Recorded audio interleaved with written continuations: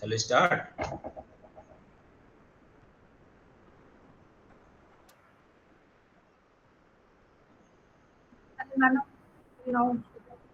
Please, please start the seminar. Okay, ma'am. Start, Snigdha. So, good morning to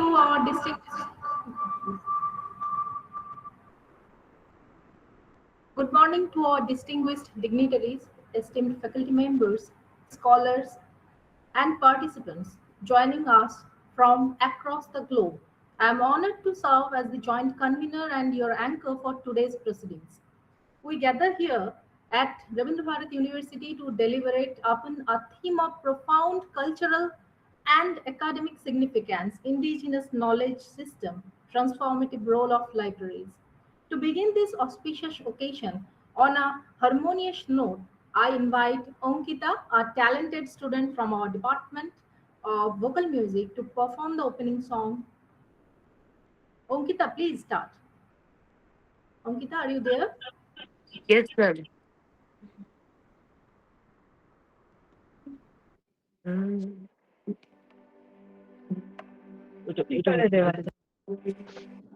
ठीक है video Forest opening, violet chains down, make thy life fully stride, make thy life fully stride, make thy life fully stride. Make thy life fully strong, self-denying side. আগুনের পরশমণি ছোঁয়াও প্রাণে এ জীবন পুণ্য করো এ জীবন পুণ্য করো এ জীবন পুণ্য করো এ জীবন পুণ্য করো দহন দানে আগুনের পরশমণি ছোঁয়াও প্রাণে Take my this mortal sense and make it divine. Turn it into flaming light and temple house of thine. Take my this mortal sense and make it divine. Turn it into flaming light. Temple house of time, let the flames burn in the hands forevermore. আগুনের পরশমণি ছোঁয়াও প্রাণে আধারের গায়ে গায়ে পরশ তব সারা রাত ফোটাক তারা নব নব আধারের গায়ে পরশ তব সারা রাত ফোটাক তারা নব নব নয়নের দৃষ্টি হতে ঘুচবে কালো যেখানে পড়বে সেথায় দেখবে আলো ব্যথা মোর উঠবে জ্বলে ঊর্ধ্বপানে ব্যথা মোর উঠবে জ্বলে ঊর্ধ্বপানে আগুনের পরশমণি ছোঁয়াও প্রাণে এ এ জীবন পুণ্য করো, এ জীবন পুণ্য করো, এ জীবন পুণ্য করো, এ জীবন পুণ্য করো, দহন দানে আগুনের পরশমণি ছোঁয়াও প্রাণে। Thank you. Thank you, dearest Ankita, for that soul-stirring rendition. I now request Professor Shudip Ranjan Hatua, HOD of the Department of Library and Information Science, Rabindra Bharati University, to deliver the welcome address and formally open the floor for today's discourse.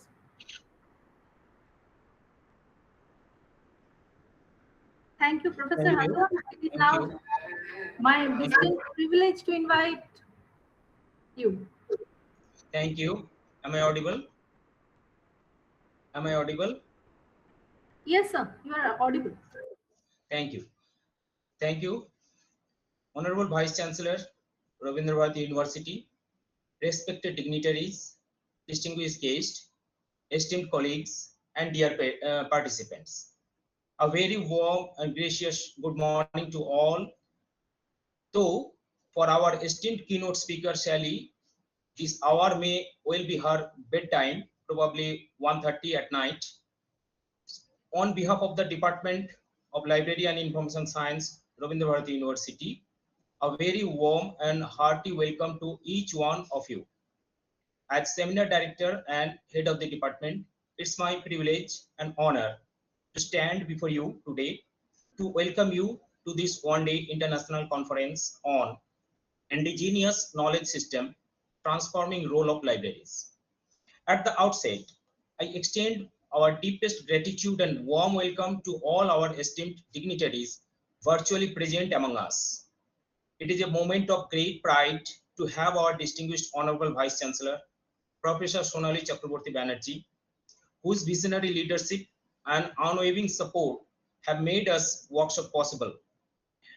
Ma'am, your presence is a source of immense inspiration for all of us. It is a privilege beyond words to welcome you, ma'am. I am delighted to welcome Professor Soma Banerjee, Dean, Faculty of Arts, Rabindra Bharati University, whose constant encouragement and guidance have been instrumental in shaping this event. I am delighted to welcome our distinguished keynote speaker, Ms. Sally Evans, Coordinator, University Technical and Development Service, University Libraries, George Mason University, Virginia, USA. Ma'am, we are deeply honored to have you with us, and we eagerly look forward to your insight and have a global perspective to our deliberations. I am truly blessed to welcome Professor A.R.D. Prasad, retired Professor, DRTC, Indian Statistical Institute, Bangalore, a revered figure in the field of library and information science, eventually, who is my teacher.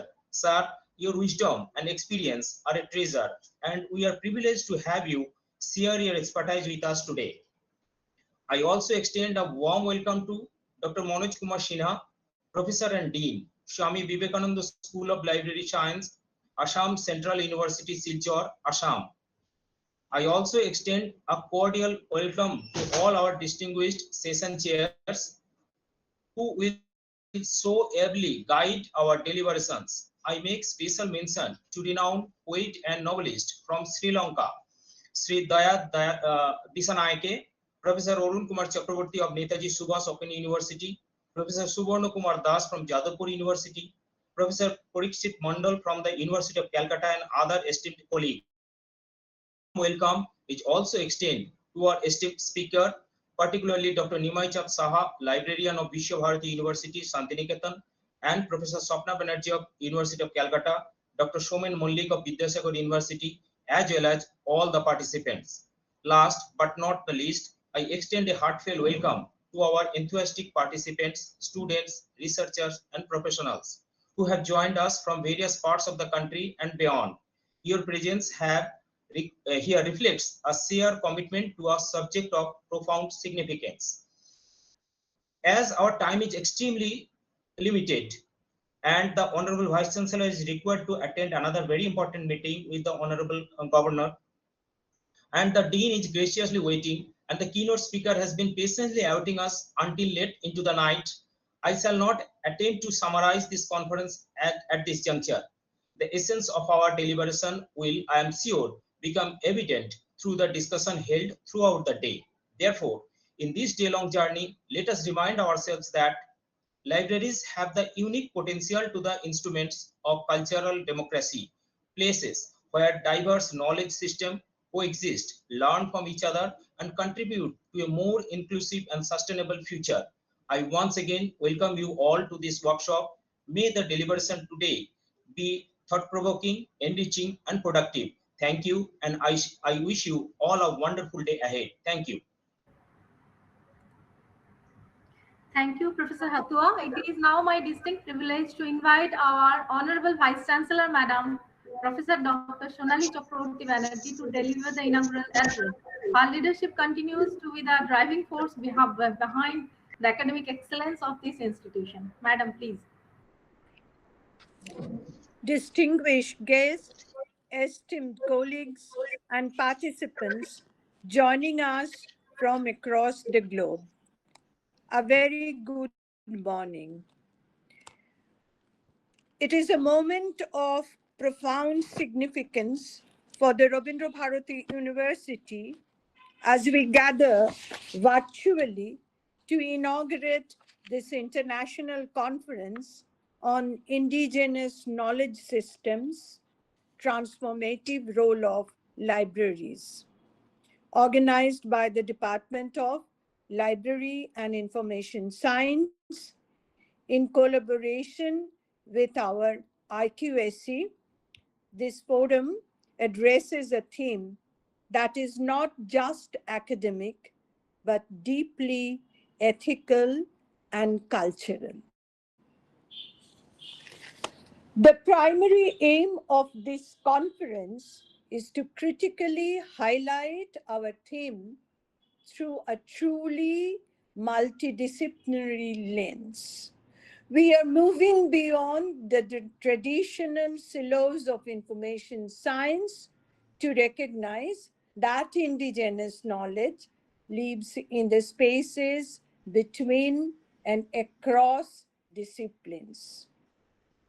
It exists in the rhythm of music and dance, in the precision of ritual performance, in the symbolism of visual iconography, and in the resonance of oral poetry. These living archives often exist beyond the reach of conventional academic documentation.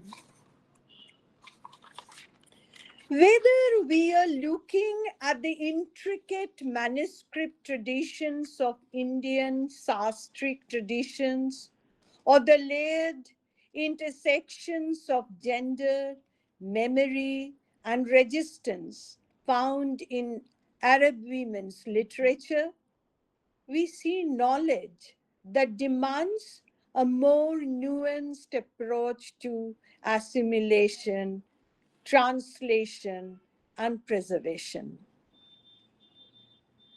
Our discussions today will also grapple with the tension between the written and the embodied. In the realm of Vedic studies, we are forced to ask difficult questions about textual authority versus oral transmission. Similarly, the fine arts and performing arts demonstrate how embodied knowledge held in the body passes through practice and challenges the historical dominance of the printed text. Libraries' transformative role lies in rethinking its foundations by documenting intangible traditions alongside physical records. This shift empowers communities to curate their own histories through digital tools and inclusive cataloging that respect original cultural contexts.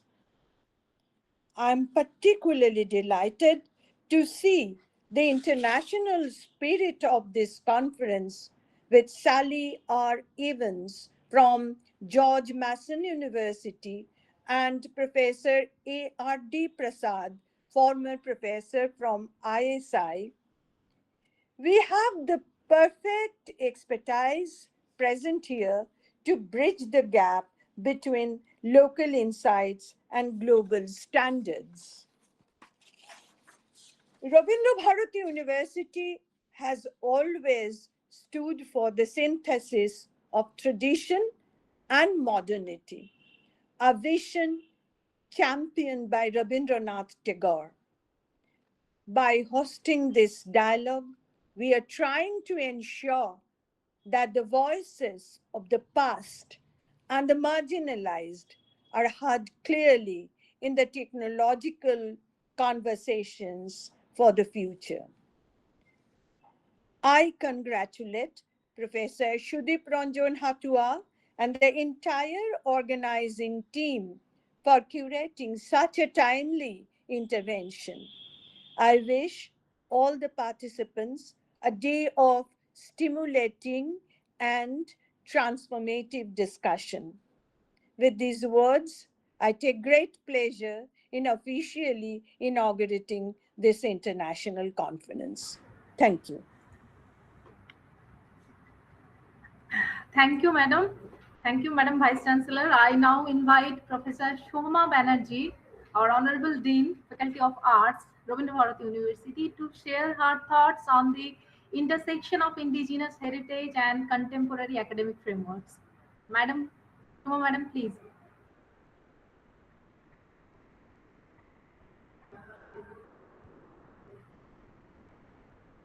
Shoma Madam, Shoma Deep, are you there?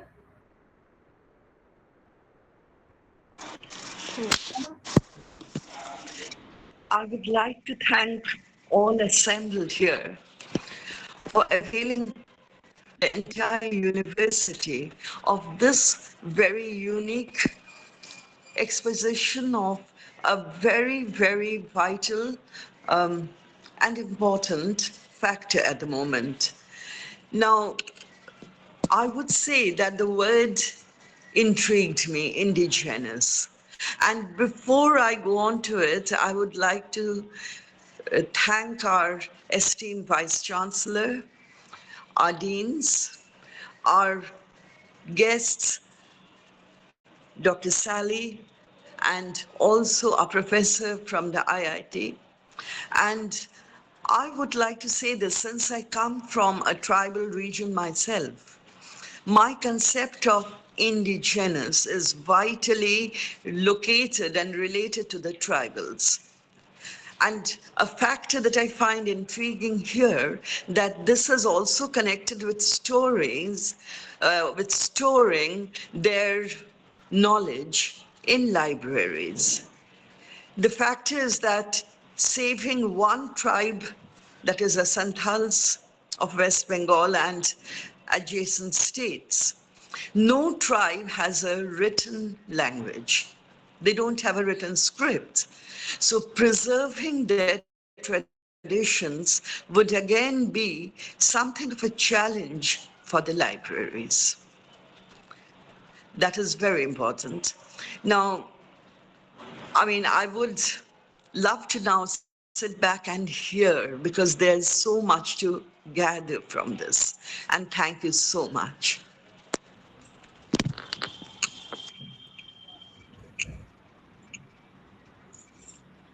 So, thank you, Madam.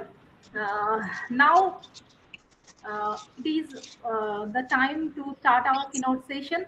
So moving into our first academic block, I would like to introduce The chairperson for this session, Professor Manoj Kumar Sinha, Dean, SVS LS, Assam University, and our keynote speaker, Professor Sinha. The floor is yours to introduce our keynote speaker, Sally R. Evans, coordinator at George Mason University, USA, who will address the assembly from Virginia on the global perspectives of indigenous data. Sir, are you there? Sinha, sir? Yeah, I am audible now. Yes, sir. Yes, You're yes. perfectly audible. Honorable Vice Chancellor, Madam, Professor Sonali Chakravarti, Madam Banerjee, respected Head of the Department, Professor Sudhi Ranjan Hatwa, Professor Soma Banerjee, Honorable Dean, Faculty of Arts, Rabindra Bharati University, respected keynote speaker, Professor Sally R. Evans, Coordinator, UTDS University Libraries, George Mason University, Virginia, USA, and our invited speaker, Professor A.R.D. Prasad, Sir, former professor and head of the department, Indian Statistical Institute, DRTC, Bangalore, and all the faculty members, Dr. Ziaur Rahman, former HOD, Dr. Snigdha Naskar, program convener and participant. Very good morning to all of you. It is my great pleasure to be here this morning in an online keynote and invited talk session to chair this prestigious session to deliver uh, invite and to the invited speaker to deliver their address. Uh, Now I request our keynote speaker. She is waiting for long, and without wasting any time, I would like to request Madam Professor Sally R. Evans from George Mason University to kindly deliver keynote address on a very important topic on the indigenous knowledge system. And this conference is being organized by the Department of Library and Information Science in collaboration with IQAC, Rabindra Bharati University. And this is a great occasion that people from different parts of the country and abroad have joined this conference. So I would like to request Madam to, you may start your presentation now. Over to you, Madam, please. Thank you so much for the very kind introduction, and thank you to everyone for all of the kind words. I am very honored to be here today. One moment, I'm going to share my screen. I'll be sharing the paper that I've written about this later, but for today, since for today's purposes, I have a more interactive presentation. So one moment, I'm just going to share that. Okay.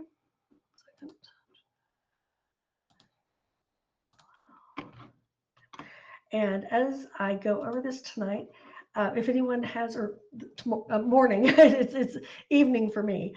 If I say anything that you have any questions about, or concerns about, or if you would like me to repeat anything, please just let me know. So, hopefully everybody can see this.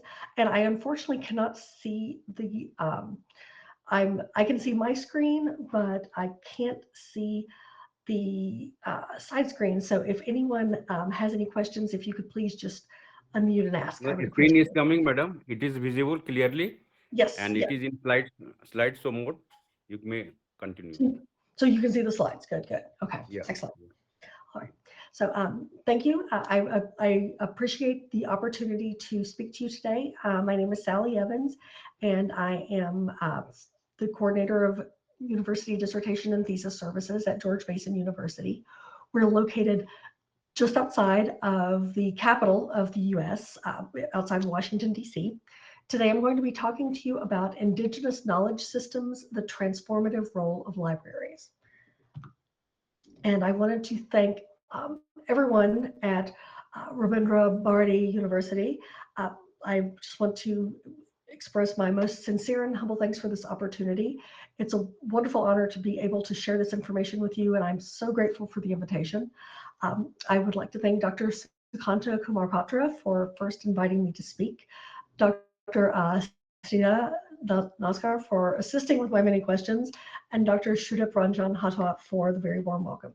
And I would like to thank all of the many dignitaries who are here today for joining us. I look forward to learning from everybody throughout today's sessions, and I am just very thankful for the opportunity to speak to you. First, one major thing I want to say before we go any further, I am not a member of any indigenous group within the United States of America or any other nation. So I want to make that clear. Also, it is not my intent to speak instead of or on behalf of any tribe or nation or any indigenous peoples. This is a topic that I am passionate about, and it's something I'm somewhat knowledgeable about, I hope, but I am not personally a member of any indigenous group. This is just something I would like to, that I'm happy to be able to talk about today, and that I'm happy to be able to share information about. If you have if you would like further information about any of the programs, initiatives, or anything else, or especially if you have any questions about specific tribes, please reach out directly to them. I've tried to include in the slides that I'll be sharing as much information as possible about the different programs that I'll be talking about today. Next, I want to talk about terminology. Whenever possible, whenever you are communicating directly with any member of any tribe or nation, any indigenous person, that person wants to be called by their specific tribal name, wants to be known by their specific tribal name. So I'm speaking specifically about tribes in North America, and even more specifically about the United States today. So in interacting with anyone from any tribe in the US, Choctaw, Cherokee, Seminole, Hopi, Navajo, that's how that person would want to be known, by their tribal identification. But for today, for what I'm talking about, I'm going to be using more general terms, because I'm going to be talking about information, institutions, and information professionals in the general sense for indigenous peoples within the United States. I'm going to talk a little bit more about the term Indian when it is applied to indigenous peoples within the U.S. I'll talk about that in a moment. But terms I'll be using are Indigenous, American Indian, Native American. Those are all terms that are acceptable to tribes within the United States. So, but different tribes within North America prefer different terms. So I just want to make sure that that's clear to start. So I want to start recently, North America 2025 Common Era. I bring this up because the Society of American Archivists created the Principles in Native Archival Repatriation, or PNAR, in August 2024, and PNAR was officially approved by the Society of American Archivists, or SAA Council, in August 2025. And that surprised me. When I first began looking into this subject, I was surprised by how late PNAR came along. The Society of American Archivists was founded in 1936. It's the largest national association representing professional archivists in the United States. So it took 85 years before, almost 85 years before a statement about repatriation in archival materials for Native peoples was put into place. And that is a thread that's going to run through a lot of what I'm talking about tonight, because in 2021, that was the first time that the Native American Archives section within SAA began talking about the need for an archival repatriation policy. So before I go any further, I do want to talk a little bit more about repatriation. That's going to come up again. But for repatriation, that means returning materials back to the people who created them, who own them, who are culturally attached to them. So this is from the SAA site. PNR states that archival repatriation requires resources, institutional commitment and leadership, and support by professional organizations. It cannot remain as an unfunded mandate that relies on the goodwill of individual archivists. The committee is confident that these principles, by defining repatriation as a responsible and ethical professional practice, will help archives and archivists support the rights of Indigenous communities to their cultural and historical knowledge. Within PNR, there were principles set up. First, archivists and institutions have a moral and ethical obligation to build, repair, or maintain relationships with Indigenous communities and to seek their guidance. So for a very long time, Indigenous communities had been separated from the materials that they created, owned, or that were directly attached to them. So it's very, very important for information professionals, librarians, archivists to forge relationships with the communities that created or owned the materials that we have in many of our institutions. Next, records and responsibilities. It is the duty of archivists to understand their holdings of Indigenous materials and to share this information so communities can make fully informed decisions about whether to pursue repatriation or shared stewardship. So some Indigenous communities may want the materials, but may want materials back. They may want them to be returned to them, to be held in their own archives or their own museums or their own institutions, or they may want to work with the currently holding institution or museum or library and create a deed of gift or a statement regarding the ownership of the community or the tribe or the nation as it applies to the material that is in that institution. Principle 3, decentering objects, centering relationships. Beyond the material or tangible records of return, archival repatriation has a relational or intangible dimension that is critical to enacting a reciprocal practice centered around acknowledgement of cultural autonomy and collaboration with communities. So we're going to talk more about objects, material culture, and archives, but one of the most important things is to remember that all materials, whether it is ephemera, whether it is archives, whether it's books, all have to do with, are either created by or concerning actual people. And that may sound like such a simple, silly thing to say, but because of the history that Indigenous peoples in the United States, because of their history within the country and their treatment, it is very, very important to understand that the materials are important, but the people who created them and the people who own them are the most important. And it's more important to forge those relationships first than anything else. And that leads to principle 4, beyond colonial boundaries. This has to do with the fact that many, many materials that were owned or created by Indigenous peoples in the United States have been separated from their creators, from their owners for a very long time, and they're still being reunited with them. So it is incredibly important to try to step beyond colonial boundaries and try to reunite the original creators with their materials. So we're going to go back, because of that, to North America, circa 1500 Common Era. Estimates vary, but I've heard estimates as low as 2.5 million Indigenous people living in North America, up to 18 million. But 5 million seems to be the most popular number of Native people living in what is now the United States, or North America as a whole.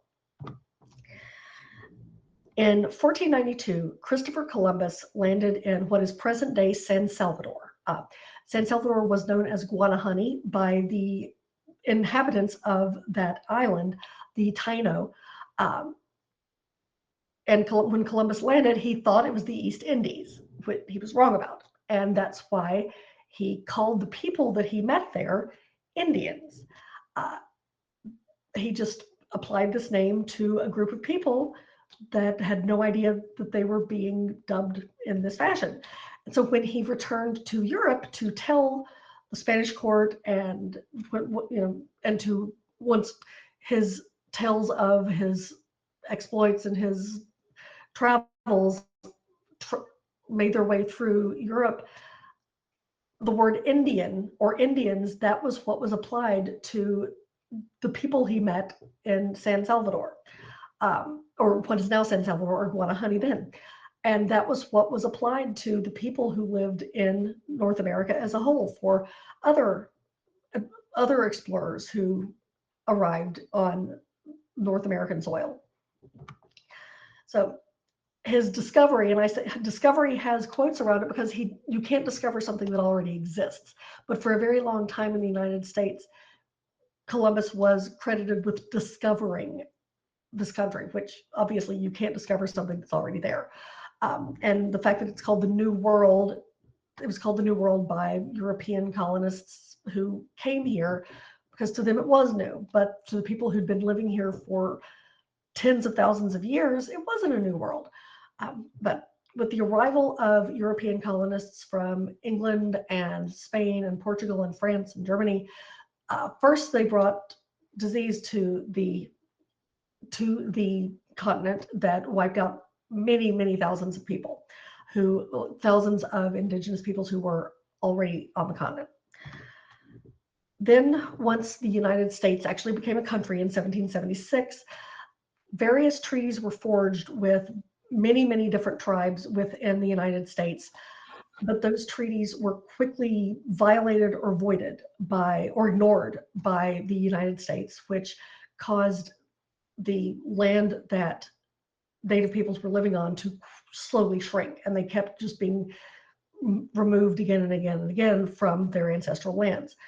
One of the most famous versions of that is now known as the Trail of Tears. It became known as the Trail of Tears, in which the Cherokee tribe living in the southeastern United States was forced at gunpoint by U.S. troops to march 1,200 miles to what is now Oklahoma, because the United States government wanted to remove people who had lived on these lands for thousands of years so that new settlers could live on those lands.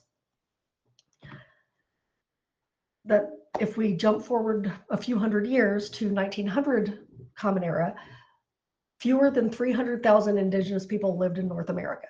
So right at the time that Columbus arrived on Guanahani, there were approximately 5 million people. And by 1900, there were fewer than 300,000 indigenous people in North America. So that brings us to the beginning of the issues with archives and materials that were created by indigenous peoples. First, oral history, and this has already come up. In many cases, there was no written record of history within many, many tribes. Oral history was passed down from one generation to the next, and a lot of that was lost because if the people who remember the history and who tell the history and who pass the history on are dead, there's no one to pass that on. Or if there is someone who is able to share the history of their people, nobody's listening because the colonists in the now United States weren't asking what had happened to the people who had always been there had experienced, because mostly they just wanted to exterminate them. They wanted to get rid of the original inhabitants of the continent because they were in the way of United States Manifest Destiny, wanting to take over the entire continent. So with that in mind, there were many materials that were just left behind when when tribes were removed from their ancestral lands, or if entire villages or settlements were destroyed, if people were killed, materials,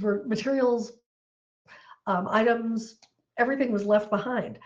And so those things started to be picked up by archaeologists and treasure hunters, people who just happened upon items and thought this looks interesting and took it, and didn't stop to think this belonged to somebody before I should try to find who this belonged to. Instead, they just took it because they thought it seemed neat. With that, the US government tried to start controlling what happened with those items that were discovered by even well-meaning archaeologists and anthropologists, but also people who were just trying to benefit from finding materials and selling them. The Antiquities Act was first passed in 1906, and that stated that federal land management agencies must make an effort to protect historical sites. So items that were collected from historical sites had to go to educational institutions. Notice that did not say anything about returning them to the people who created them or owned them, but they wanted to make sure that items found at settlements or former native settlements had to go to educational institutions. Then there was the Historical Preservation Act that was passed in 1966 that established a national preservation program and a system of procedural protections. So that's, it's in one way, it's a nice step that the government was trying to track where these materials that were found went and to make sure that they were taken care of. But again, nobody actually stopped to say, who do these belong to? In 1974, there was the Archaeological and Preservation Act, Historic Preservation Act. This one is quite disturbing because this came along because in trying to, and I'm using air quotes for improve parts of the United States, the Army Corps of Engineers and other divisions of the government were damming rivers, trying to form hydroelectric plants, which in one way is nice, but in another way we're destroying very large parts of the US and taking settlements and burial grounds and various other things with them. So in 1974, the government tried to stop that. And then we get to one that I think is one of the most interesting, the Archaeological Resources Protection Act, and I'm going to read this one. It was enacted to secure for the present and future benefit of the American people the protection of archaeological resources and sites which are on public lands and Indian lands, and to foster increased cooperation and exchange of information between governmental authorities, the professional archaeological community, and private individuals having collections of archaeological resources and data. So again, it's nice that an effort was made to try to make sure that these materials were preserved and kept safe for educational purposes, but nobody ever said we should try to return these materials to the original people who created and owned them. And another thing that's interesting where it says the future benefit of the American people, for a very, very long time, Native Americans did not have the same rights as white people in the United States. So the fact that these materials were being secured for the present and future benefit of the American people, that might not even be taking Indigenous people into account. So with the collection of various materials, some people tried to start museums. And one of those was the Museum of the American Indian that was founded in November 1922. That was started as a personal collection by George Gustav Hay. He was the heir to the Standard Oil Company fortune. He had many artifacts, that weapons, clothing, ceremonial items, tools, photographs that he had taken, that others had taken. So some of these things were items he had found himself or been given or he'd bought, and he created the Museum of the American Indian with these items. The Museum of the American Indian eventually became the National Museum of the American Indian. That act was passed in 1989, And the holdings from the Museum of the American Indian and also the Smithsonian Institution were gathered together and spread between three different institutions that are part of the same museum. So some of the collection is in New York City, some is in the Museum on the National Mall in Washington, D.C., and some materials are in the Cultural Resources Center in Suitland, Maryland, which is right outside of Washington, D.C., and that is where the archives are also located. So there were efforts to try to preserve these things and keep them, but it wasn't until 1990 with the Native American Graves Protection and Repatriation Act, NAGPRA, that the government and archaeologists and anthropologists and scientists and other officials in the field began to realize that maybe all of these things we've been digging up and putting into museums should actually be given back to the people that they belong to. So this basically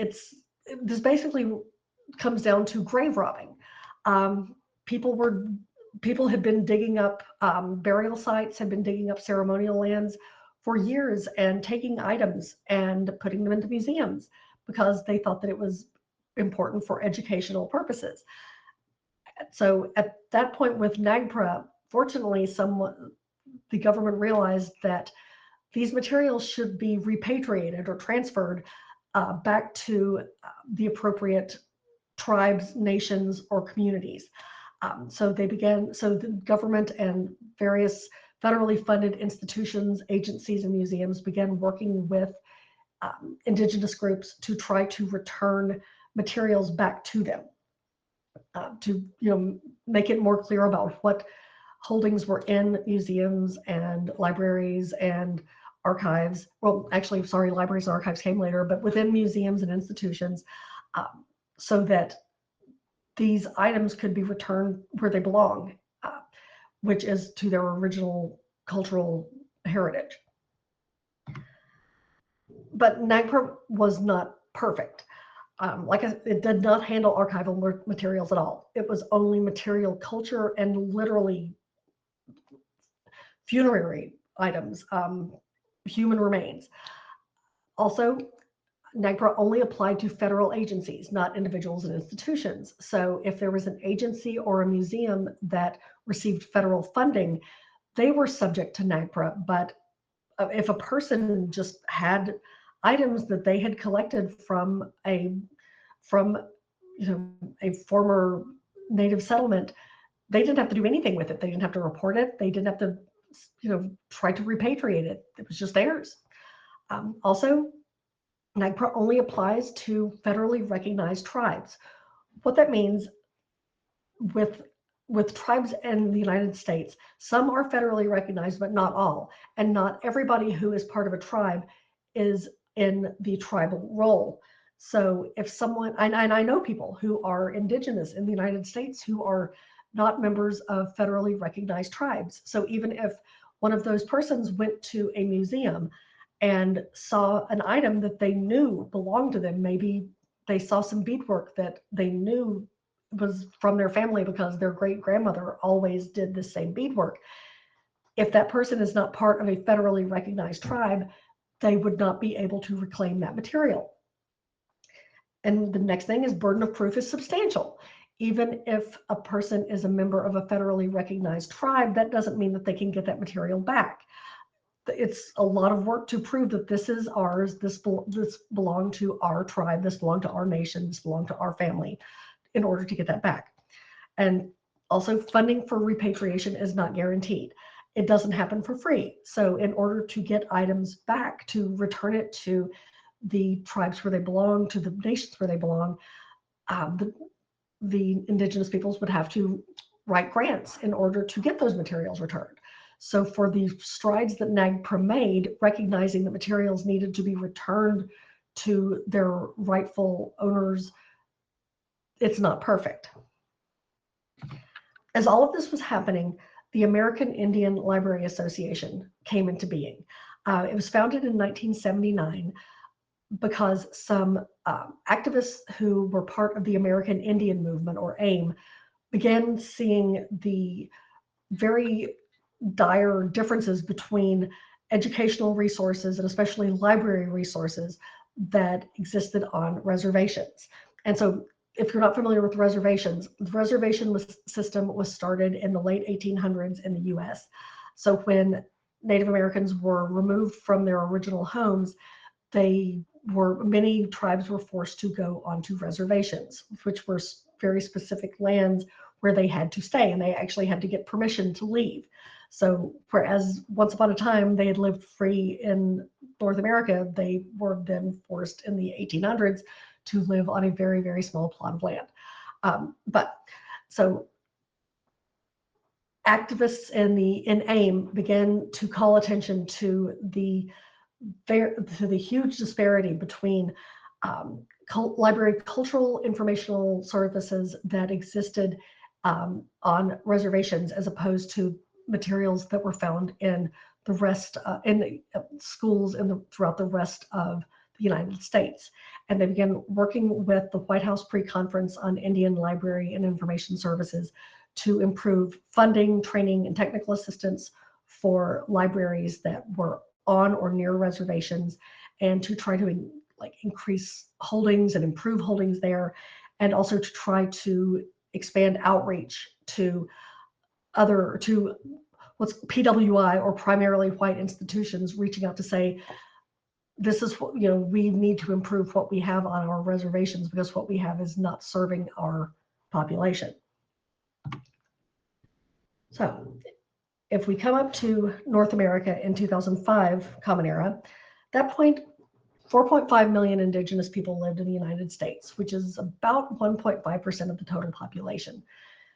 So 4.5 million is back to about what the original estimate was for the population of Indigenous peoples in North America at the time Christopher Columbus landed in Guanahani.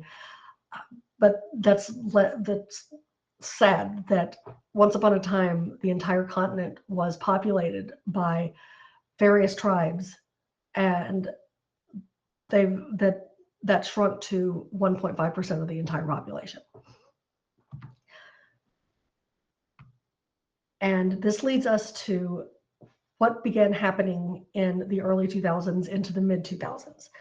So repatriation started, real steps toward repatriation started with NAGPRA.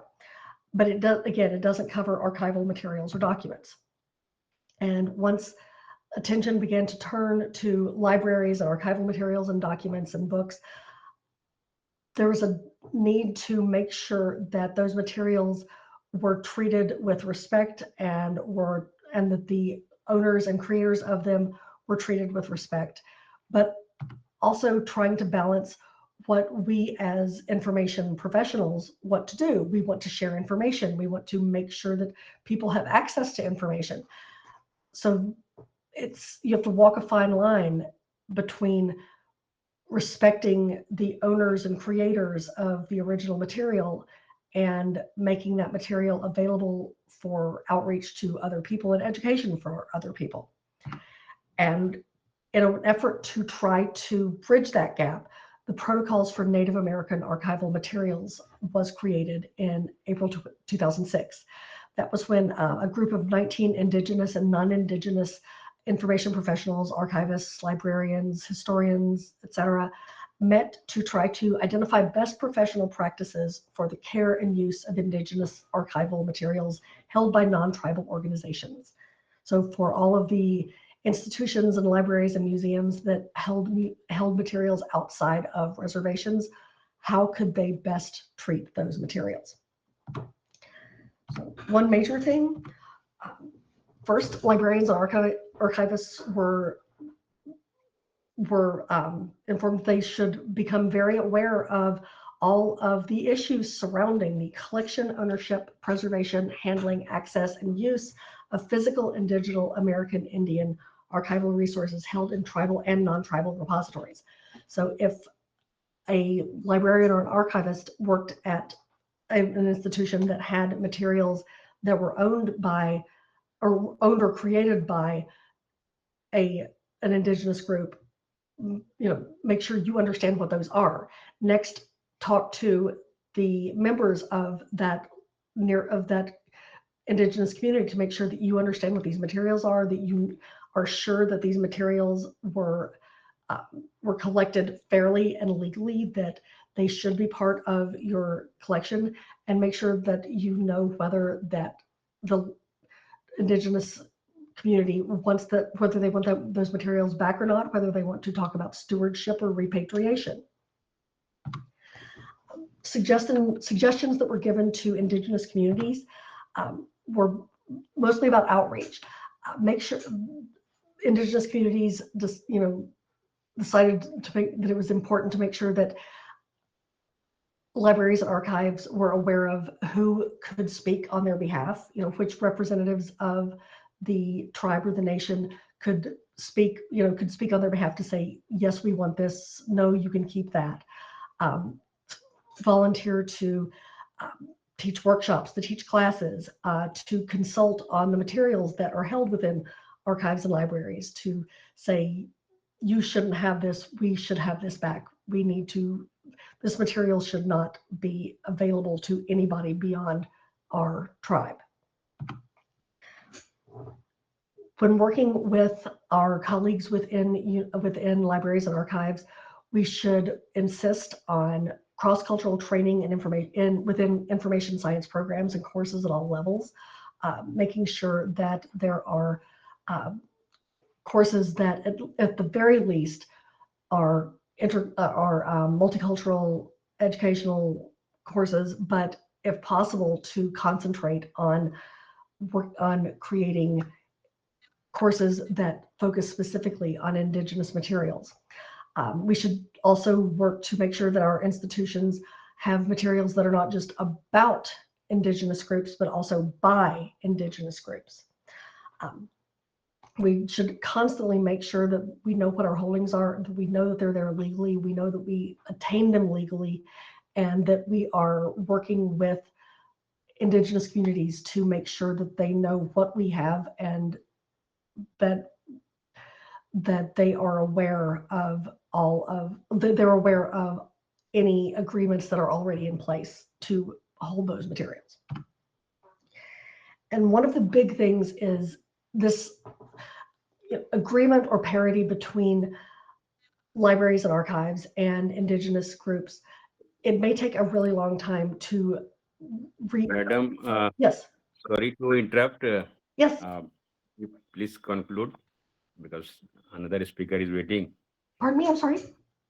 Yeah, please conclude, madam.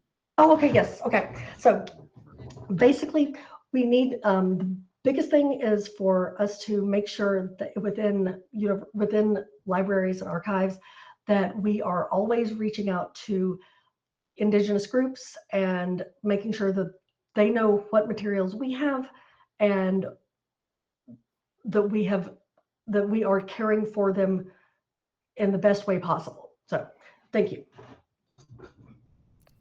Thank you so much, madam, for your very insightful talk regarding the Indigenous people of North American, Indian, and native of America. And you have very discussed very historical background since 1936 to June 2024 and up to 2025. You have given the very comprehensive detail of the development in this regard, and what steps government have taken to preserve the indigenous knowledge and culture of Native American people. So it was very comprehensive, and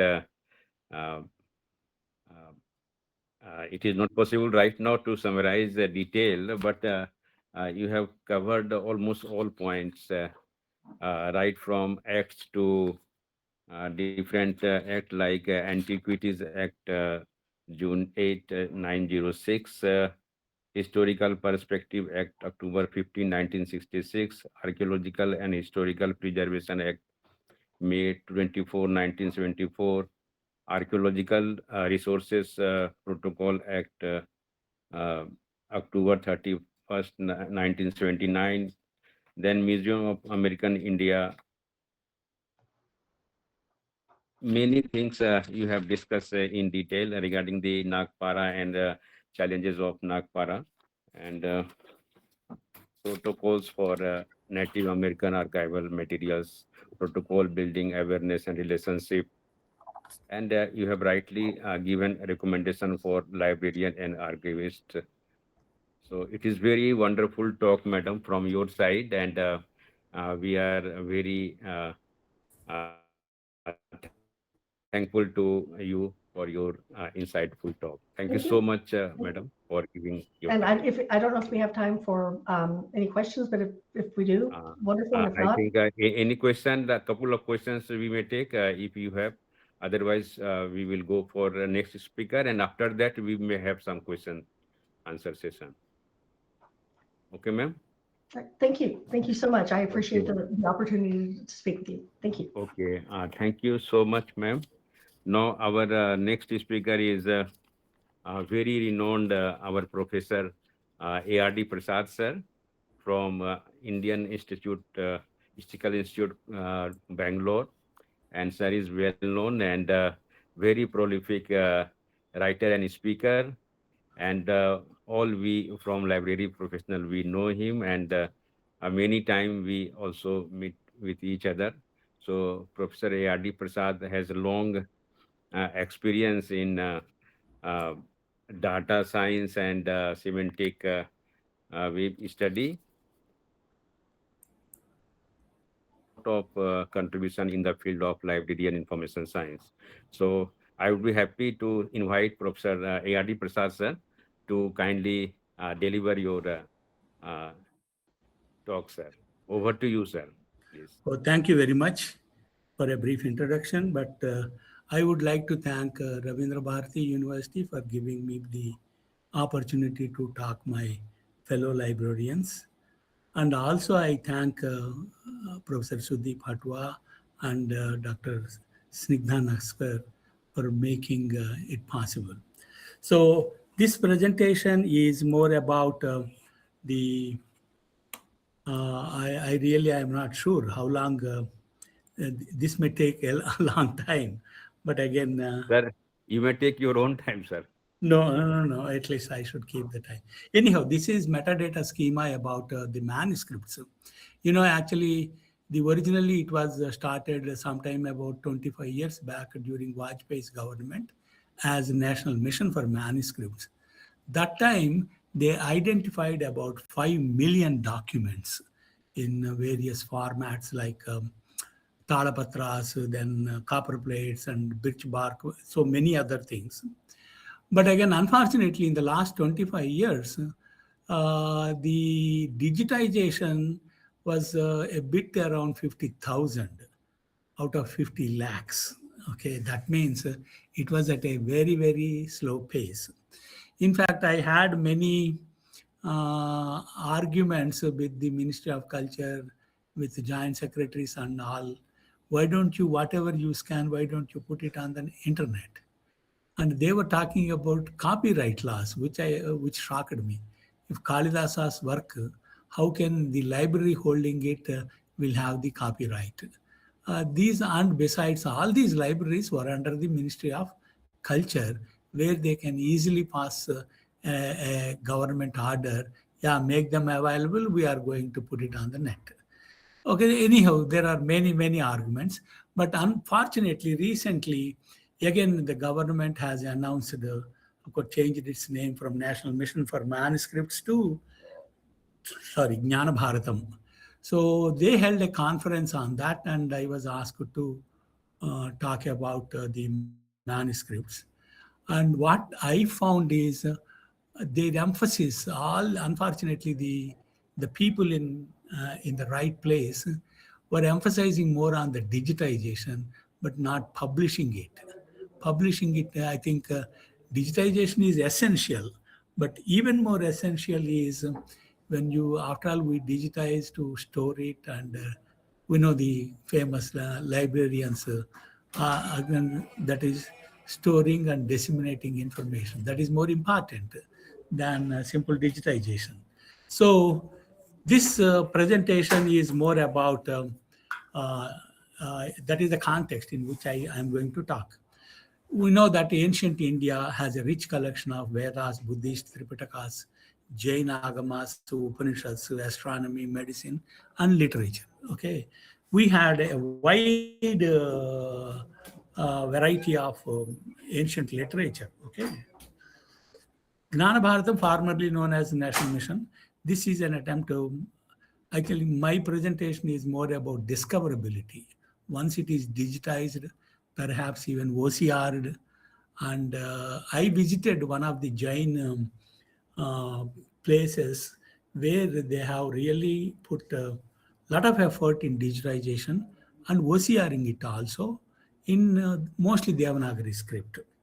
Okay, and next is I will make it full screen. Just okay, manuscript system. The whatever the proposed is, it should be able to answer what are the various versions of Ramayana in different languages. Probably some of you might have come across 101 Ramayanas. Probably translations, scripts, if you take, they may be even more. What are the Brahmanas, Aranyakas, Upanishads related to Rig Veda? And of course, I have my own views about this. They claim that Veda Vyasa classified, there were heap of slokas, and he classified the Vedas, and he attached the Upanishads and Aranyakas, Brahmanas. But if you see, Upanishads came much later, about 1,000 years after the Vedas. Okay, but again, they are all treated as Vedangas. I accept they are treated as Vedas. Okay, that is somewhat my opinion is completely different. Okay, anyhow, but if the system is perfect, okay, for example, somebody wants to know everything about Adi Shankara, and we know that he has Prasthanatraya, that is Brahma Sutras, Upanishads, and on Bhagavad Gita he gave bhashyas. Okay, and there are Prakarana Granthas like Viveka Chotamani, Atma Bodha, Tattva Bodha, like that. And works of his disciples, you know, the famous debate between Mandana Mishra and Shankara, with Mandana Mishra's wife being the judge, Bharati. And anyhow, later Mandana Mishra changed, converted to Advaita philosophy, and changed his name to Sureshwaracharya. Then polemics. If you look into the polemics by Ramanujacharya, where he calls even Shankara as a crypto-Buddhist, saying that his Mayavada is nothing but Nagarjunacharya's Sunyavada. Okay, and if you look into Madhva, of course, he was even more aggressive against the Shankara and Shankarites. Anyhow, all those works, I know that Madhva has written Sarvadarshana Sangraha, and of course, Anuvyakhana also he has written, where they can be considered as polemics of Advaita philosophy of Shankara. But our system should retrieve everything, not only the official version or Shankaracharya's version, his critics' version also should be reflected.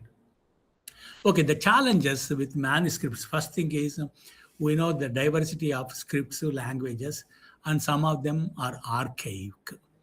But we know that a script could be some old Chalukyan and, you know, Grantha script from Tamil, Brahmi, and all that. Scripts are varied, languages are varied, and we have diglossia, that is the Kalidasa place. If you look into it, the dialogue in his dramas, dialogues by kings and the priest class, they use Sanskrit dialogues, whereas Shodras and queens, they use Prakrit dialogues.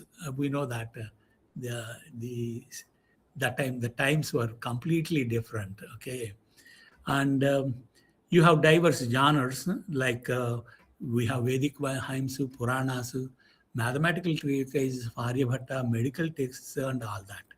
Only thing is, I think the recent nomenclature saying that all these are Sanatana Dharma, I think I differ with that view.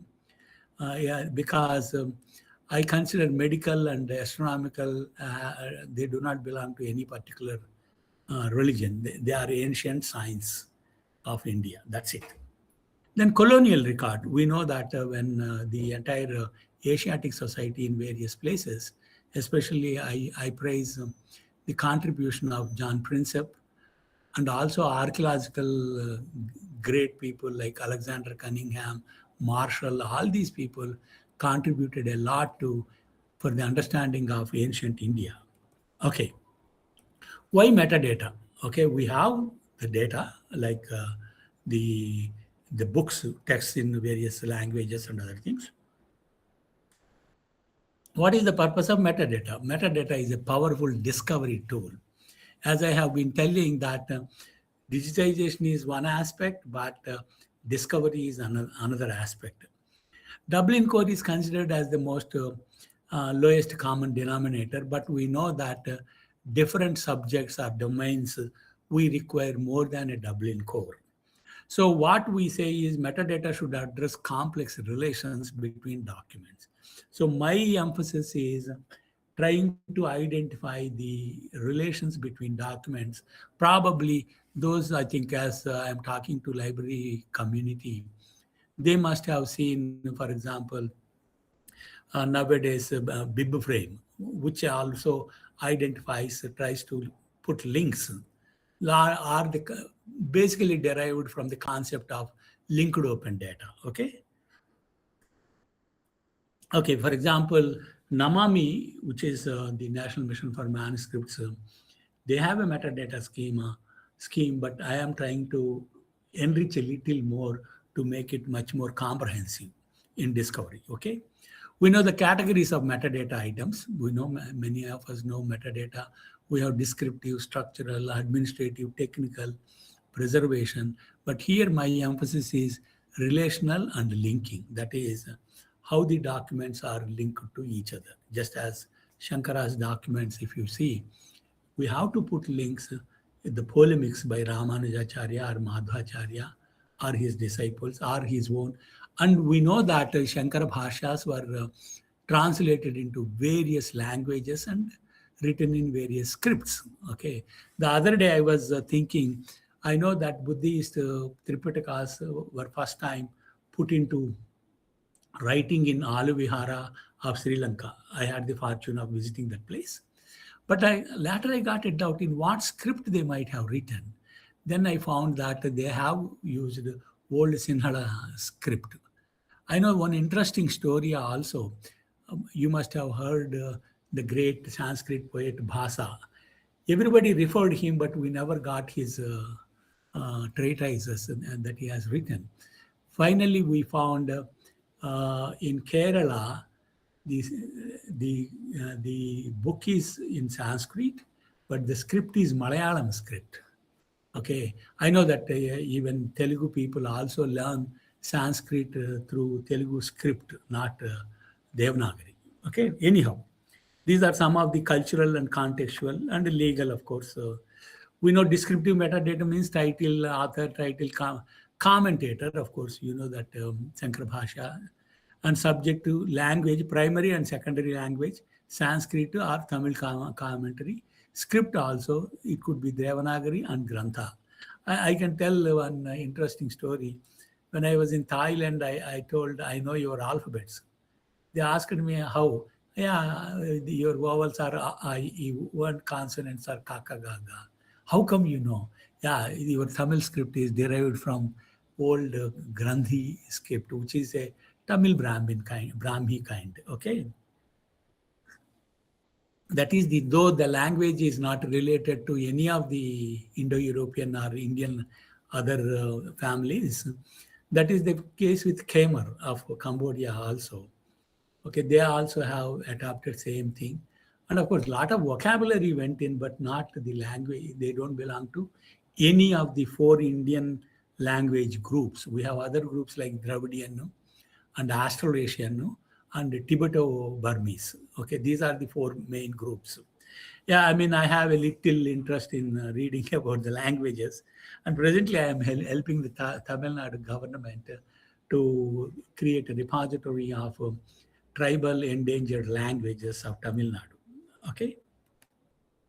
Then we have structural metadata. This is especially, when we acquire the actual documents, they may be in birch bark or thalapatras or this one.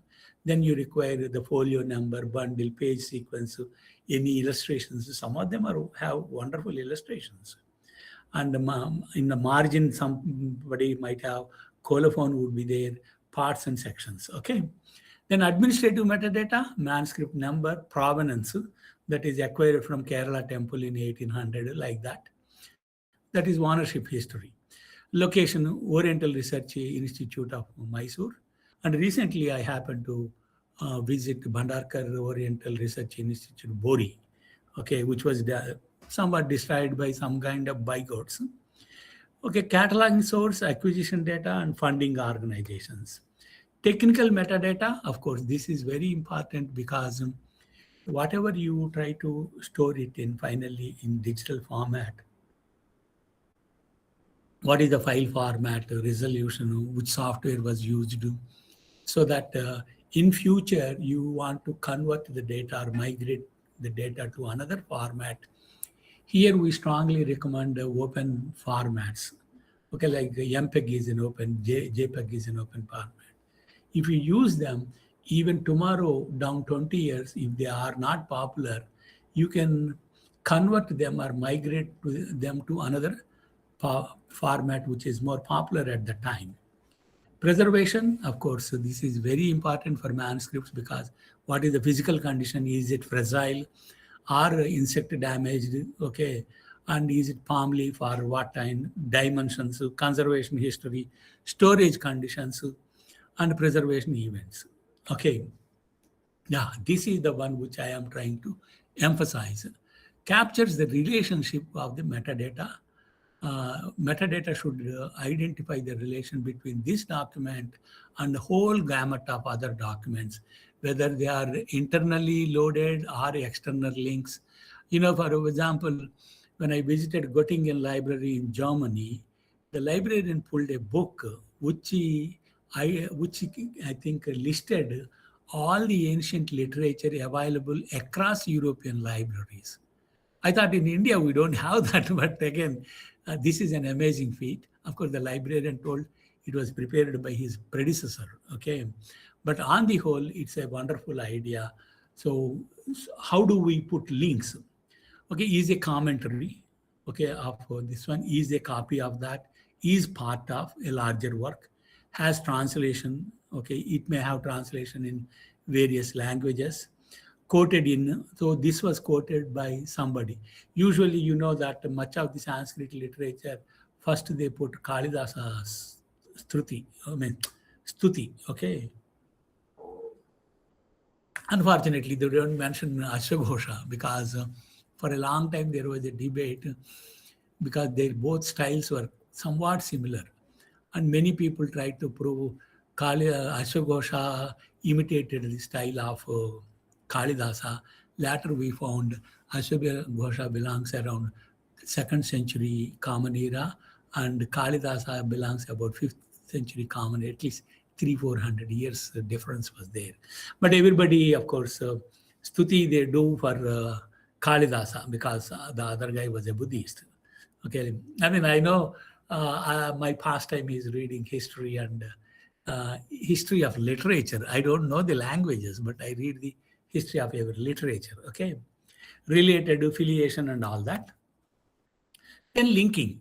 As I told, no, the recent trend, even in the library catalogs, I think, if I am not wrong, Library of Congress converted the entire, their records, mark records into bib frame records so that they can find the internal links, whether it is by subject, by author, by publisher, or whatever that is linked. But for that, we require a unique identifier. Of course, the Namami people are using some other internal ID. I prefer an internationalization, okay? That is use a URI or a DOI, I don't recommend because it is a commercial one. But CNRI handles one can use because they are much, much cheaper compared to DOI. But commercial people like journals, they always go for DOI. But our manuscripts also require a kind of DOI or CNRI handles, which are persistent and unique identifiers.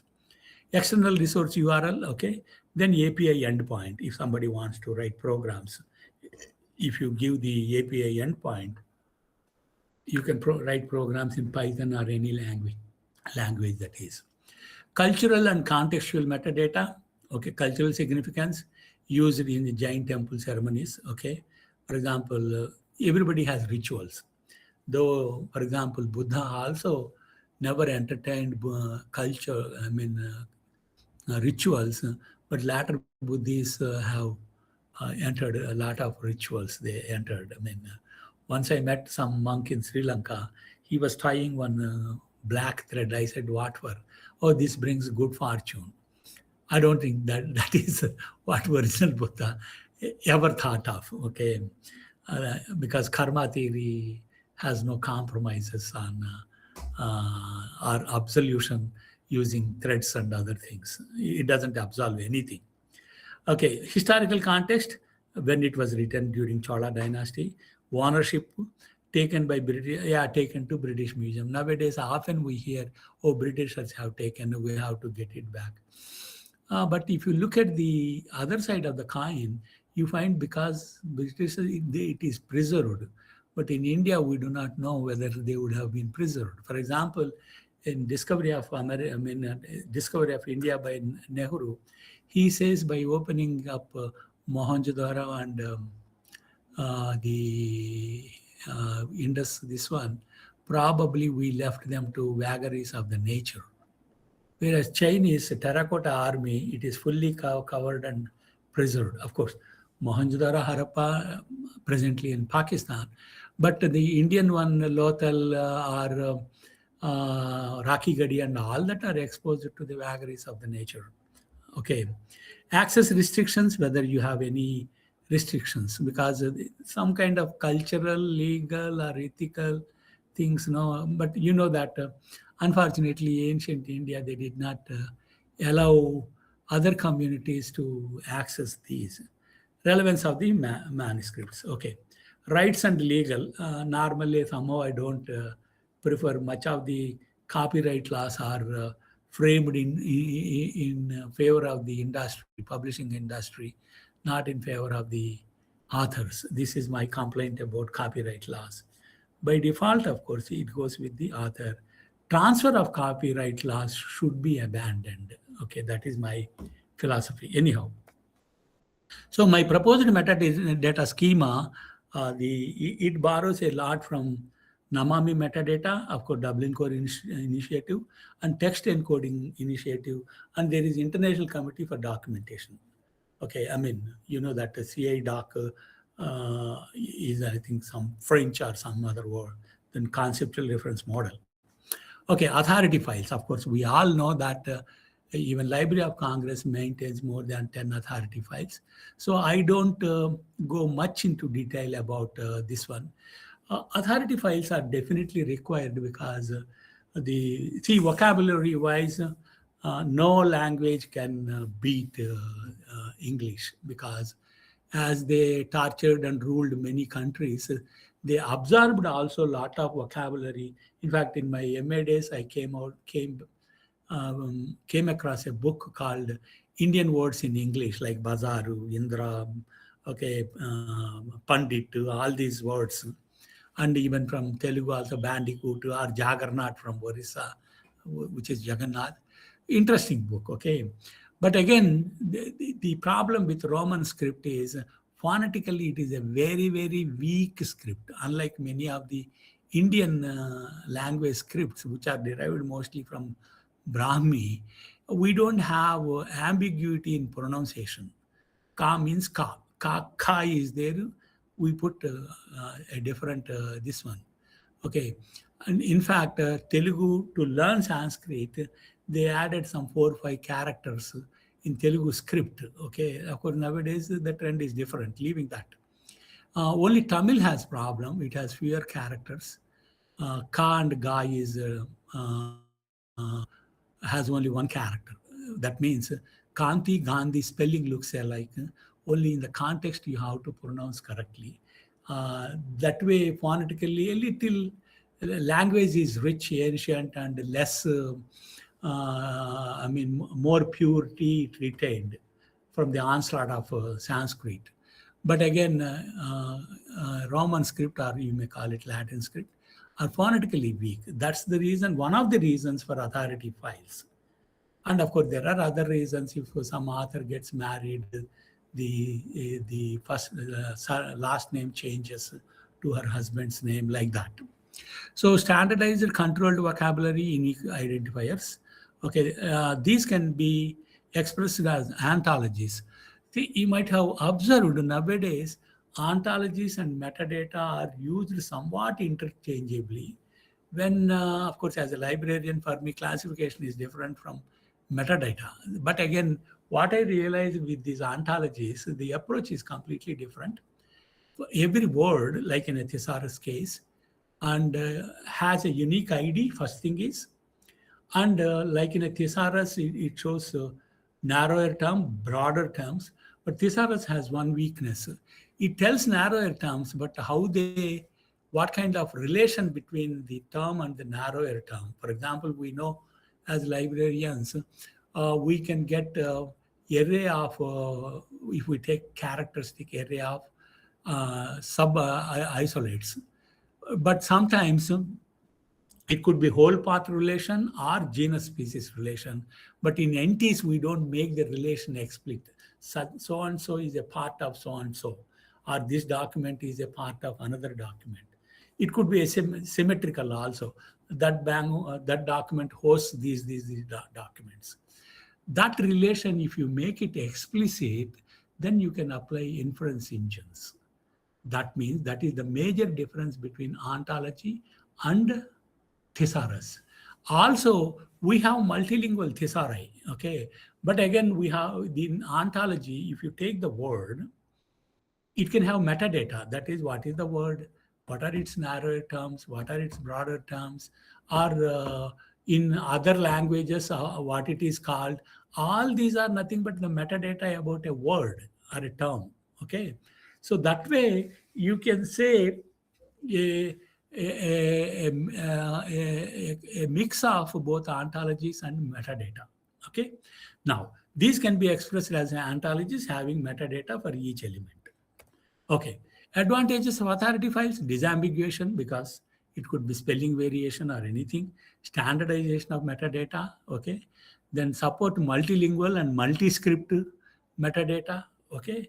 And metadata quality and maintenance, interoperability, and linked data. This is, of course, linked data is the common thread for the metadata elements. Okay, improved search and discoverability. After all, this entire thing is to disambiguate and better.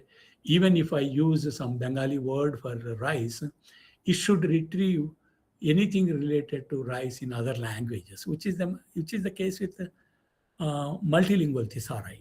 Now, multi-script, multilingual, then relations, and all these can only be expressed in ontologies. So ontologies have become very popular. Don't think if you express something in RDF using XML, that's the end of the story. No. Okay, for that there are tools like Prodigy and other things, but more important is actual description of the term. Okay. Now, we know, just I am mentioning name, title, subject, or genre. We know that genre means whether it is a religious book or poetry or something like that. Language, script, geographical place, organization, institution, material, relations. Okay. So name authority, this I think I try to skip slightly faster because as librarians, you might have come across many of them. But OCLC has Virtual International Authority File, viaf.org, a global service that links name authority files to multiple libraries and institutions in a centralized database. Okay, remember that authority files, even name authority, could be individual name or an organization name. Okay, for example, okay, so we know that Nowadays, they keep on changing the names of the cities. For example, Calcutta became Kolkata, like that. That is, geographical authority files should reflect that change. And also the schemes, for example, National Mission for Manuscripts became Jnana Bharatam. So, but both are same. So when you are describing, you should identify both terms refer to the same project. So it could be a project or anything. So VIAF includes names of multiple scripts and also linguistic diversity. For example, I found about 10 Indic scripts are included in this, Meitei and Bodo also. Meitei, I think something, the controversy recently, fine. One can use open refine. This we have used extensively to clean the metadata, whether it is mark data or any other metadata scheme, to identify removing the duplicates or some element descriptions may be missing. So in fact, we used it in the data management area. Okay, this is open refine. Originally Google refine, it became open refine, and we conducted a few workshops on how to use open refine, and rather under the flag of data management.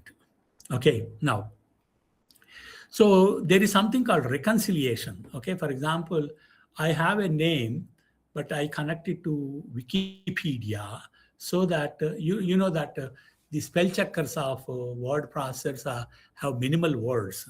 But we know that Wikipedia, which is where the backend is Wikidata, DBpedia, rather not Wikidata, DBpedia has many more words, many more small towns, small people, and everybody, you can find them. So correct spelling and other thing you can reconcile with an external database. Okay, that is one advantage with Open Refine, and make corrections to your. We know that, for example, in a survey, some people entered in feet to some people entered in meters. You have to normalize into one of them. As we follow only metric system, even somebody entered feet or the height of the person.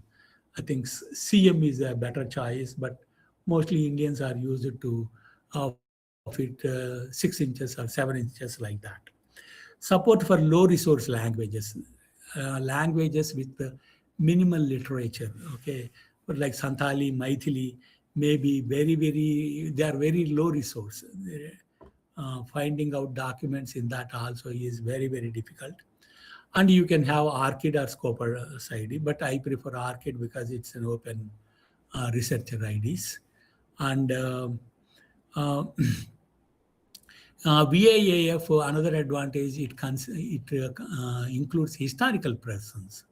For example, Rajaraja Chola or the Bengal king, Saivite king Shashanka, who cut Bodhi tree and destroyed it. All these people can be entered into the database. Okay, if one VIF ID, one can describe Indic and other scripts supported by VIF. Okay. Now, title authority, we know that Bhagavad Gita is referred as Srimad Bhagavad Gita or Just Gita or Krishna Gita, and all these we have to resolve the title authority files. Okay. Now, subject and genre. Okay, we know that control term. We know that thesaurus is basically a controlled vocabulary approach. Okay, then we have hierarchical structure. Also, should reflect in authority files. Relevance to manuscript, and you have external links, so you can map to Library of Congress subject headings or DDC or any other system. Okay. Language, there is of course international code for ISO 639, which is a 3-letter code for every language. In the beginning, they tried only 2-letter, then they realized it's not sufficient. In fact, a couple of years back, UNESCO announced Atlas of World Languages. And also there is a decade of languages from 2022 to 2032. Okay, because I was involved in a fringe area when they asked me to take up a project, but I found their requirements are somewhat funny, which cannot be met. That's it. I had to reject the project. Okay, and script authority, you have the same. Nagari is called Devanagari, I think, to give it some divine sanction or something like that, which evolved around 10th century. That's why many of the Indian scriptures were put into Brahmi, not Brahmi, sorry, the Devanagari only around 9th, 10th century. Before that, Brahmi was there. And those are, and you have Grantha, which is Tamil Brahmi, and Sharada. Even there is a language called Modi. Okay, variant names of Nagari, Devanagari, historical context, Brahmi, and we have actually Ashokan edicts. Edicts were in the northwest was in Kharosti. Otherwise, rest of the India they made it. There, I think Asiatic Society. I don't know whether they are attending. The John Princep and others resolved the found the key for Brahmi script. Okay. Uh, okay, Unicode scripts, of course, we know that Unicode comes of these languages. Geographic places like Kanauj, now we call it, in good old days, Kanyakubja for Harshavardhana's capital name, city.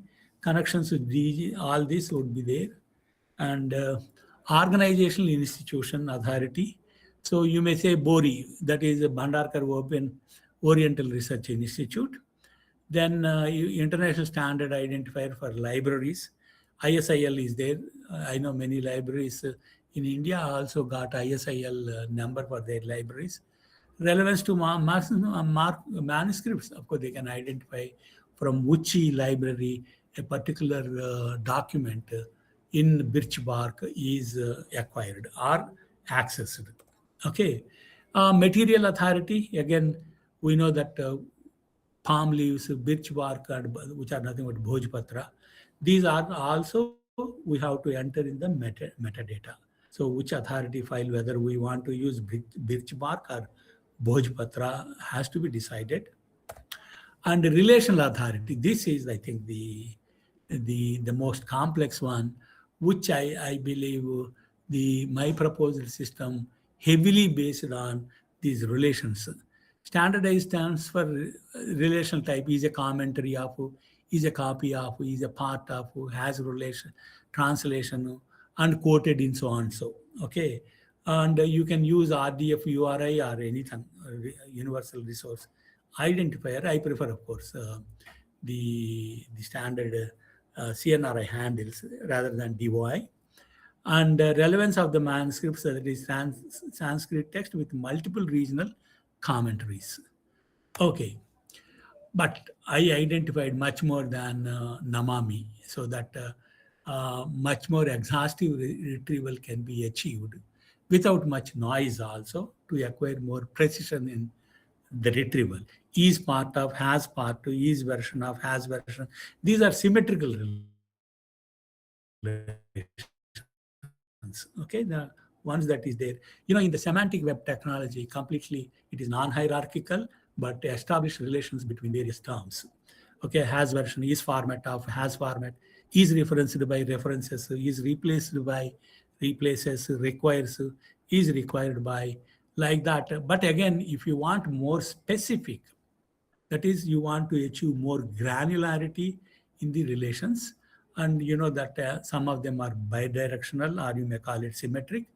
And observe, as we use XML is case sensitive.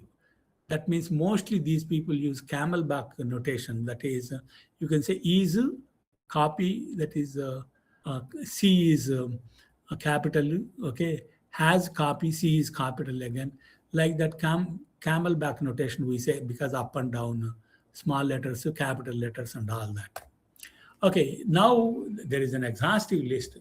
Is commentary on, has commentary, is gloss, has gloss, is paraphrase of, has paraphrase. So summary, example, has a copy or all that, and you have is colophon, marginalia, and has annotation, edition, like that.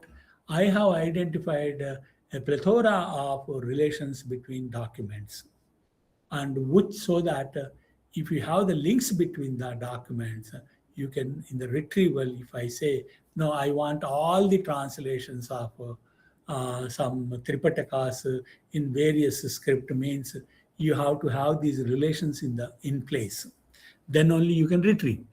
So AI assisted metadata, can we generate metadata? Because we know that we are taking a kind of a mammoth task.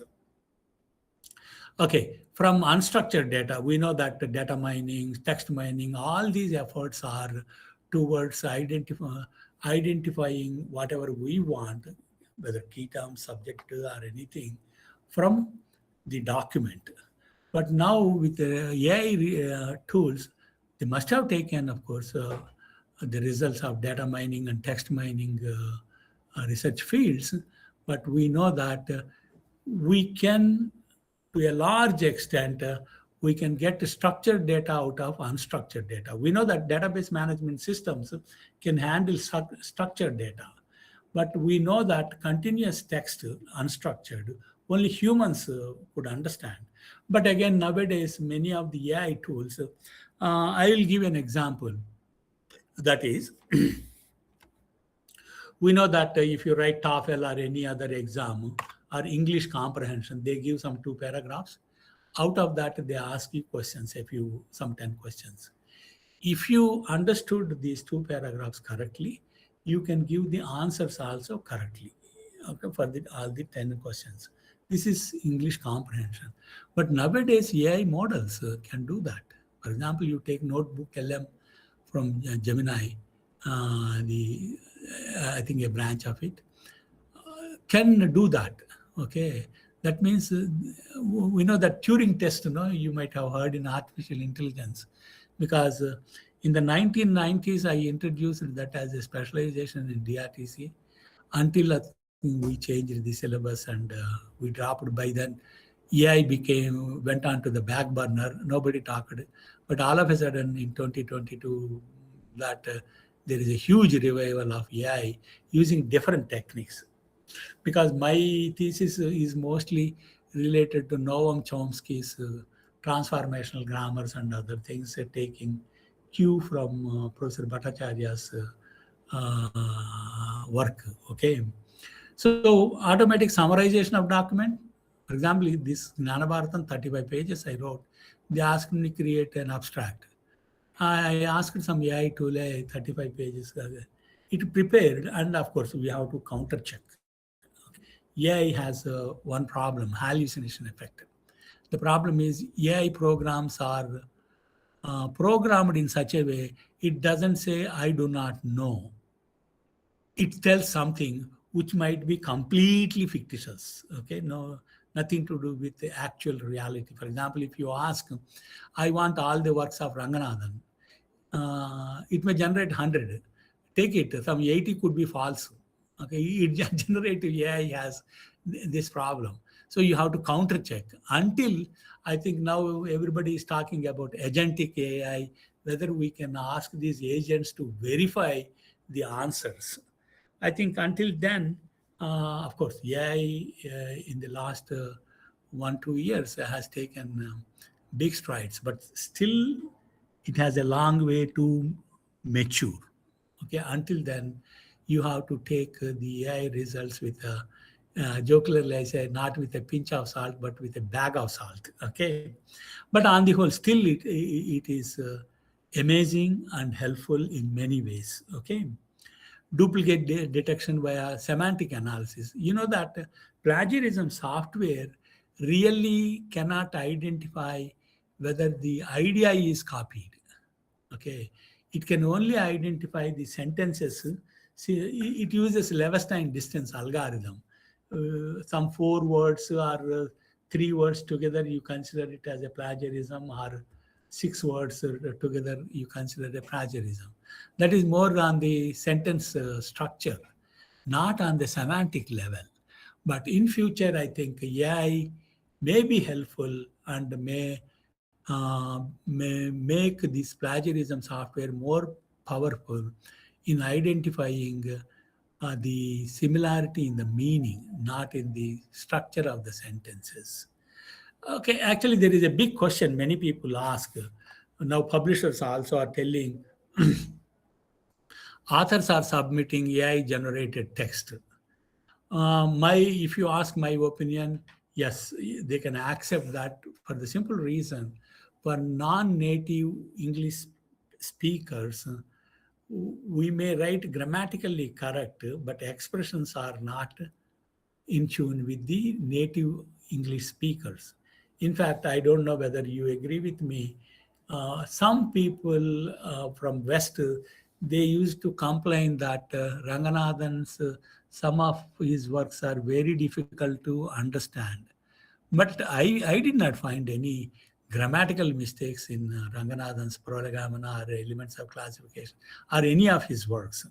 But the problem is the expressions are completely could be Indian expressions. We all, of course, we use the expressions from our native tongue, but the English expressions are completely, I mean, I will give a simple example, very rudimentary.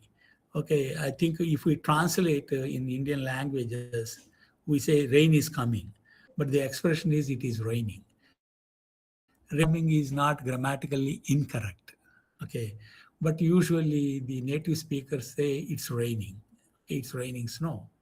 Okay, like that.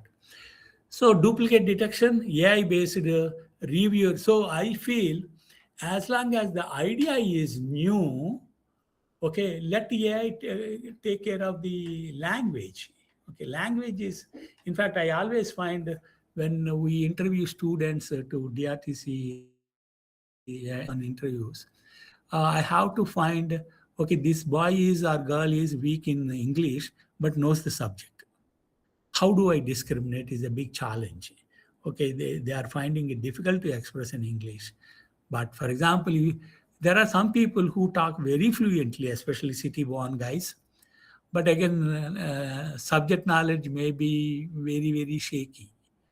So that is the difference, okay? And natural language search interface. In fact, one of my students who is presently with InfluMnet, he is working on this because, for AI, Hugging Face is the GitHub of AI. They can take, there are more than 100 models and huge data also for your experiments, it is there. So I think he is working on NL interface to DSpace or maybe Koha or anything. Actually, remember, ordinary users do not know how to express Boolean operators. One problem with Boolean logic, okay? And you put okay and or not, very, very too simplistic approach. But sometimes even complex queries cannot be reduced to the even SQL query. Forget about Boolean query. Of course, SQL also uses some kind of a Boolean logic. For example, if I give a question to Shodhganga, who is the guide that produced maximum number of PhDs in library science? I think in Boolean logic, you don't get the, but in SQL, you may get. Okay. But again, how to translate that or Sparkle, that is even better. Okay. You convert that into the database language, whether it is Sparkle or SQL, and retrieve. So we know that, of course, there are various other criticisms about Boolean logic because Boolean logic is based on Boolean set theory, where something is a set of a member or not a member, black and white.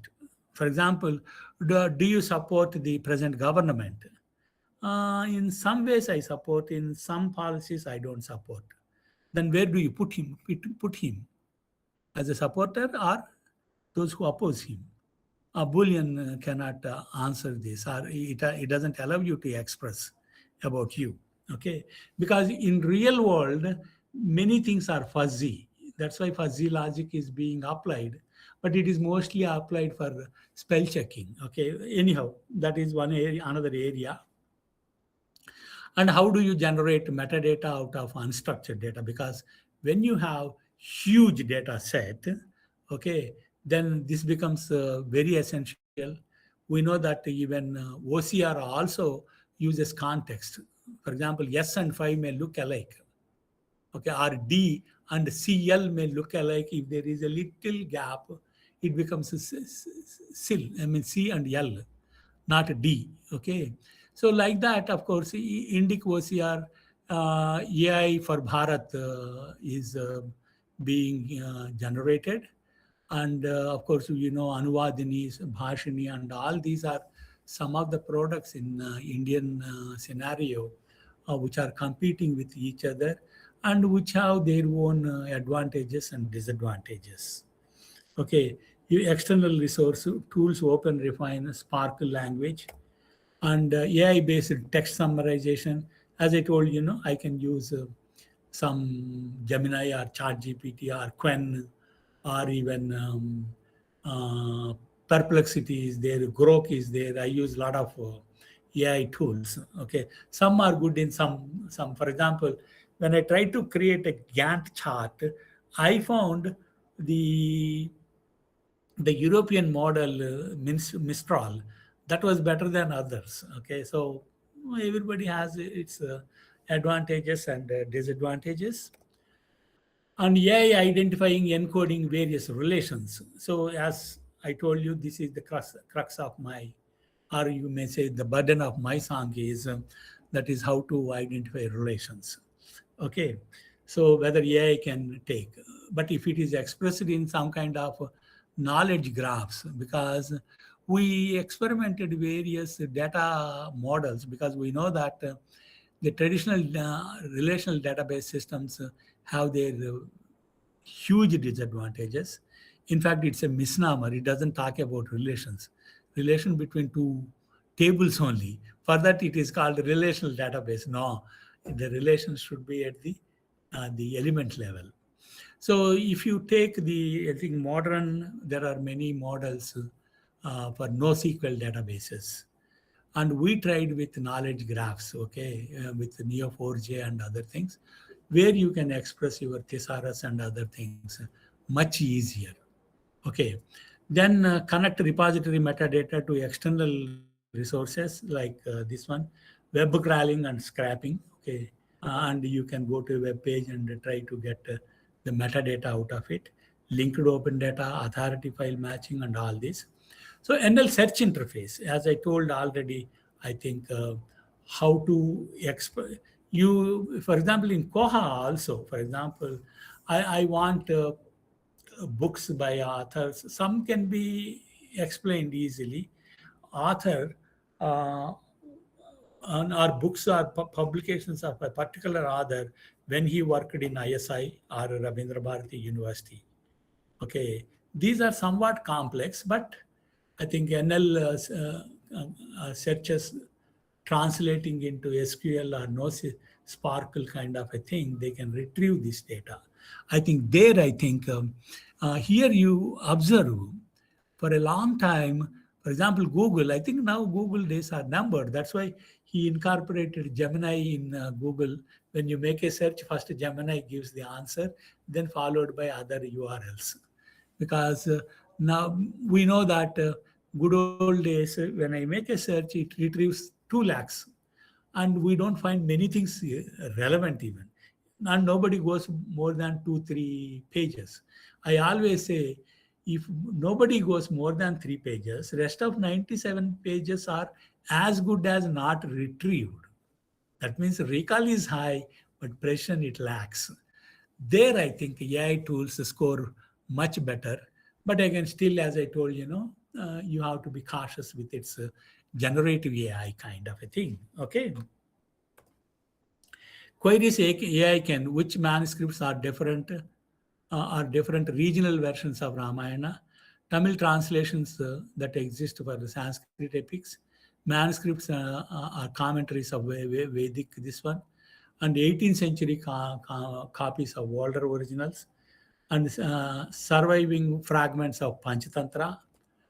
Like that, you can have many questions, manuscript quotes from, common quotation, Tamasoma Jyotirgamaya is a very common quotation picked up from Upanishads.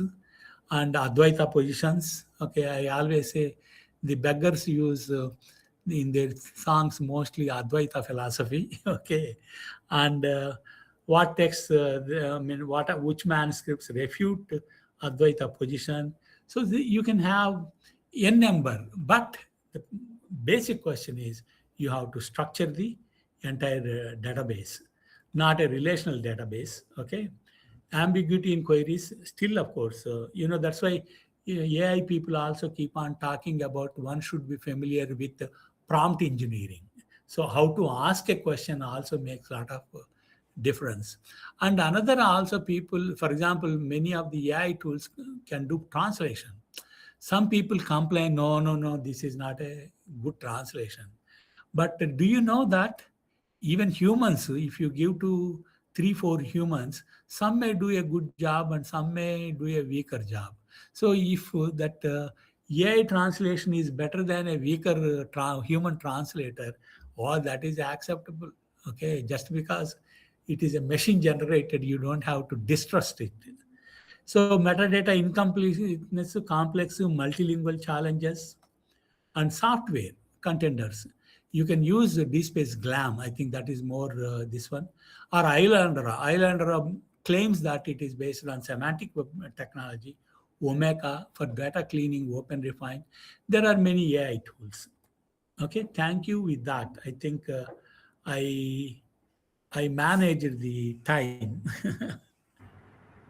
Yes, sir. Thank you so much, sir, Yes. for a very comprehensive talk on metadata schema for manuscripts in relation with the AI. So, sir, it is very comprehensive, and I think all participants might have gained a lot of information from your presentation. I have also noted down a few points, but sir, you are rightly saying that Gyan Bharatam, they are doing the work of manuscript digitization. Now, sir, recently they have started a nationwide survey of manuscript, and they have also designed one app, and they asked the stakeholder to get downloaded the app and get registered and give the document available with you. So recently I have seen on the Facebook some advertisement were coming from uh, Gyan Bharatam site, and it is very good step, sir. And but your point they should consider while Hope so. for discovery point of view. After all, it is limited by the So knowledge it of is the very nice, sir. secretary. Interesting talk. I hope. No, sir. You are very having wide experience and wide knowledge in this field, sir, metadata and all. And definitely, sir, AI can help in the doing all this activity. So thank you so much, sir, from the my side and from organizer side. And we may have some questions from the audience if they want to. Your presentation were very nice, and I think most of them have understood. But if some of them want to ask any question, now platform is open for question answer session. Actually, this the slide I prepared. Later, secretaries told I will be given only 8 minutes to present when the prime You have minister was taken, on the sir, yes, dais. yeah. Okay, so it was only just a 10-slide presentation. Luckily, this when I dug up this presentation, which covers all my paper, was there, so I Yes, could sir. immediately modify a little and present it. Sir, it was Thank you. wonderful presentation, sir, and I also learned many things from this presentation. So you are Thank you, always, Professor. sir, you give very comprehensive lecture. I attended many of your program. Oh, Recently, I had been to your place at DRTC, and I could okay. not meet you. I think you were out of station No, at that I time. retired in 2019. Yeah. No, sir. This for that conference, sir, Live Bridge conference, I was there. I was Okay. expecting you there, so I was Um, searching you. So I am a little unhappy with the present okay, sir. BRTC. Okay, sir. And leave it. Okay, thank you, sir. Any question Thank from you. the participant? Uh, okay, Sir, may I ask one question? over to HOD, sir. Professor Hatwa, please. Can If you hear me, sir? Yeah, I can hear you, Sudeep. Sir, actually, and we're very from grateful speaker that. one and speaker two. Yes, sir. We are very grateful that you have elaborately discussed about how we can preserve and specifically retrieve or access the document through various tools and techniques. But it is what you have discussed regarding the recorded document. Actually, can you, sir, it's my request if you can highlight which is unrecorded, specifically oral documents and some practice by some ethnic cultural groups or their medicines or some kind of things. Uh, how can we collect those data and preserve or retrieve? Nowadays, there are AI tools available from speech to text. Okay. Remember, it's not voice recognition, it is speech recognition. Voice recognition is recognizing your voice and my voice, okay, which is useful in security systems. So, in front of my door, I say, open sesame means oh, if it matches with my voice only, it speech is speaker independent systems. So, nowadays, there are many tools which convert the oral this one are speeches to actual text. Text to speech is much easier. Okay, I mean, I encountered them even 15, 20 years back, but the speech to text is the tricky. Now I think AI tools can solve that problem. Okay, you only have to have a recorded version of that, because I know that we are working on the tribal languages, endangered languages of Tamil Nadu. Many of the we want to build some corpora out of that. So somebody goes and records in the field, and we convert that into Tamil. This one, of course, first we do in English, but the English has its own spelling system, has its own problems. Tamil also has its problems, but anyhow, with right now it is human assisted transcription from or transcribing from oral to text. Okay, for example, you take the images Google. Okay, it doesn't have any AI. So if you search for Yadi Prasad, after few pictures, even Lallu Prasad, everybody will come. What it is doing is, or even Devi Prasad Chattopadhyay, who was my mentor when in my philosophy days from Calcutta University.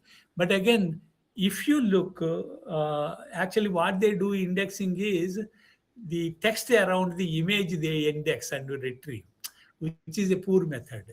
So image retrieval systems is a huge area.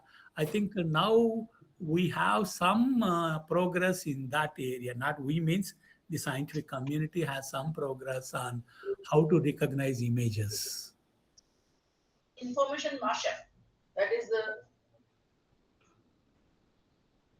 Okay, I think thank you so much. I think a question answer session is over, and all of you have understood very nicely.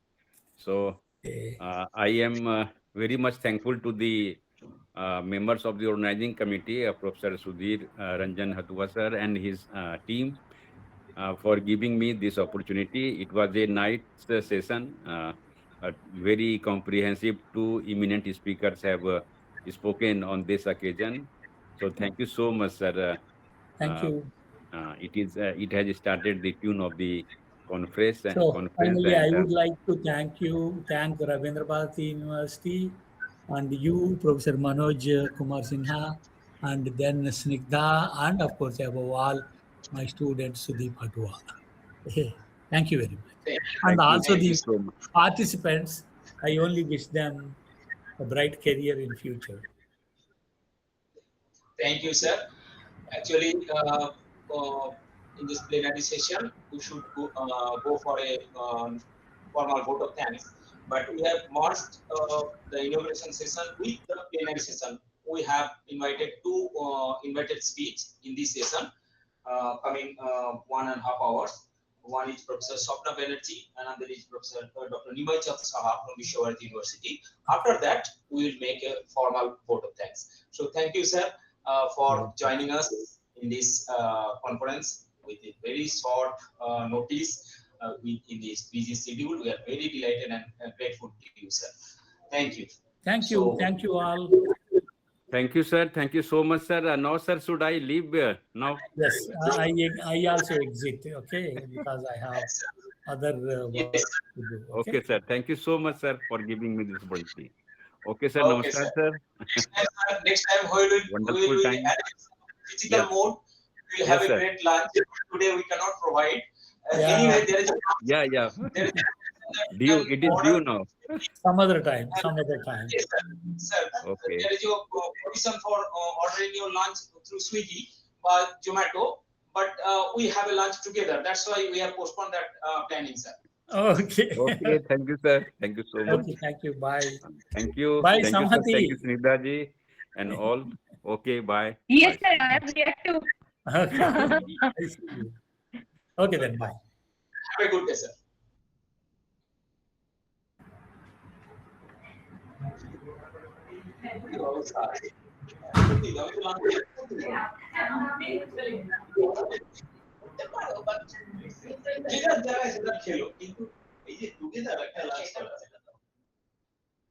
Where is my organizer? Thank you. Now we proceed to the plenary session. In this session, we will have two distinguished experts, Professor Swapna Banerjee from CU and Dr. Nimai Chand Saha, librarian acting DU. They will explore our institutional role. To start the plenary session, I will call Daya Deshanayak to chair these sessions. Daya Deshanayak is an eminent bilingual writer, novelist, and poet, and literary thinker from Sri Lanka, born 8 March 1947. He is widely recognized for his remarkable contribution in literature in both English and Sinhala. Daya Deshanayak is known as a pan-Indian literary figure and is celebrated as an author of Asia's first e-novel, and as well as the first e-novel, Sinhala. So may I call upon the Daya Deshanayak to chair these sessions, disciplinary sessions. Mr. Daya Deshanayak, are you here?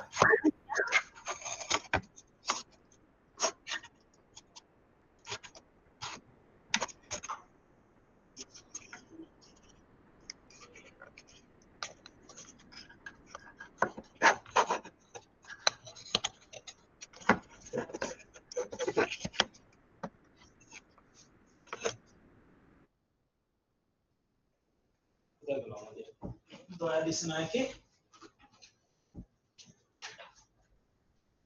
এই সেশনের chairperson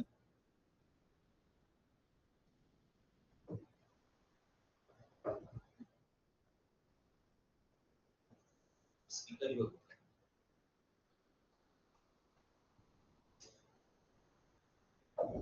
time নিয়ে যাচ্ছে নাকি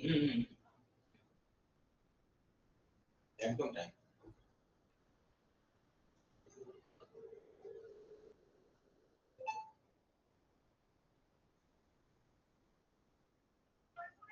আচ্ছা আচ্ছা আচ্ছা ঠিক আছে দেখতে পাচ্ছি না একটু ভিডিও অন করুন ma'am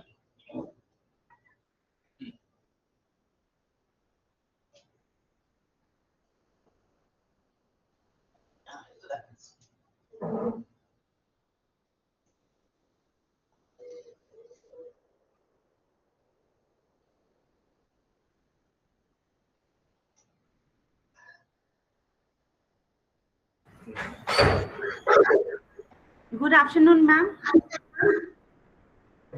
As we proceed to our plenary session, Professor Swapna Banerjee from University of Calcutta is here.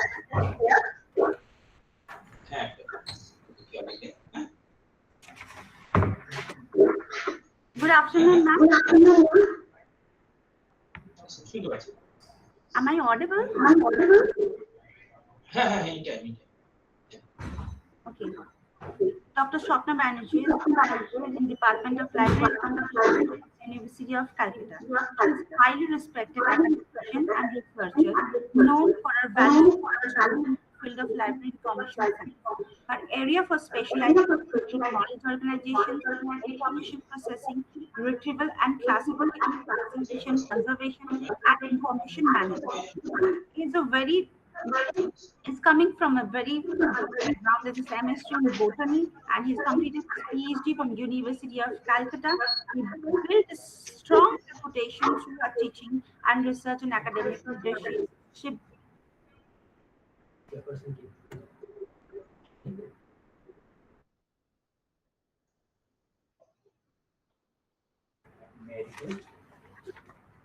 So, as a chairperson, Dr. Dev Daya Dikshanayak is not available for the session. I would like to call Dr. Mitali for attending or chair this session. Are you there, Dr. Mitali? Yes, I'm present here. So, ma'am, please, my humble request is to please share this session.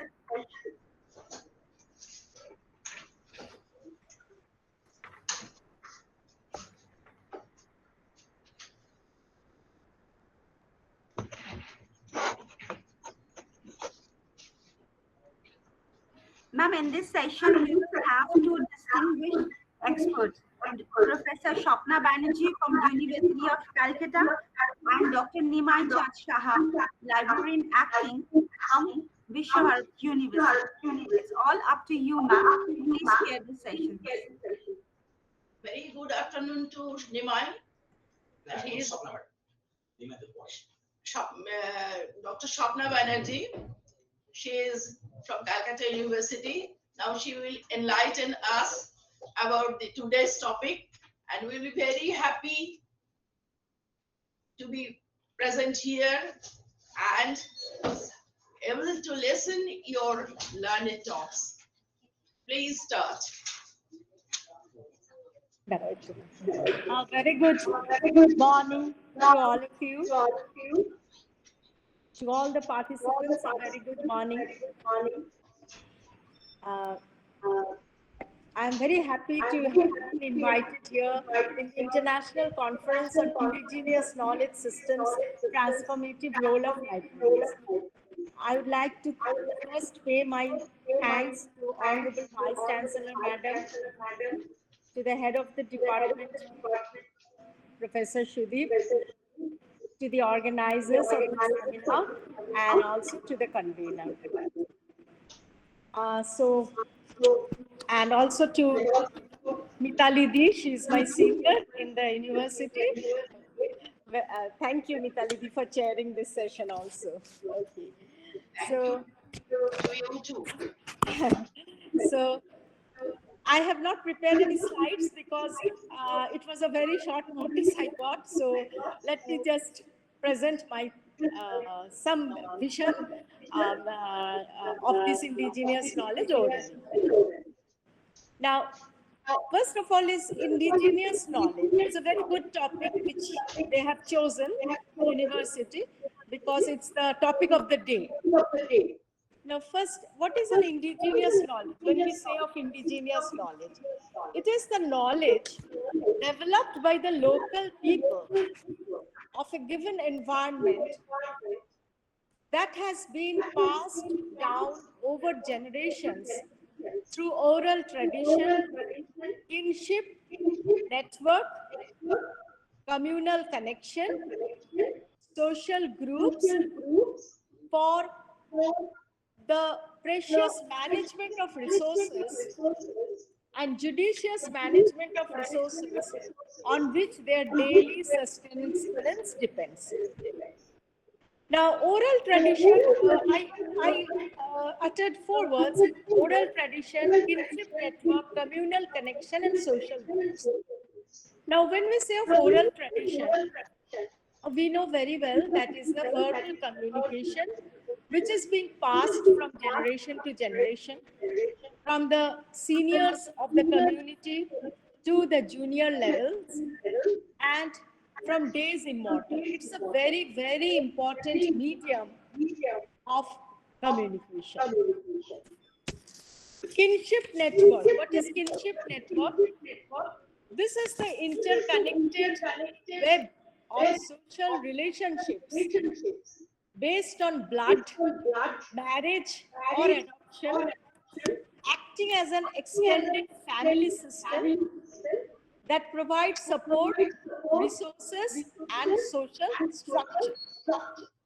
And communal connection. This is the deep social bond, mutual support, and shared identity linking individuals within a group or community, often involving shared resources and collective responsibility. So through these modes, the indigenous knowledge is passed from generation to generation and days after days. So when we say of indigenous knowledge, we come to three types of knowledge usually. One is the traditional knowledge, one is the local knowledge, one is the farmer's knowledge. Now, when we say of traditional knowledge, that we know, I will go to afterwards to some examples, which is being followed all over the world from long time, the traditional knowledge. And the question is that why in this century, in the era of AI also, why we are giving importance to this indigenous knowledge? Why all of a sudden? Because the reason is because we have seen mankind has seen that this indigenous knowledge is very, very important for sustainability, sustainable living. When the ecosystem is being destroyed, when the ecosystem of the whole world is being perished due to various reasons, then only this traditional knowledge of the original inhabitants of the earth, this knowledge could save us from being destroyed and also to balance the life. This is the main purpose actually of the reviving this indigenous knowledge. Sustainable living, the sustainable living.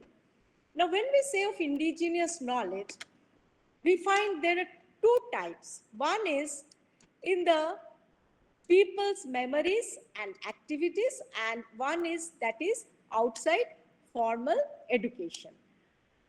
And in this people's memories or activities, the knowledge that is stored, it is the latent knowledge, it is the hidden knowledge, and it comes in various forms. What are the forms it comes? It comes in the form of stories, it comes in the form of songs, it comes in the form of rituals, folklores, local languages, plant species, animal breeds.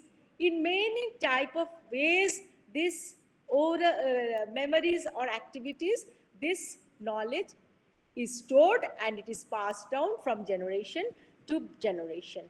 And obviously, it is outside formal education. These farmers or these craftsmen, they have not received the schooling or the education, formal or the academic, the formal academic way, but the knowledge they have in their mind, which they have inherited from their ancestors, this knowledge is a very, very valuable knowledge, and everywhere the attempt is made to trap this precious indigenous knowledge. Now, indigenous knowledge is there all over the world, but we will stress mostly on India, mainly on India. In India, we see Bharat, there are 744 tribal communities and ethnic groups. And it is a land of continuous civilization since times immortal. So, this ancient civilization has seen glorious days of being a Vishwaguru. All these were possible due to a robust system for creating and transmitting knowledge. It is a part of the Indian knowledge system. Indian knowledge system. This indigenous knowledge is a part of the Indian knowledge system, and we are proud of it that it is a part of this Indian knowledge system. Now, where does this Indian knowledge system or indigenous knowledge stand in case of our culture? It stands in education, in every economics, in arts, in architecture, in history, in law, in liberal arts, in music, and whatnot. So in every sphere, from the monuments to the pillars, to the ancient shrines, to the way of civilization, to the ruins, everywhere we see the depiction of these traditional knowledge. And that has stemmed out, this indigenous knowledge has stemmed out how?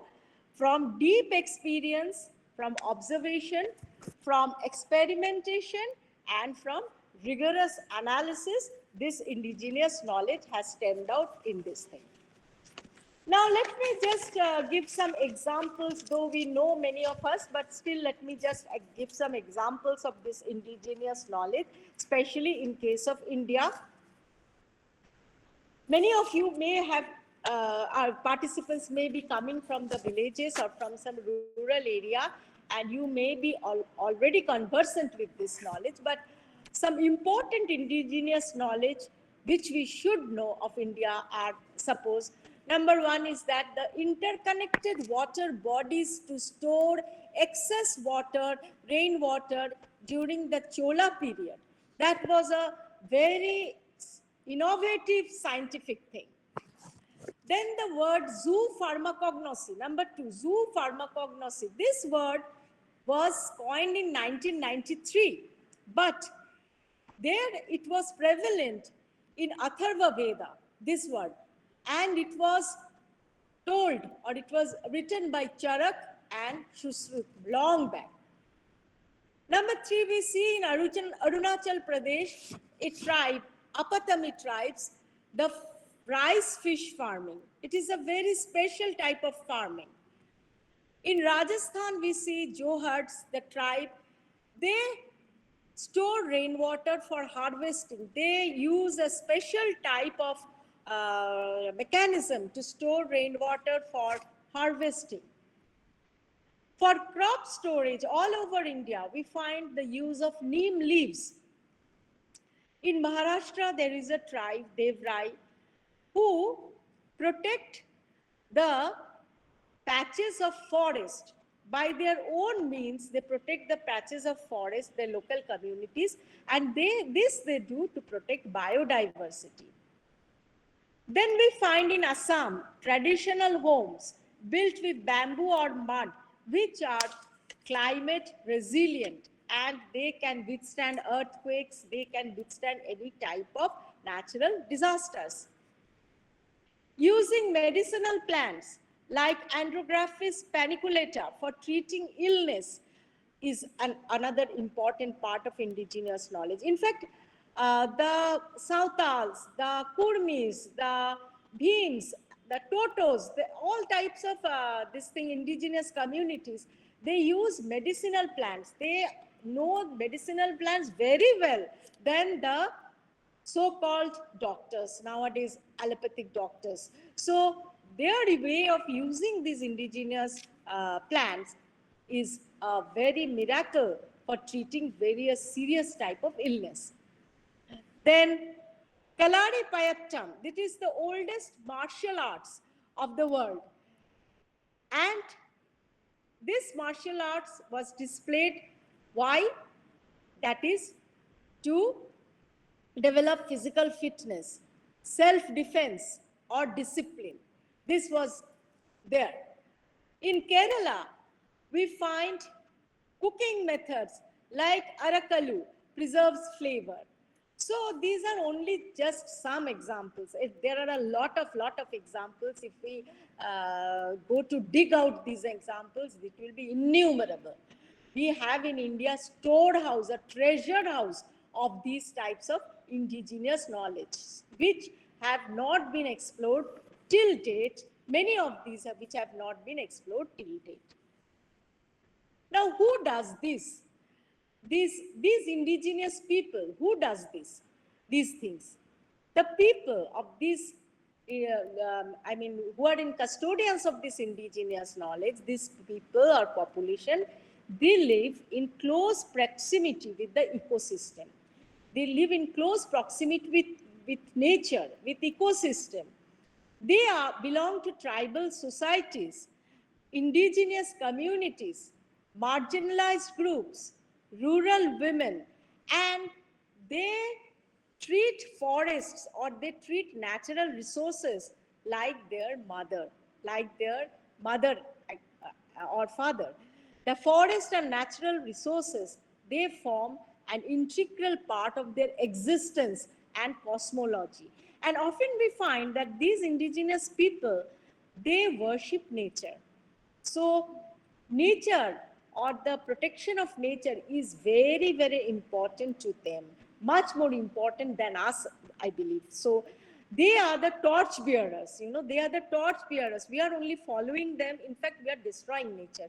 So time has come when we should see back to these indigenous knowledge, and we should follow them. Though they are not formally educated, we should follow them in the way they are trying to protect nature. Now, as I told you, that suddenly why to revive these things? Suddenly the government for the last few years are trying to revive these things, which was this latent knowledge. Because this way of life, this Bharatiya way of life, just because I am sitting in India and I am an Indian, I should stress on Indian indigenous knowledge. Bharatiya way of life is only sustainable, but it thrives for the welfare of all. Bharatiya Gyan Parampara is so important that we should revive this in this 21st century. We are very delighted to see that if any of you have gone abroad, we have studied through Google or anything searching, we have seen that in New Zealand, they preserve the Maori culture. Then in USA, they preserve the Red Indian culture. In South America, they preserve their culture. So we are also preserving, but our attempt is very less. There should be all-out attempt to preserve this culture. Now, let us go to the libraries, that is how they can store or revive this culture, or what is their role. Actually, the conference is aimed at that what is their role in reviving this culture. Now, I was hearing to Professor Prasad. He's a very, very important person, and he technically told many things. So I'm not going to that level because I don't know of all the tidbits, but just lay knowledge of, as a lay librarian, I will just focus on some things, that is as the role of the libraries in reviving this culture or reviving this indigenous knowledge. And especially if we don't have that technology, or if we are in a rural place, how can we do that? It is not always possible that we have a lot of technology or anything. So we should do it in our own way. That is the thing. Already we have seen the heritage libraries of India, like Rampur Raja Library, or in the Tanjore Saraswati Mall Library, or in the library of Bikaner in the Rajasthan. There are many, or in National Library or in Asiatic Society, the manuscripts or the various types of old books, rare books have been preserved, where the details of the indigenous knowledge have been written. So Khudabak's Oriental Library and a lot of libraries are there. So these manuscripts need to be taken care of very, very nicely.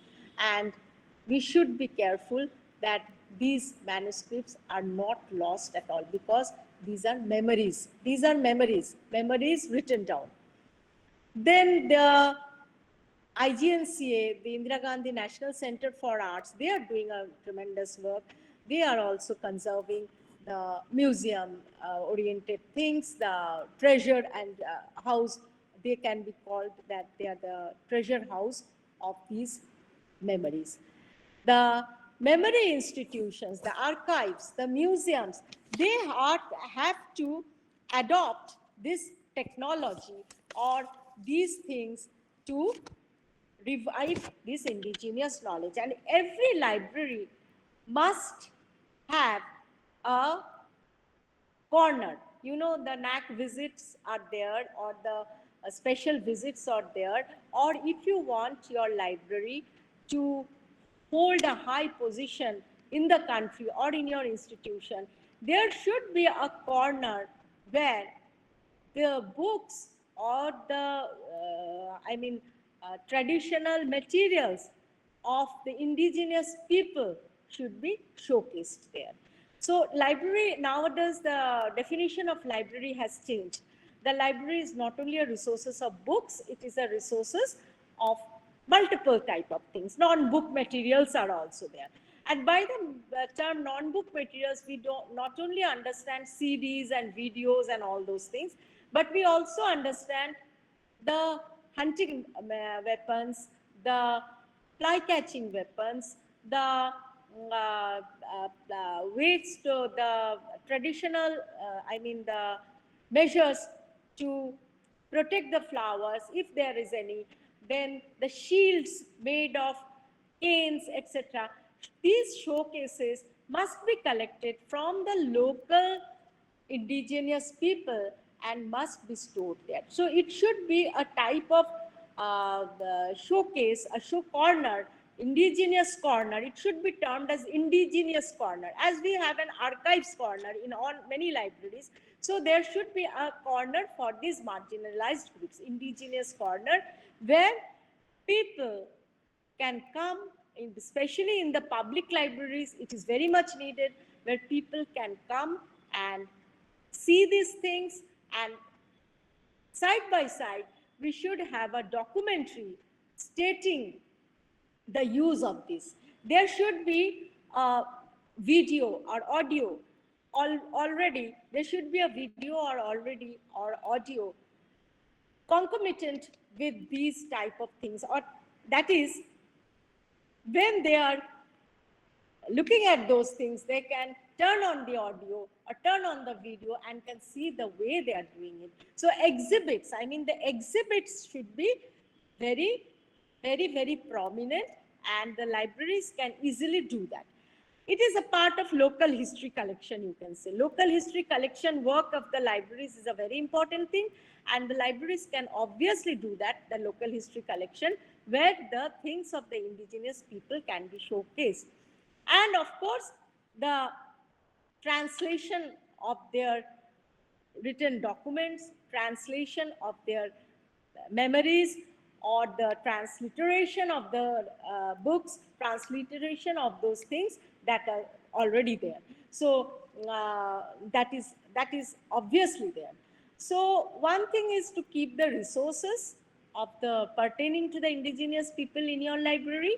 Second is to showcase the weapons or the instruments or the any type of material used by them in their daily life, to showcase this. Third is to produce a documentary, to introduce a documentary regarding audio and videos on those things. Fourth is to prepare the translation or transliteration of the books. And fifth one is the libraries can organize once a week or once in a fortnight a special lecture on bringing those people in the library itself. Those people can be welcomed in the library. A member of the community can be welcomed in the library, and he can speak on the ways, and that will be a live discussion. And if he can do this, then the local people or the people from outside also, they will be benefited much more, because from the directly from the mouth, the people can hear it. So, human library, it is a type of human library also. So the library has a great role in organizing, collecting, dissemination, and organizing these resources in a organized manner. And then I will go to a little bit of the Indian knowledge system as depicted in the children's section. Suppose we are very much neglecting the children's section of a library. In our country, children's library is not at all there. We don't know what is it. In fact, the children's section of National Library is not to be also mentioned. It is not at all functioning well. So the children's section should be much more organized, and many things of Indian knowledge system should be there in the children's section, because according to me, I believe that children are the makers of the nation. If we don't train our children from now, from their growing stage, then a person cannot be library minded and a country cannot be educated. So in the children's section, there should be comics of pertaining to Ramayana, Mahabharata, Bible, whatever it is, the Purana, the old, these traditional things, there should be there.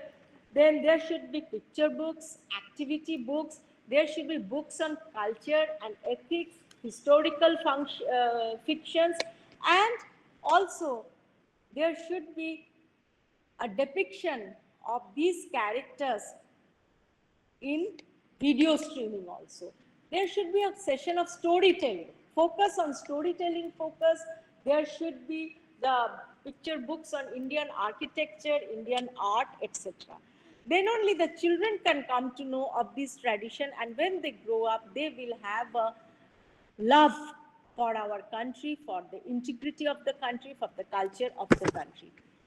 So I will just conclude, not much time I will take, that time has come. I'm very much, we are very much, it is very nice to see that the government is doing a lot nowadays everywhere for reviving this indigenous knowledge. It's really a positive focus for all the people. And there are some other things to do.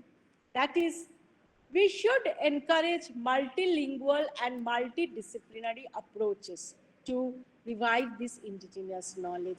And I'm very happy to say that just as I'm a teacher, I am in the research committee of many universities, and I see that our students, the library science students, are doing their PhD on this reviving of indigenous knowledge, trapping of this indigenous knowledge. Some are working on Santal, some are working on Toto, some are working on Kurmis, etc.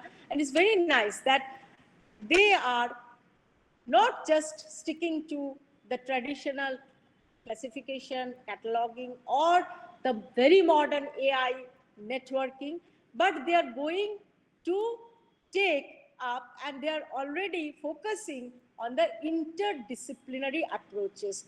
And this is a very interesting part of the research topic. So we should always encourage this type of more and more research to come, so that the ultimate outcome will be very good.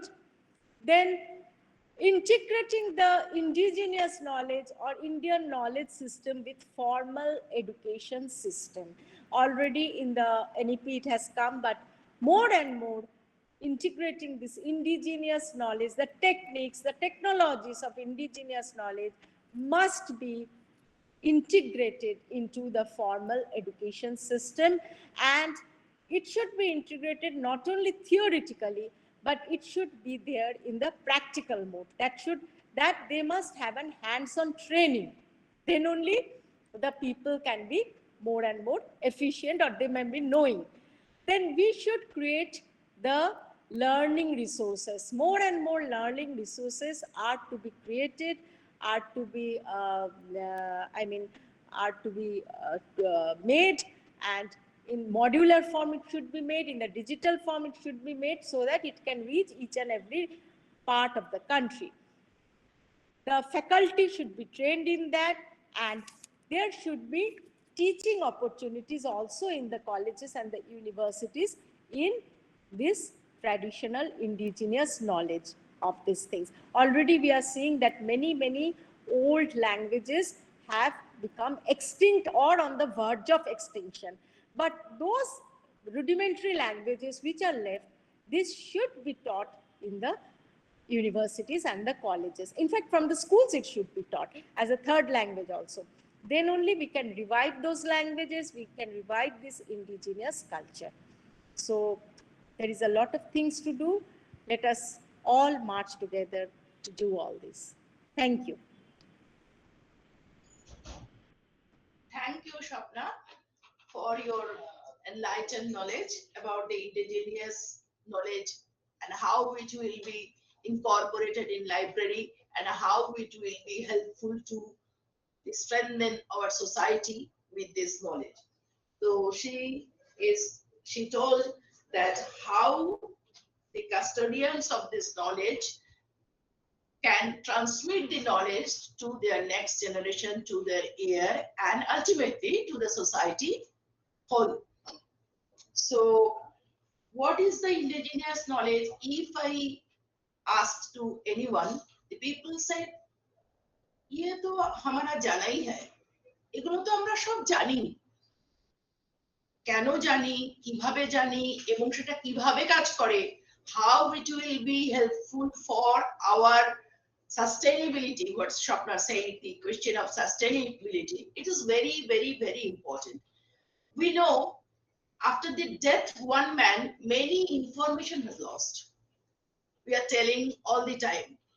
In our family, when we lost our father or we lost our mother,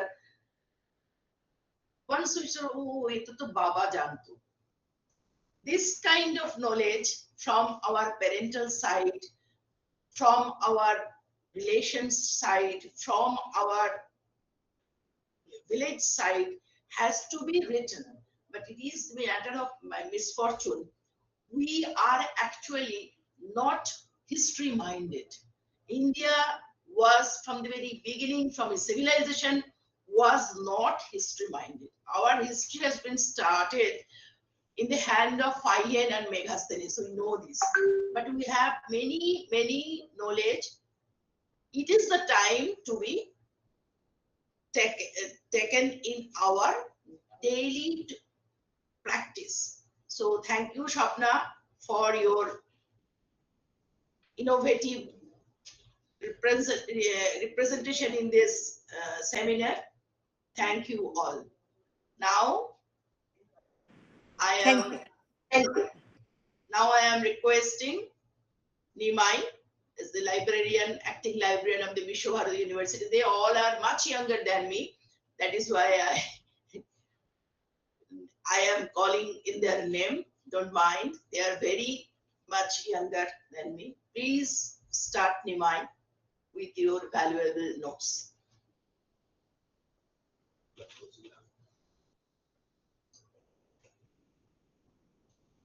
এটা বন্ধ করে দিই আমি ওইটা হ্যাঁ ওইটা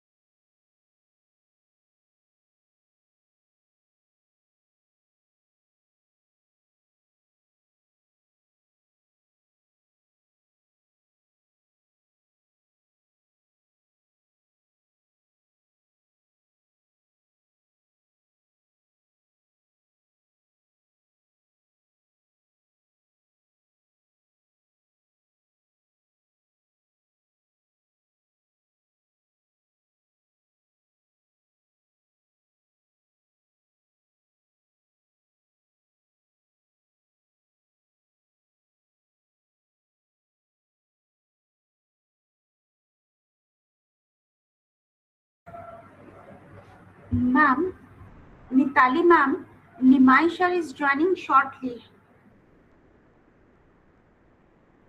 Hello? Hello? Hello. Nitali ma'am, Nimaish sir is joining. Yes, he will join. Just a minute. Already we have talked to him. He's coming. Please wait for a while.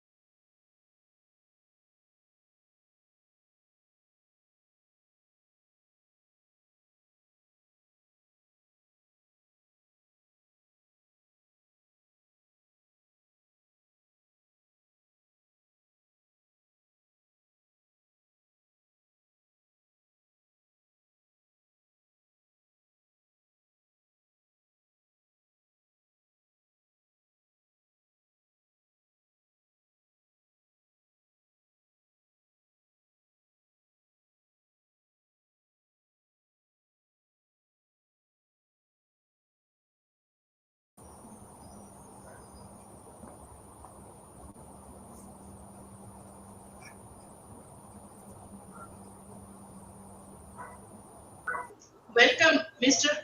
Nimanjan Shah. Please start your notes on today's topic. We will be enlightened.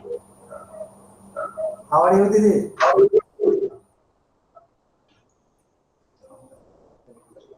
Am I audible? Hello. Yes, audible.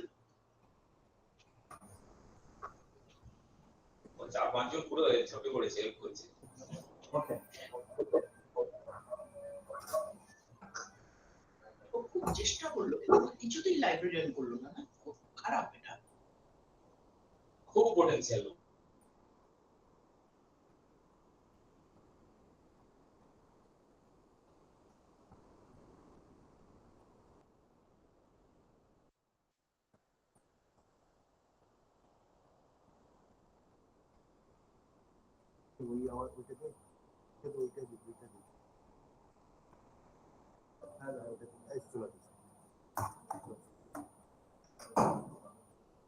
Hello.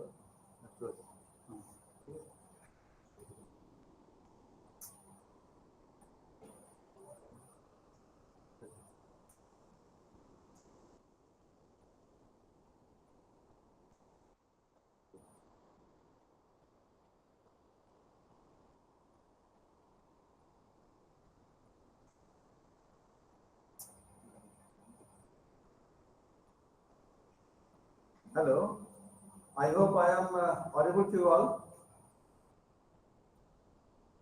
Due to technical glitches, it was little bit of Yes, you are audible. Please Please start. Okay. Thank you. So may I start now? Yes. Okay.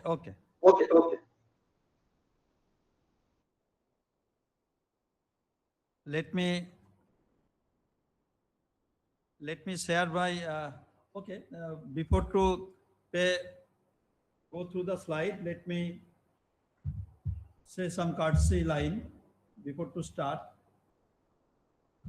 Very good afternoon to all of you, and I, on behalf of the Vishwa Bharati in general, library in particular, and from core of my heart as a person of library and Vishwa Bharati, would like to welcome you all in this afternoon session of second plenary talk.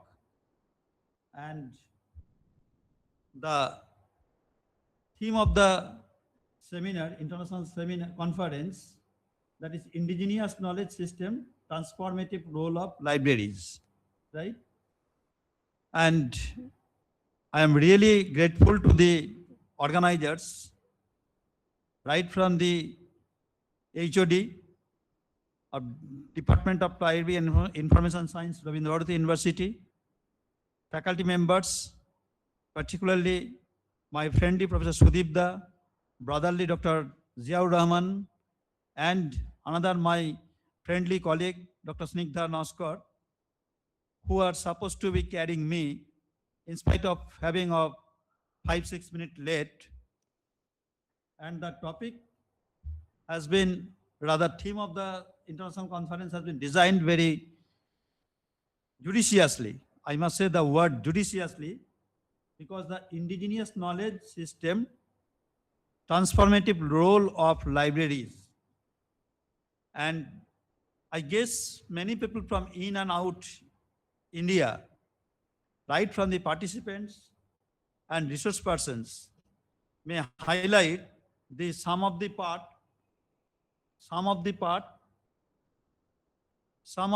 is not covered, and many part of the theme will be covered because of shortage of time, because it's a kind of one-day conference. And as you know, the scope and area of IKS, this IKS we are using in twin purpose. Sometimes we may enumerate IKS as Indian knowledge system. Sometimes we may enumerate IKS as indigenous knowledge system. And sometimes we are using these things as a traditional knowledge system, traditional knowledge digital library, like that. But of course, there must have some sort of, kind of grammatical difference, area-wise difference, objectively difference, and many more. So this is the first part of the theme, that is indigenous knowledge system. The second part of the theme is role of libraries, transformative role of libraries. The role of libraries in this current society is under crossroad. I am not saying challenging, I am not saying safe zone, rather at the crossroad. Why I am saying the road is cross? Because we are standing in a position where there are multiple options. Roads are there with much alternatives.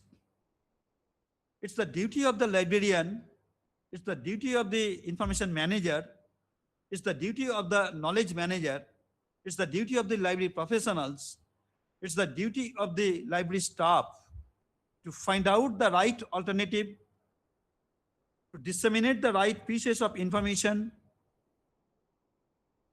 to right users in the right format with right attitude. Why I am saying the word attitude? Why I am saying the right attitude is that many a times it is seen that we are having many resources, we are having many users, but because of the confinement of our attitude, even though we are living in the open access environment, we are not able to establish the relation in between the users and the available resources. So, the right attitude, rather positive attitude, may play a pivotal role to disseminate the right service to the right reader or user, even though we are having the information or resources. So that is why, being a practice librarian, I must say we are at the crossroad. Then we need to know, by updating our knowledge, by developing our skill in compliance with the changing phenomena of the current society as a whole, including technology, including the changing flavor of the users and the trend of current research based on the dynamic society, it's really difficult enough to us to satisfy the users community, simply because earlier the library service was confined only with the campus, only with the wall, only with a customized group, only with a limited or confined group. But nowadays, by virtue of the communication technology, we are now transforming, I can say transformed, and will be transformed too,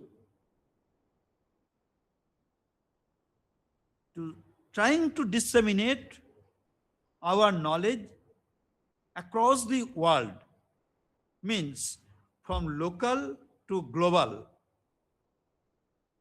As you know, that the Indian culture, that the Indian practice, that the Indian collection have had a kind of uniqueness. Now, being a librarian, we need to know how to market this indigenous knowledge, or I can say Indian knowledge system, traditional knowledge, before the galaxy of global corridor, so that we will be able to market ourselves or market our indigenous knowledge before the global level users. So standing over there, our basic objective will be to disseminate whatever collection or resources we are having to the users from local to global level as much as accessible and in line with the, in tune with the, in compliance with the requirement of the global community. If so, if it is then only I think this indigenous knowledge system, transformative role of libraries, specifically librarian, will be of a good stroke and will be the successful day at the end of this program. Taking into this, I have a very little bit of slides. And of course, being the librarian of this university, I would like to say at the end what Vishwabharati, being a reservoir of indigenous knowledge system, trying to do to showcase our culture, to showcase our educational philosophy as introduced by Gurudev Rabindra Tagore at the end, right? And I hope you all will be agreed. Probably because of this, considering the cultural uniqueness of this campus as seeded by our Gurudev Tagore, UNESCO, 17 September 2023, feathered this university, rather a part of this campus, as only World Living Heritage Site. World Living Heritage Site, which is exemplary enough, evident enough that how this campus, how Gurudev Tagore's legacy is focusing our cultural diversity, uniqueness, educational diversity, uniqueness, and many more, performing arts, visual arts, agricultural system, Tapovan or Gurukul educational system, medicinal plants at the campus, around 300 medicinal plants we are having. So all this together, clubbed as an unique campus, not only in India, but also in the globe. Now let me share my slides to go around.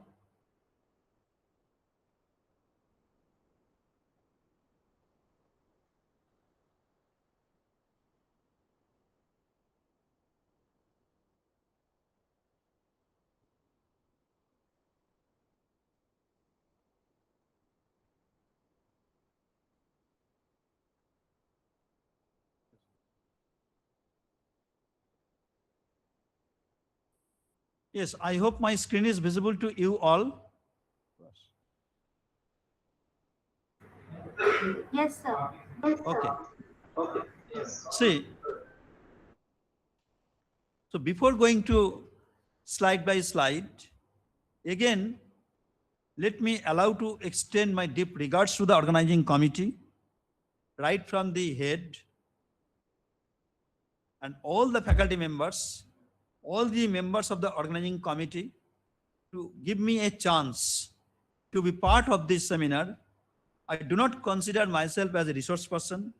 I do not consider myself as a plenary talk provider, but I want to be, by sitting in the campus at Santiniketan, very much physical part of the conference, as a generic participants, as a common, kind of attendee, and who is supposed to, rather by your wide gesture, allow me to experience my little bit of experience. Nothing but I am just considering to that extent. Now, see, before coming to the indigenous knowledge system transformative role of librarian, being the liaison, which is a clubbing term of students, scholars, faculty members, professionals, practitioners, retired persons, to me it is liaison. If it is a homogeneous audience, I hope this slide is not supposed to clarify that how, because of passage of time, based on the changing phenomena, by terminological turmoil, we are going to come right from users awareness to skill development. So users awareness, this users orientation, users initiation, users instruction, users education, and at the end today, we are living in the skill development program. And many a times in our library, we are organizing research or academic skill development program, right? So the basic objective of these things is to aware the community, users community, scholars community, faculty community, readers community, what library have, how they can access it, how simple, how best they can access it off campus and on campus, right? So this is the things. So it was there since 50 years back with the word users awareness. And in this 24th March of 2026, in compliance, or when the artificial intelligence or machine language knocking at the door of society, we are using the term skill development. But I don't found any objective difference in between the different terminology, right? And I do not want to give any definition or conceptual or fundamental concept on indigenous knowledge system. But basically, this indigenous knowledge system is a clubbing term of traditional medicine, traditional agriculture, oral traditions, and ecological insights.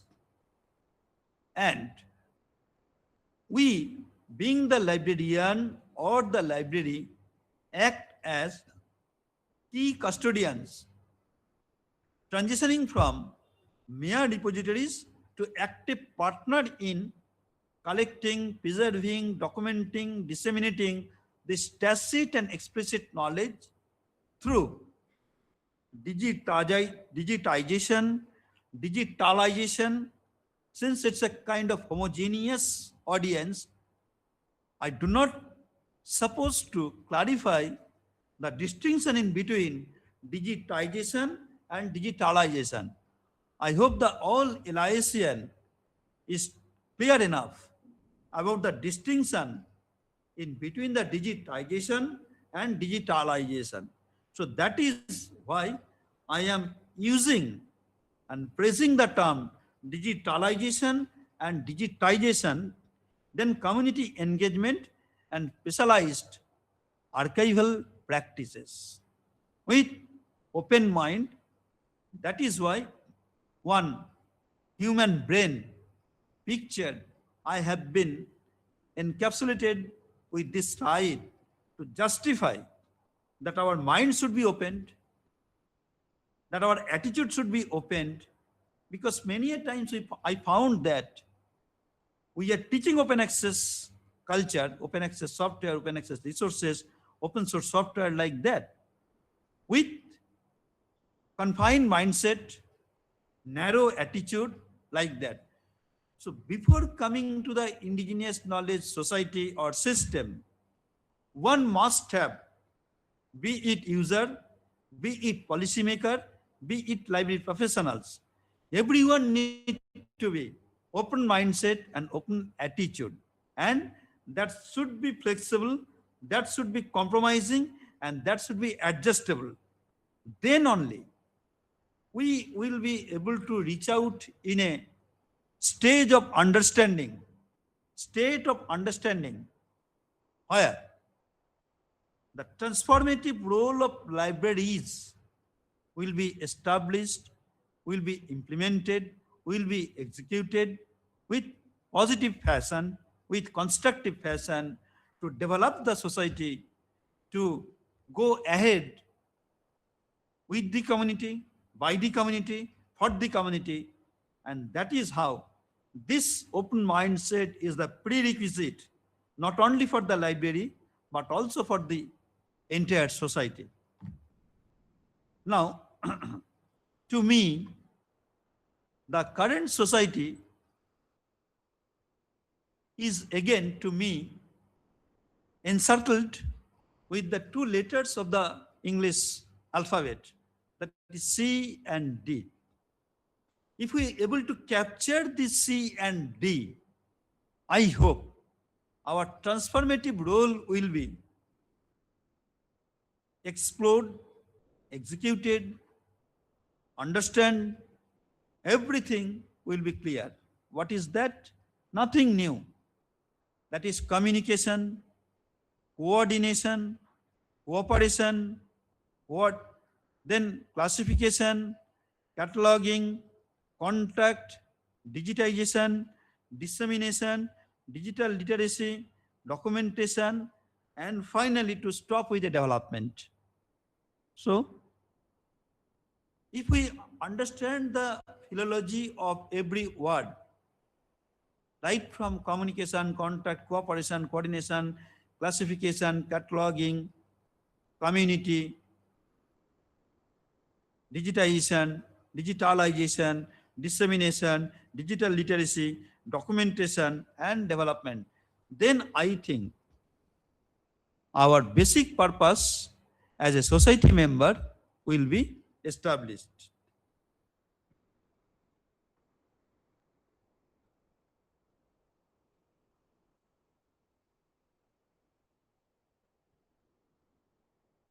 Now, this is the focus domain of ICASE. This is the domain name, and in the right hand of the table, that is the examples, and at the extreme right hand side, some pictorial presentation to showcase the domain of indigenous knowledge system, right from medicine to physical and mental well-being, right? And I am very happy and pleased to share that all these things we are nurturing to the extent possible at our campus, Bharati, by our day-to-day curriculum and beyond curriculum practice.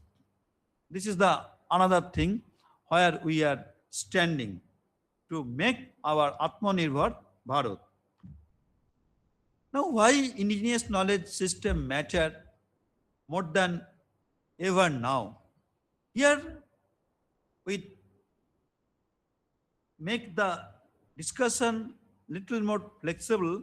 I am using the term interchangeably, that is Indian knowledge system or indigenous knowledge system. In the NEP, if we go through, is beginning to include Indian knowledge system across educational levels, right from school to higher education. And to do that, every times, every section, we have to break down the things like nurturing the rich, decolonizing Indian education system, application of ICASE in current, multidisciplinary nature, bring closer to culture, right? And there are many things, waste to wealth, then lab to land, many things. This NEP is going to inculcate by its policy, which was very much induced within the Indian knowledge system and of course indigenous knowledge system too.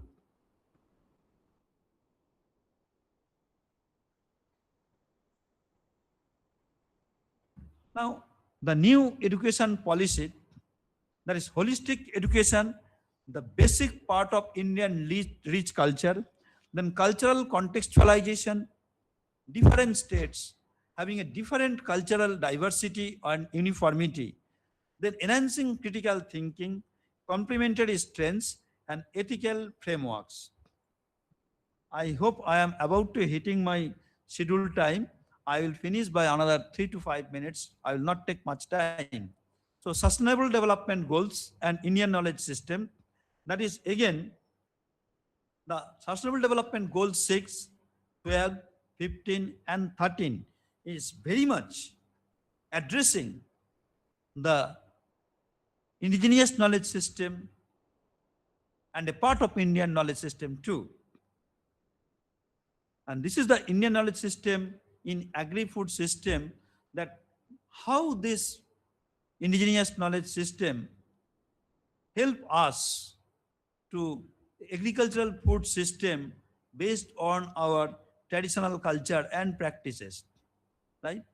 Then sustainability issues, how can we sustain in the light of the Indian agriculture and sustainable development goal 2, sustainable development goal.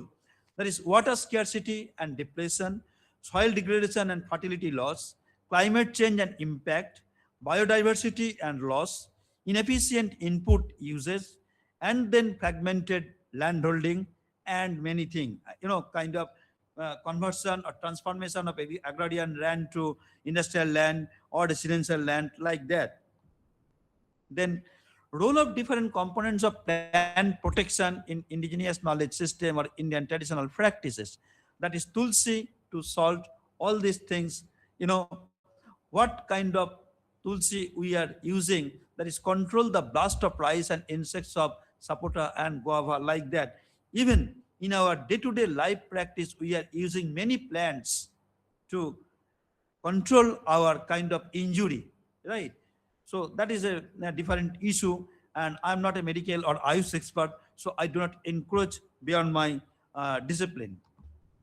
You see, this is the traditional methods of threshing and milling.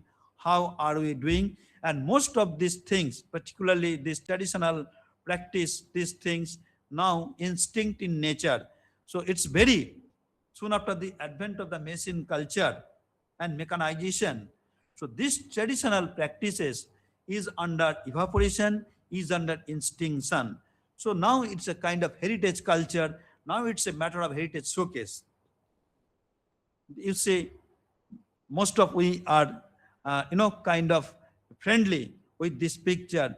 How can we preserve our rice and other food grains in this traditional pattern, or to preserve our food grains, traditional food system too?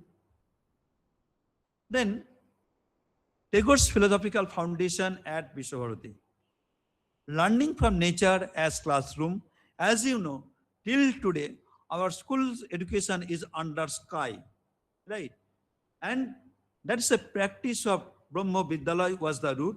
And before that, the father of Gurudev Tagore acculturated this culture from the root of Tapovan and Gurukul system of education. Then rural reconstruction, then self-reliance agriculture or self-dependent community, which is the self-dependent or Atmanirbhar Bharat. That is the another sides of the coin, as well as the objective of government of India. Now, rural reconstruction and the applied IKS, how this is, I'm not going to say about Bharati because of paucity of time, right? Now, last but not least, what about the role and responsibilities of the libraries, particularly librarian? That is practical preservation and digitization. And before to this, the collection, I must say the collection of indigenous knowledge, collection of Indian knowledge. So collection is a starting point of this.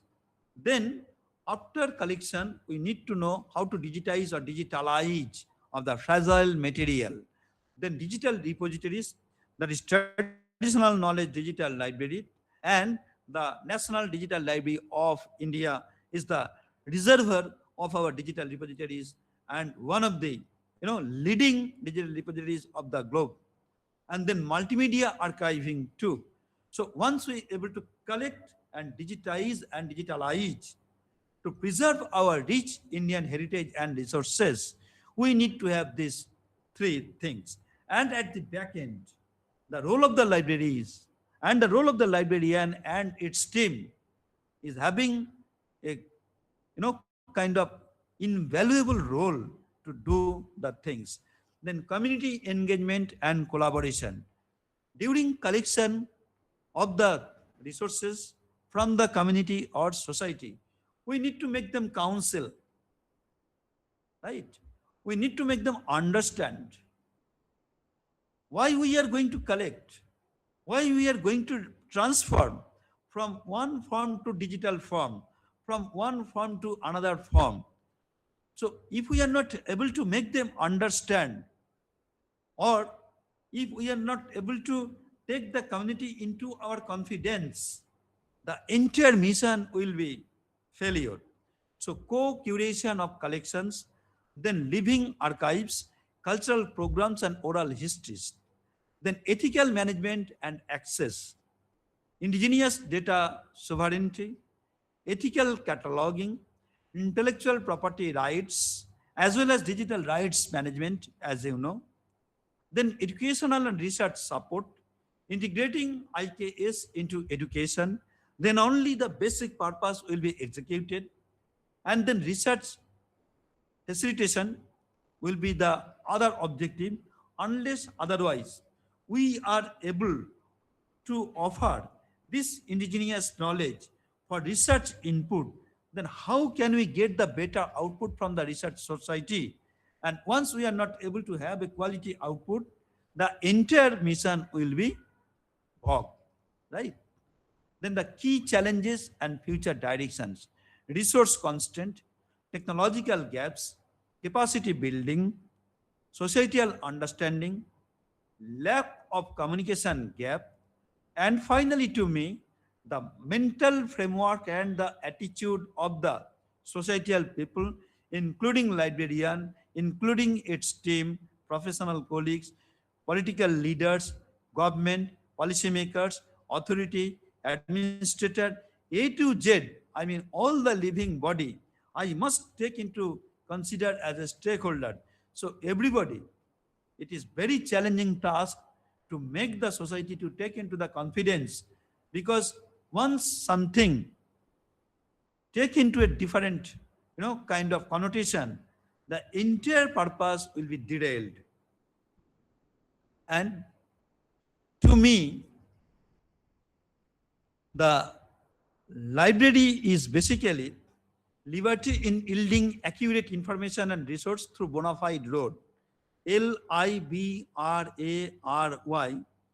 To my understanding, around 3 decades in this field. If somebody asks me what is library at present, it is nothing but liberty in yielding accurate information and resources through bona fide road. So since we all are having LIS background, I don't suppose to give clarification in favor of my, kind of making the word, or you can say sentence, with the letter of library, that liberty in yielding accurate information and resource through bona fide road. This, of course, a part of transformative or curative role at present of the libraries and librarian. So with this brief presentation, based on my daily experience being a practiced librarian, I would like to open the session, if organizers allow or if time allow. If some questions or discussion or comments may become, I'll be happy enough to accept and encourage and enrich myself for deliver lecture on this indigenous knowledge system in future seminar or conference. If I get the chance, I would like to customize myself. If there is any lapses, if there is any gap from my side, I would like to update myself and ready to accept your opinion. Thank you very much. Session is now handover. Thank you, Dr. Nimai Shah. We are really grateful for your wise and rightly chalked out presentation. So First of all, Dr. Nimai Shah emphasizing on the right attitude of the librarians or library personnel. This is very important, being a librarian. I am also having the same opinion. And he says libraries are usually an island. And that island, that limitations of the library island can be overcome by right use of ICT. And he also emphasized that Indian knowledge and culture is very unique. We have to market this Indian traditional knowledge to the global corridor. In 1993, UNESCO declared Vishwabharati as a World Living Heritage Site for the diversity of in all spheres of knowledge. This is the goodwill of Vishwabharati, and this is the famousness of Vishwabharati, that it collaborated with the village knowledge and the urban knowledge. This is very important. And he emphasized and pointed out to make aware the library user in all respect. Libraries' role to disseminate the indigenous knowledge system and highlighted the National Educational Policy of 1992. Actually, Vishwabharati has the education system right from school to university. This is the very important point. Not only that, there is a Srinivatan having a community, those who have actually based on the traditional knowledge. So it is a little bit easier for Vishwabharati University to inculcate the traditional knowledge to the user.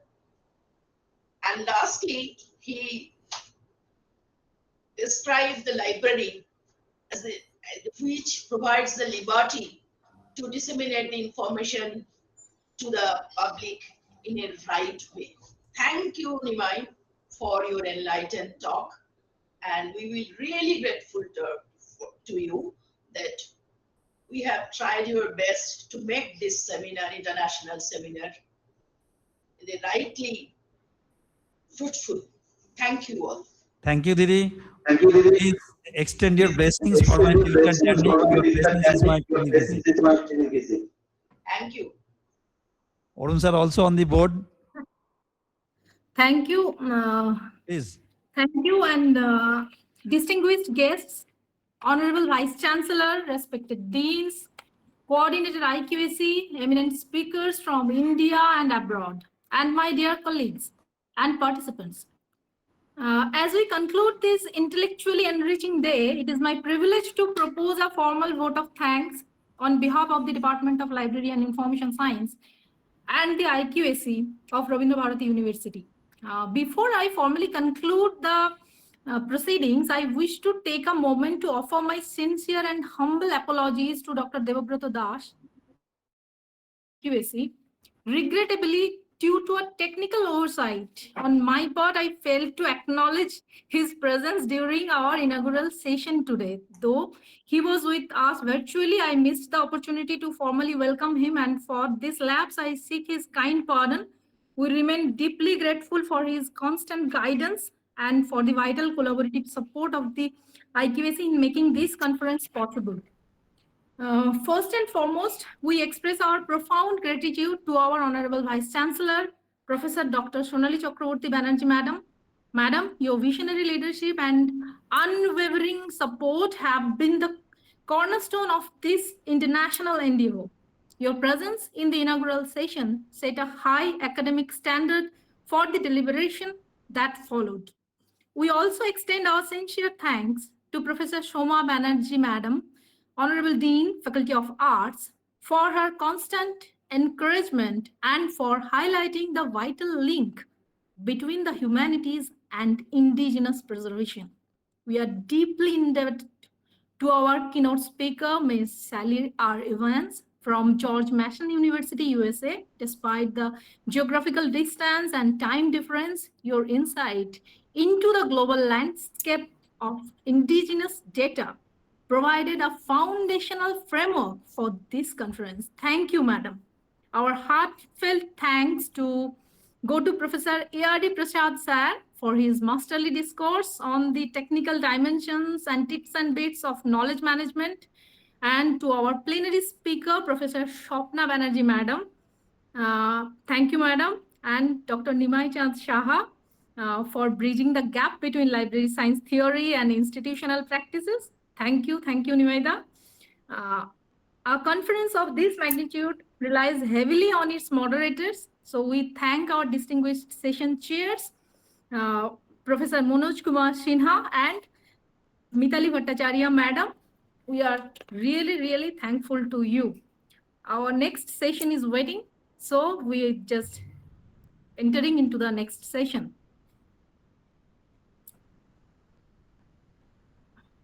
Madhusri, are you there? Okay. So thank you, Snigdha madam. Let me quit. Arun sir, how are you? We'll talk later on. Madhusri, please. Fine. How are you? Start the speaker session. Yes, sir. Okay. Snigdha madam, let me quit. Okay. Bye. Okay. Bye. Thank you, sir. Please. Bye. Sir. Thank you.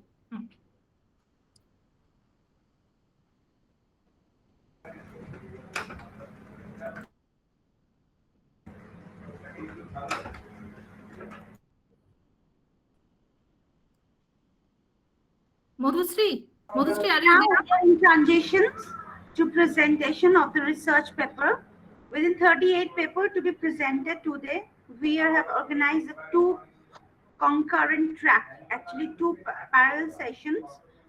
First main track of technical session number 1 will be chaired by Professor Arun Kumar Chakraborty. May I call Professor Arun Kumar Chakraborty to take the charges of chairing the session. Professor Arun Kumar Chakraborty, are you there? Yes. Okay, so please, I'm handing over the session to you. Please share the session, sir. Okay. Where is the paper, sir? Can you show the papers? What are the papers are there? What are the papers? Okay, sir, I'm sending you the details of the paper via WhatsApp. Is that okay? Yeah. That will be better. Okay. Sir, I'm sending you. Yeah. How many papers are there in this session? Sir, there are 9 papers are there. And all the papers are presented are there? Everyone is going to present. Okay. Actually, the 9-1 or the 9-1 or is it a Sir, I'm sending you the link.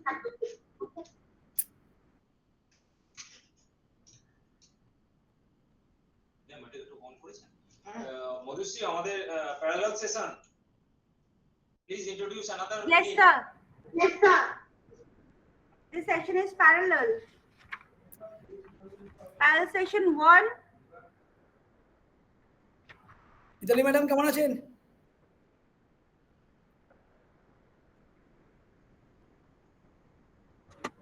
Sir, parallel session 1 will be covered by Professor Parikshit Mandal.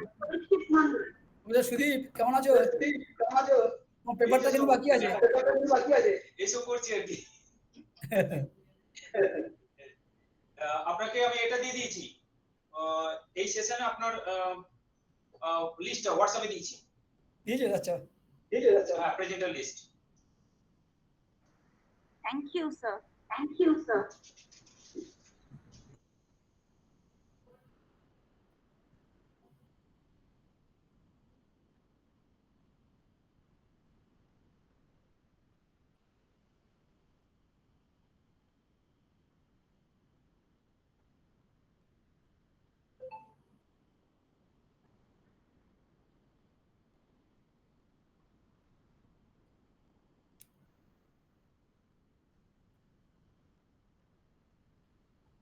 Should I start? Yes, sir. You can start. Okay. Good afternoon. Yeah, I'm really thankful to this Department of Library Information Science RVU and the HFD Department, Professor Sudeep Ranjan Hatua and his team making a good program in a very short period. I think is and got so many papers. It's really a good achieve. And Dr. Snigdha Naskar, she is the coordinator for this program. I think I've been seeing that her for a lot of pain she has taken to make this program success. So this is good that so many papers will be presented. I think first paper is will be Aditi Vishwas, librarian. Before CSE. starting, let me introduce yourself, sir. Okay. I would like to introduce you. Professor Arun Kumar Chakravarti is a highly respected academician, library professionals, administrators, and a scholar currently serving as a professor in Department of Library Information Science at Netaji Subhash Open University, Kolkata. With more than 30 years of the teaching experience, along with a rich, varied administrative career, he has made a remarkable contribution to the field of library information science. He possesses immersive academic background, holding a qualification such as Belize, Emily's PhD over the year have been associated with the teaching and academic guidance institute. Librarian at the Indian Institute of Management, Indore, librarian at Bose Institute, Kolkata, Director General of Raja Rammohun Library Foundation, Director General of National Library in India, Additional Missions, Directors of the National Missions Library, Ministry of Culture, Government of India. These positions reflect your outstanding administrative ability and his deep commitment to strengthening the library system and public knowledge institutions community. So please, I'm welcoming you to chair this session. All is yours. You can start the session, sir.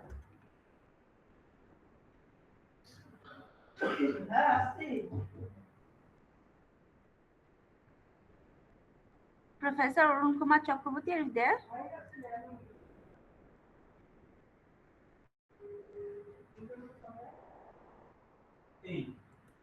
কোথায় চলে গেল sir?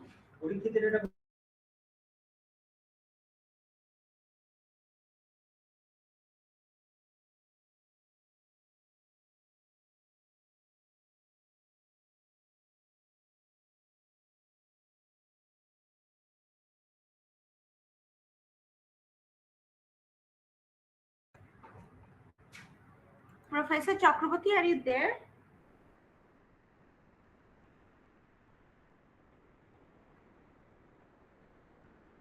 Network on network Yes. Are you there, sir? Hello. Hi. Network is Okay, no problem, sir. You can start your technical session 1. It's all yours. Okay, sir. Okay. But just a minute.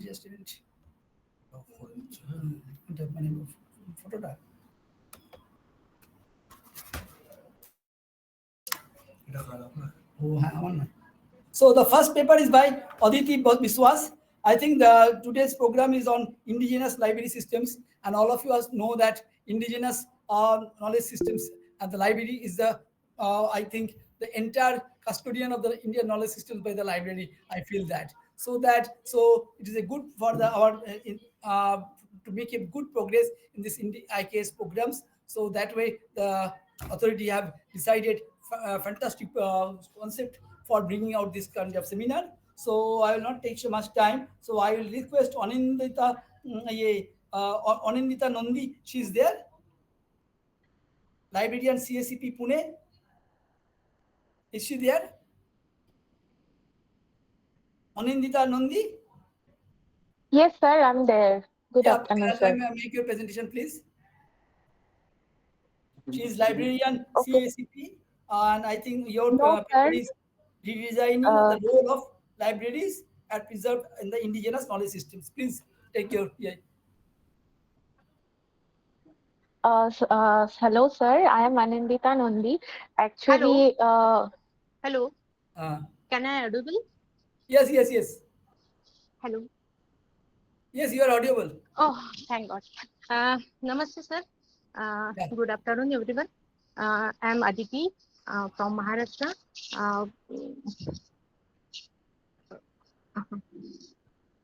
And today I was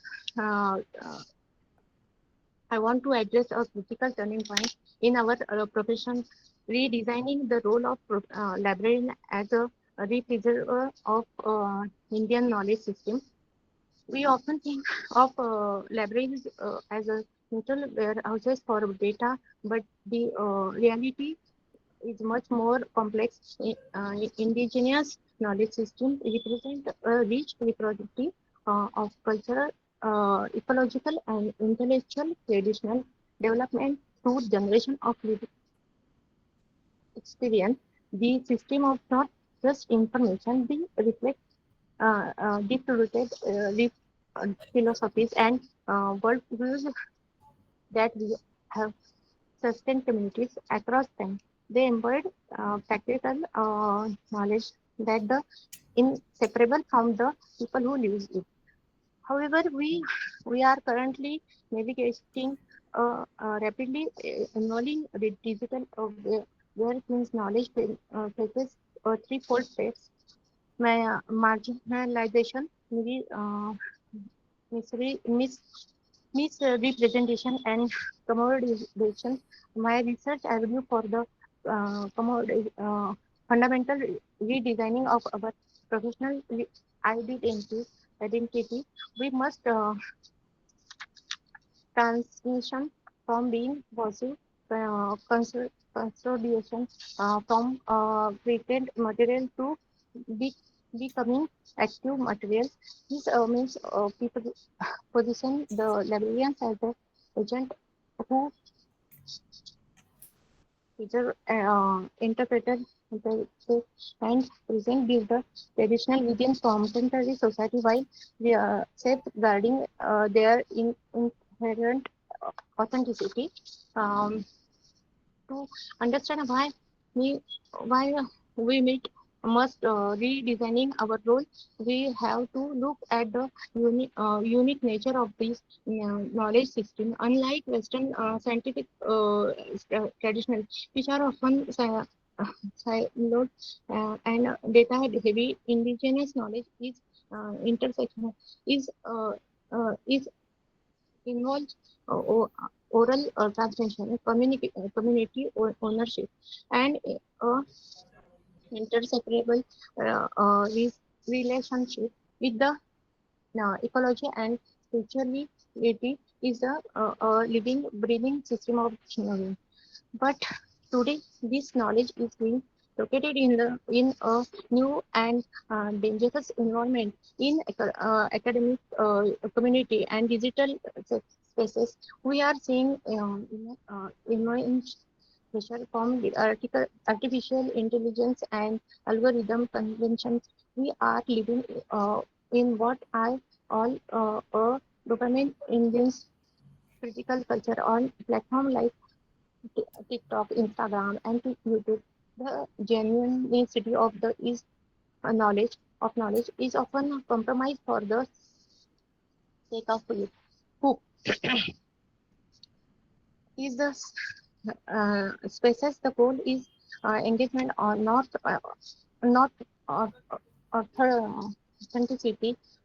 Complex indigenous wisdom is frequently reduced to contextual narrative, short clips or posts used for entertainment for the debate rather than valid inquiry. When knowledge is trained stripped of its contents to satisfy a social media algorithm is to loses its goal. Soul is a creates a environment where consumption is a prioritized over actual understanding. Uh, as a librarians, we must recognize that we are the first line and defense against this distortion and dilution. Historically, the librarian was a custodian or guardian of book and physical objects. We focused on the five laws of librarian science, priorities, organization, and safety. But the digital demands a third evolution, the librarian as a culture mediator. This shift required us to bridge a gap between indigenous and teleology, how indigenous people know and understand world now and modern institutional system. We are not just a cataloger, we are facilitator of the epistemic justice. This means acknowledging the our traditional classification system not always fit indigenous world use. It required to handle the spectrum and sensitivity regarding what knowledge should be public and what should remain secret within a community. We must negative the complex ethics of community content and participatory documents. Our goal is to ensure if this knowledge existing in the modern world as the without being measured by the demand of the sleek drawing private digital age. My research proposed a formative framework to guide this redesigning. This framework is built on several strategic pillars. First, we must adopt culturally responsive process practices. We must move away from extracting knowledge as the raw resources. Instead, we must use collaborative approach that respective community protocols and indigenous sovereignty over the own data. Second, we must in digital documentation and items. We should look at successful models like the uh, traditional knowledge digital library. We practice our algorithmic knowledge from being randomly pretend by outside corporation. We can also utilize a platform like Moodle, occurred management system digitally specifically to respected indigenous social protocols rather than open access rules. Third, we must influence constantly. Uh, we must ensure consistency. This means documenting the meaning and the story behind the knowledge, not the just raw fact. This ensures information is reduced to the entertainment who further a digital audience. Finally, this requires and institutional we need expertise in digital library management combined with the deep understanding of cultural studies. We need librarians who are comfortable with ethically protocols as they are with metadata standards. In conclusion, the librarian is a association. A library is the essential preservative of meaning in era of rapid technology to change. If we do not act as the editors, we risk losing the authenticity in the indigenous knowledge system to the water of the algorithm consumption by redesigning our role to focus on ethically protocol community sustain content and participatory archive. We know more than just save data. We facilitate social justice. Our ensuring the sustainable future for human knowledge in the its form. As an Thank you. It's over. Thank you, Dr. Aditi Vishwas. I've given a good presentation. Actually, if you would have shown the slides, that would be better. Okay, no problem. Now I would request Miss Anindita Nandi is there. Anindita Nandi? Yes, sir, I'm here. Yeah, okay. Good afternoon, sir. Yes, yes. Will you share the slides or only just a presentation? Make it Yes, presentation sir. within 6 minutes, and by out of that you must Yes, put sir. the objectives, introduction and little bit, and objectives, and then hypothesis, and then methodology, and then conclusions, findings and conclusions.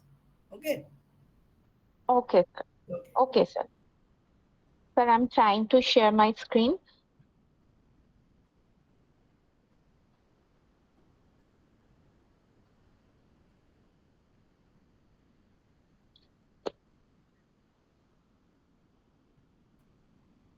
Good afternoon, everyone. My topic, I am Anandita Nandi. I'm an ex-student of Rabindra Bharati University, and my topic is a comparative study of e-resources availability in the institutional repositories in central libraries of Jadavpur University, Calcutta University, and Presidency University. If we say that in simple words, that what is institutional repositories?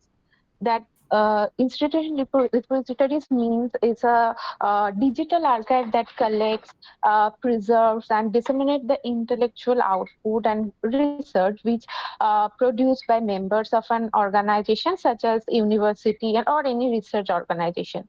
And it generally contains like research paper, theses, dissertation, annual reports, committee reports, artwork, or sometimes maybe video lecture, audio books, photographs, rare books. These things is are generally contains. And my study involves the availability of the e-resources, these institutional repositories of the central libraries of Calcutta University, Jadavpur University, and Presidency University. And this collection includes these theses, dissertations, research articles, faculty publication, reports, etc. In my next slide, I'm trying to share my objectives of the study, that it can assess and compare the availability and accessibility of e-resources, and also it contributes to the West Bengal digital library landscape, that highlighting that how heritage universities are adapting to the 21st century's paperless library model, and examine the type of digital content includes how metadata, search features work, how users can access these materials, and identify the also barriers, challenges like slow internet, lack of awareness, and examine the mode of access, like whether it may be remote access or campus access, and in the infrastructure provided for the using these resources.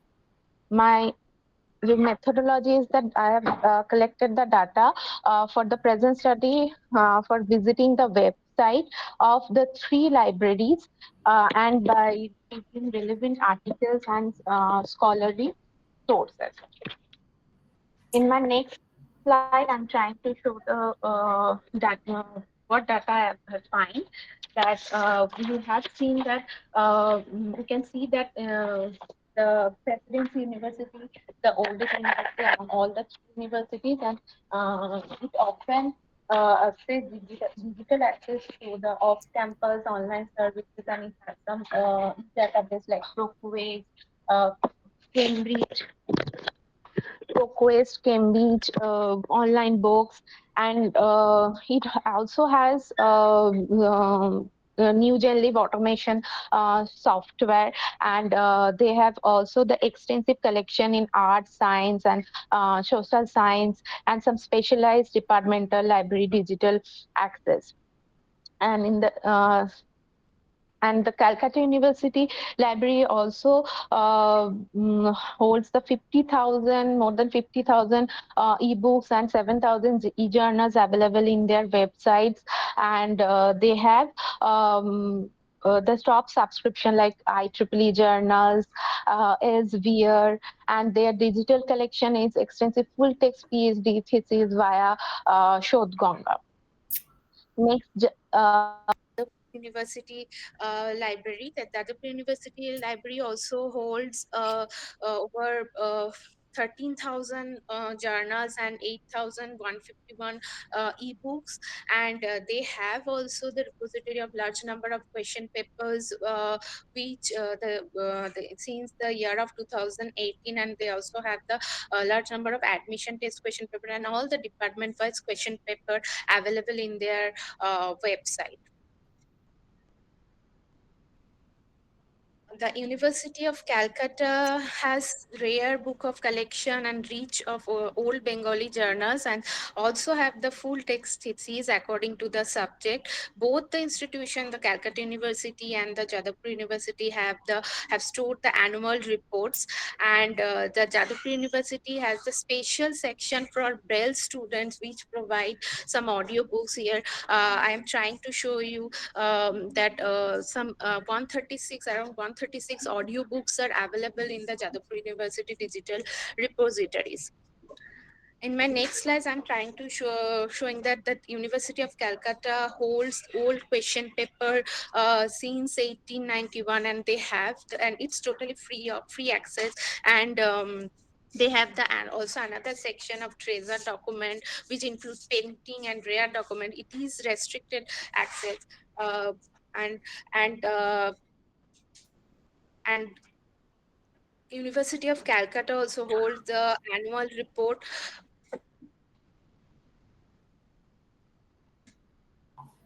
University of Calcutta also holds the annual report since 1951, and University of Calcutta also published the department-wise journal, and they have published university book published by the university. This portion also in restricted in access. In my next slide, Jadavpur University has the rare collection of books, which is also restricted access, and they have the one of the special section, that is video lecture repositories. Only JU has this section of video lecture repositories. Some subject related videos of renowned professors have been uploaded there. In the Presidency University Library, they have the rich collection, and they have many manuscripts there. Like in the manuscript, they have some old letters, and they have their own publication, that is Presidency Magazine since 1914, and Presidency College Prashangik since 1952, and these all are freely accessible. And they have also the thesis paper and dissertation paper according to the department wise. My last slide is my conclusion, that institutional repositories of these three universities play a important and significant role, but there are some challenges like limited open access and some technical issues like slow website performance or limited advanced search, and not all platforms are freely accessible. Some platforms required login ID and password, and some restriction of some data to share with others. So hence addressing this issue can enhance the accessibility and improve user experience, and strengthen the overall effectiveness of institutional repositories. Thank you, sir.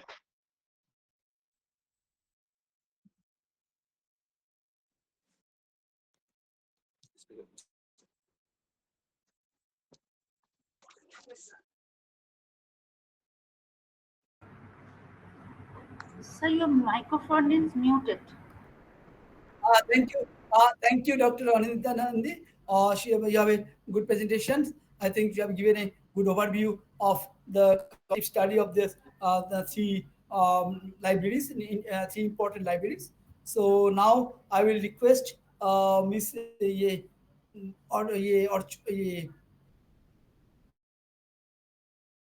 Orchongita Shaikia, na?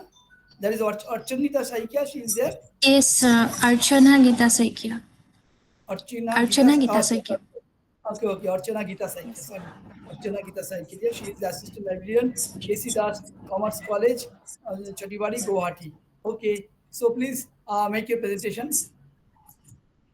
Okay, sir.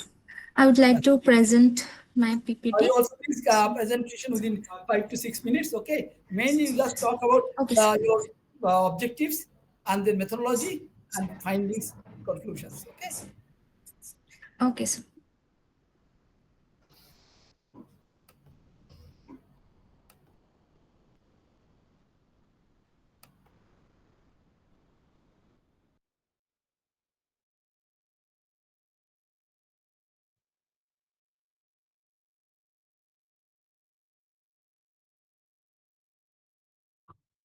So is it visible, sir?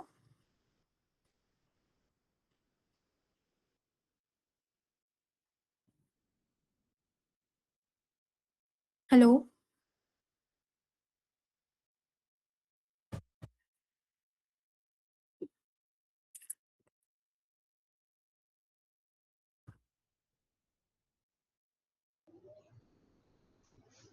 Hello, we are listening. Okay, sir. Is We are it listening. Okay, sir. Yes, you are audible. so respect chairperson, sir? It's visible also. Yes, it's visible. My fellow participants.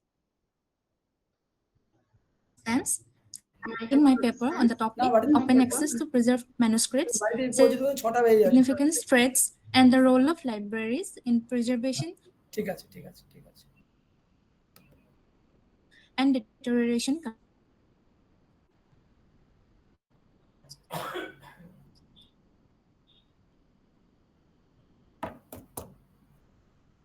What happened?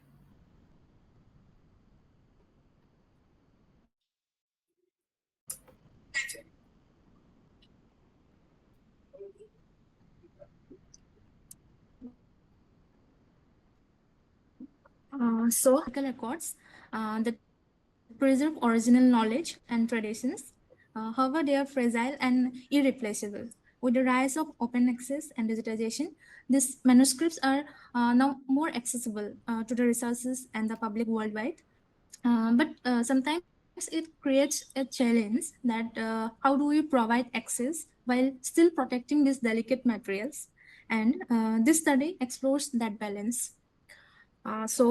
This study is based on four objectives. First, to examine the importance of open access in research and cultural understanding.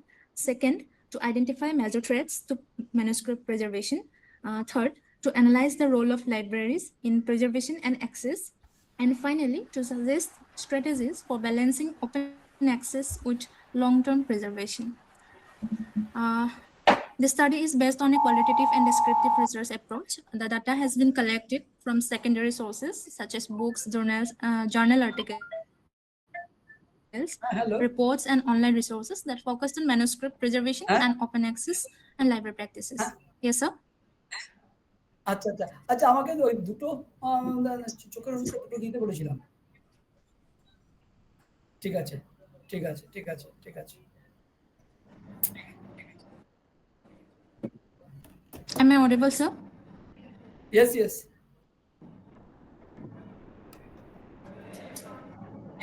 Hey, Shayan. Okay, sir. So I would like to talk about the significance of open access. Open access plays a crucial role in modern research. It removes barriers and allows scholars and the general public to access rare manuscripts. It also promotes cultural heritage by making historical documents visible globally. And more importantly, digitization reduces the need to physically handle manuscripts, while helps in preserving them. So open access not only improves accessibility, but also indirectly supports preservation. So there are many threats to manuscripts. Physical threats include aging materials and ink corrosion. Environmental factors like humidity and temperature can accelerate damage. Biological threats include insects and fungi. Human factors such as improper handling also cause damage. Besides, digital threats like data loss and format obsolescence affect digitized manuscripts, and all these risks actually make preservation a complex challenge for all of us.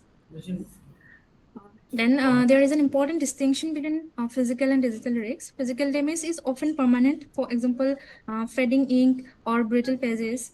And on the other hand, digital risks affect accessibility rather than the original document. However, digital preservation depends on technology, which can anytime become outdated. So therefore, neither method is alone is sufficient. We actually need an integrated approach combining both physical and digital preservation. And here the library and information science professionals and the libraries plays a central role. They act as custodians of cultural heritage by preserving, organizing, and providing access to these manuscripts. And there are traditionally conservation methods like climate control and restoration. At the same time, they digitize manuscripts and create metadata for easy access. And libraries also manage access systems to ensure materials that are used without being damaged. Then library face several challenges while preserving These are the things already known. historical. Archana Gita, please, these kind of things you can skip. You just come to the main theme. What is your paper content? Okay, sir. And then conclusion, okay? Because Coming the time to the strategies that can help us in preserving.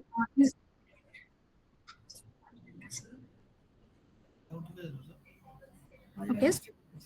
So to address these challenges, several strategies I have recommended in my paper. Firstly,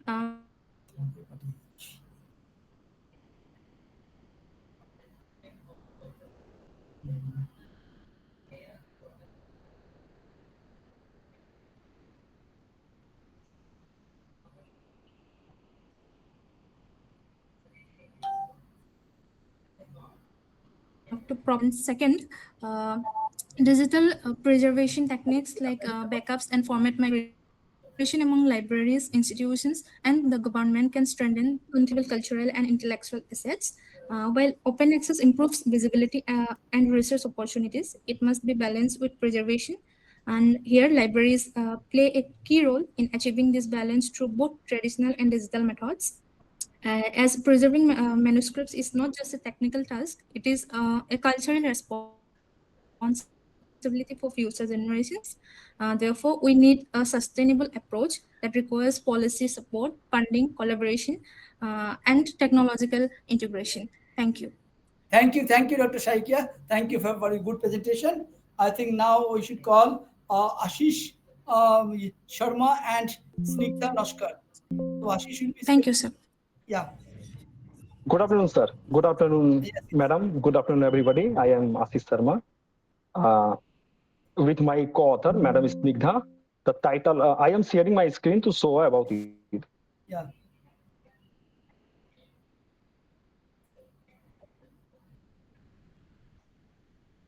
With co-author, Madam Snigdha. The title of our paper is Plagiarism, as projected in the Hindi movie The Storyteller, a review. Introduction. Plagiarism as a critical ethical issue in creative and academic fields raises important questions about originality, ownership, and intellectual integrity. The Hindi film The Storyteller, directed by Anand Mahadevan, presents a compelling narrative that explores these concerns through the lens of storytelling and cultural exchange by depicting the journey of a writer whose work is appropriated and transformed. The film highlights the blurred boundaries between inspiration and limitation. This study examines the representation of plagiarism in the Storyteller movie, focusing on its narrative structure, character dynamics, and underlying ethical conflicts. The film not only critiques the commodification of stories, but also emphasizes the emotional and moral consequences faced by creators. Through this analysis, the study aims to contribute to broader discussions on plagiarism and creative ethics in contemporary cinema and literature. So, research methodology. This study specify both explicit and implicit meanings in the Storyteller. Data were collected from film dialogue scenes and related sources through literature and documents. Study methods. The analysis examines narrative structure, character development, thematic motifs, and cinematic techniques. Treating the film as a cultural text, this interdisciplinary approach draws from literary theory, ethics, and film studies. This research is also limited to the storyteller as the primary source of analysis. Relevant literature was reviewed as a secondary source. Appearance of library. The national leading library in the storyteller by Mahadevan, अच्छा busy located আছে in Ahmedabad, serves রেজিস্ট্রেশনটা as করবো an important presentation serves as an important symbolic and narrative space. More than a physical ঠিক আছে setting, it represents the preservation and reinterpretation of stories, বাহ reinforcing the film's focus on memory and intellectual life. The library becomes essential for Tarini, who visits it to prepare for his role as a storyteller, borrowing books to narrate stories to his employer. Second, the Excuse me, character. Archana Geeta, please mute your microphone. Second, the character played six by Paresh 40 Rawal 40 embodies a students traditional. and faculty of professionals Second, the character played by Paresh Rawal embodies a traditional storyteller deeply connected to literary culture. His engagement with text, especially those inspired by Satyajit Ray, highlights the influence of classical literature. The library acts as a bridge between past and present, symbolizing how preserved narratives continue to shape identity and creativity. Ultimately, it underscores the enduring relevance of storytelling in understanding human experience. Role of librarian. In this movie, the name of librarian was Suji Fever. She plays a subtle but pivotal role in advancing themes of storytelling, authorship, and intellectual ethics. Portrayed as emphatic and professional, she assists the library users with care, guiding Tarini, a visitor from Kolkata, through membership and access to the library's resources. Her dedication is evident in managing catalogs, explaining policies, and engaging in literary discussion, marking her both a facilitator and interpreter of knowledge. Suji becomes crucial when Tarini discovers that his stories have been published under the pseudonym Gorki by his employer. Her expertise in Gujarati literature helps him overcome language barriers and understand the situation. Conversations referencing writers like Ruskin Bond and Premchand reflect the intellectual curiosity. Through her guidance, Suji functions as an ethical anchor, supporting Tarini in uncovering literary deception and highlighting the importance of integrity in storytelling. Copying path in the movie. Tarini visited the National Reading Library to locate storybooks for Garodia and met Suji Fever, a member of the library staff. During the visit, Tarini discovered that Garodia was selling his stories for personal gain without proper credit to Tarini. As the stories were published in Gujarati, Suji provided information regarding the stories and their respective authors. Garodia adopted the pseudonym Gorki to conceal his identity. So at the end, Tarini says that nakkal ke liye bhi akal chahiye. That means for duplicity or cheating, we need some knowledge. Okay, plagiarism effect. At an award ceremony, officials from the Rabindra Tagore Society asked Garodia whether the work was his own. When he confirmed, they fined him 10 lakh rupees and warned that legal action for plagiarism and copyright infringement would follow if he did not pay, as he had published another's work under his name without giving credit. Conclusion.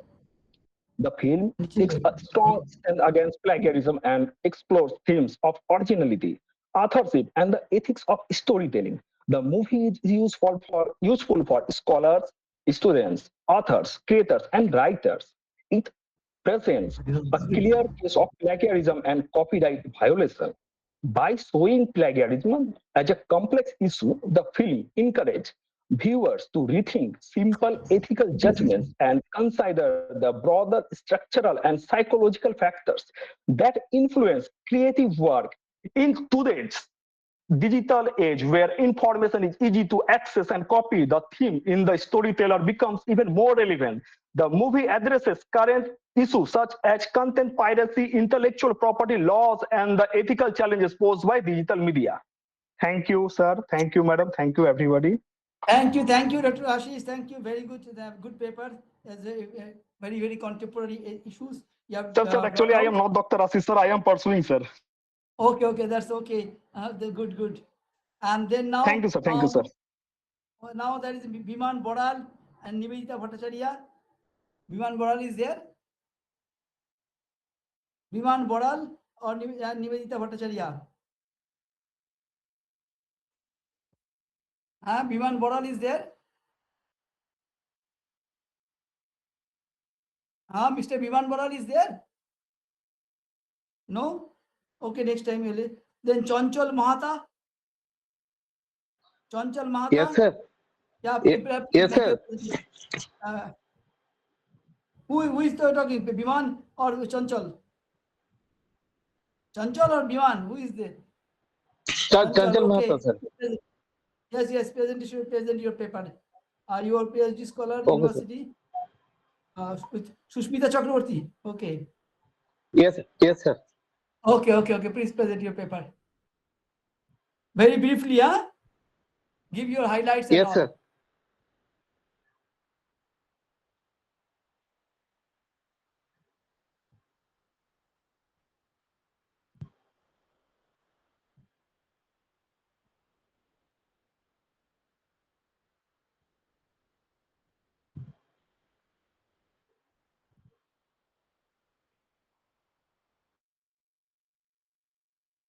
What happened?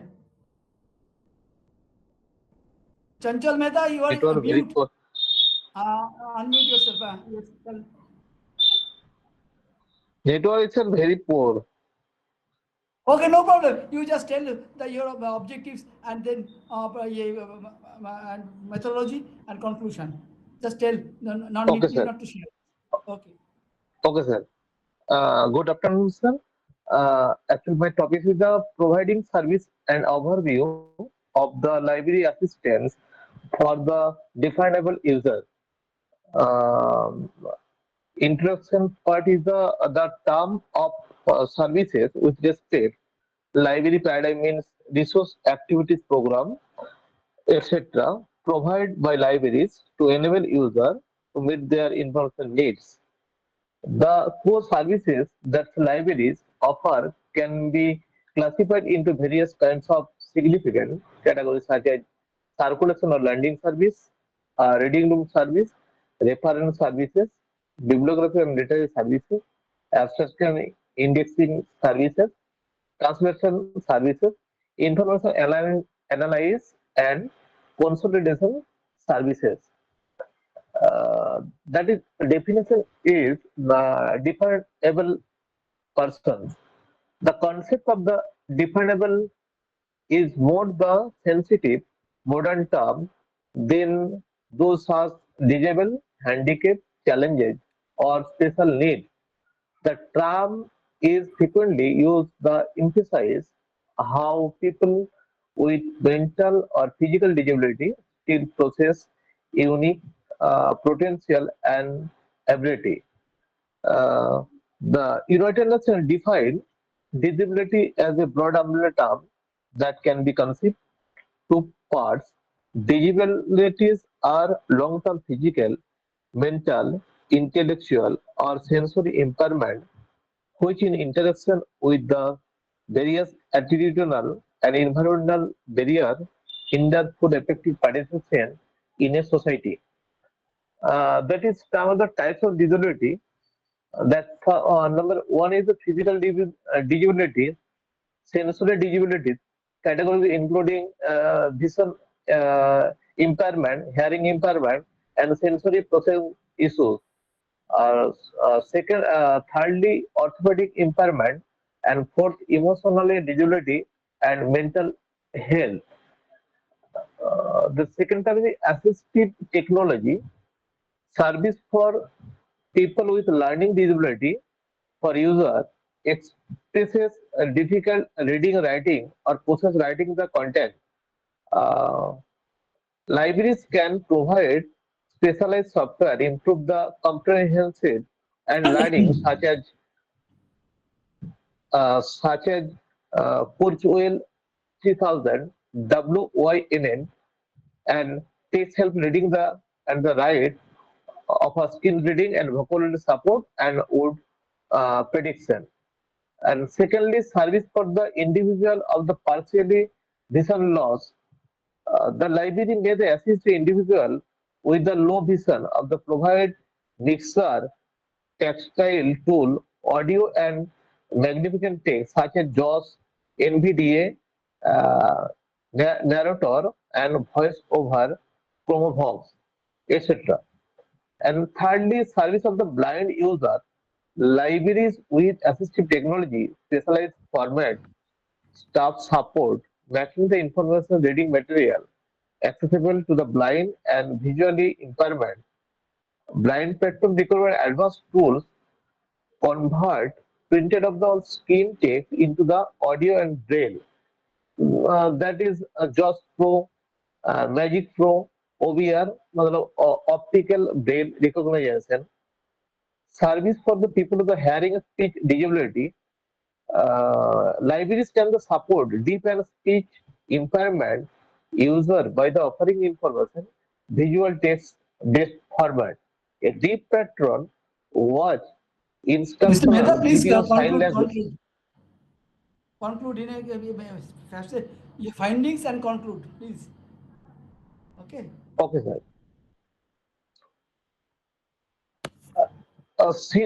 Scenario in Indian, including West Bengal, India actively working empowerment persons with disability, implements a comprehensive support system at both of the legal and the institutional level, implements a nation program like the national policy for the person with disability, and enacting special law like the Rights of Persons with Disability Act. And West Bengal situation is still challenging. There is still lot of work to be done, even through the several university libraries like those at the University of Calcutta, Jadavpur University, Rabindra Bharati University, and Presidency University have started providing service. Those with the visual impairment, university libraries still face the several obstacle using university grant commission and implement yearly effort to improve the situation. Key challenge university libraries of West Bengal, shortage staff, lack of the staff training technology, infrastructure deficiency, and inadequate collection of the out- outdated information. And Okay. lastly, conclusion is the library is the served as the critical information hub for all members of society, including those with disability, by implementing a range assistive technology and service uh, specific needs where sensory, physical, cognitive, Okay, okay. learning based. Thank you, sir. Okay, thank you, thank you. Now, Thank you, Devkanto sir. Haldar. Devkanto Haldar. Yes, Mr. sir. Devkanto, yeah, please present your paper, okay? Very brief, within 4 minutes, you just say what is your objective, we have the methodology and findings and conclusion, okay?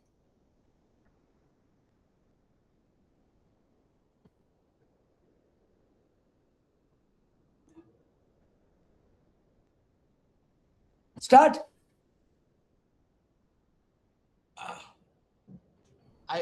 My PPT is visible, sir?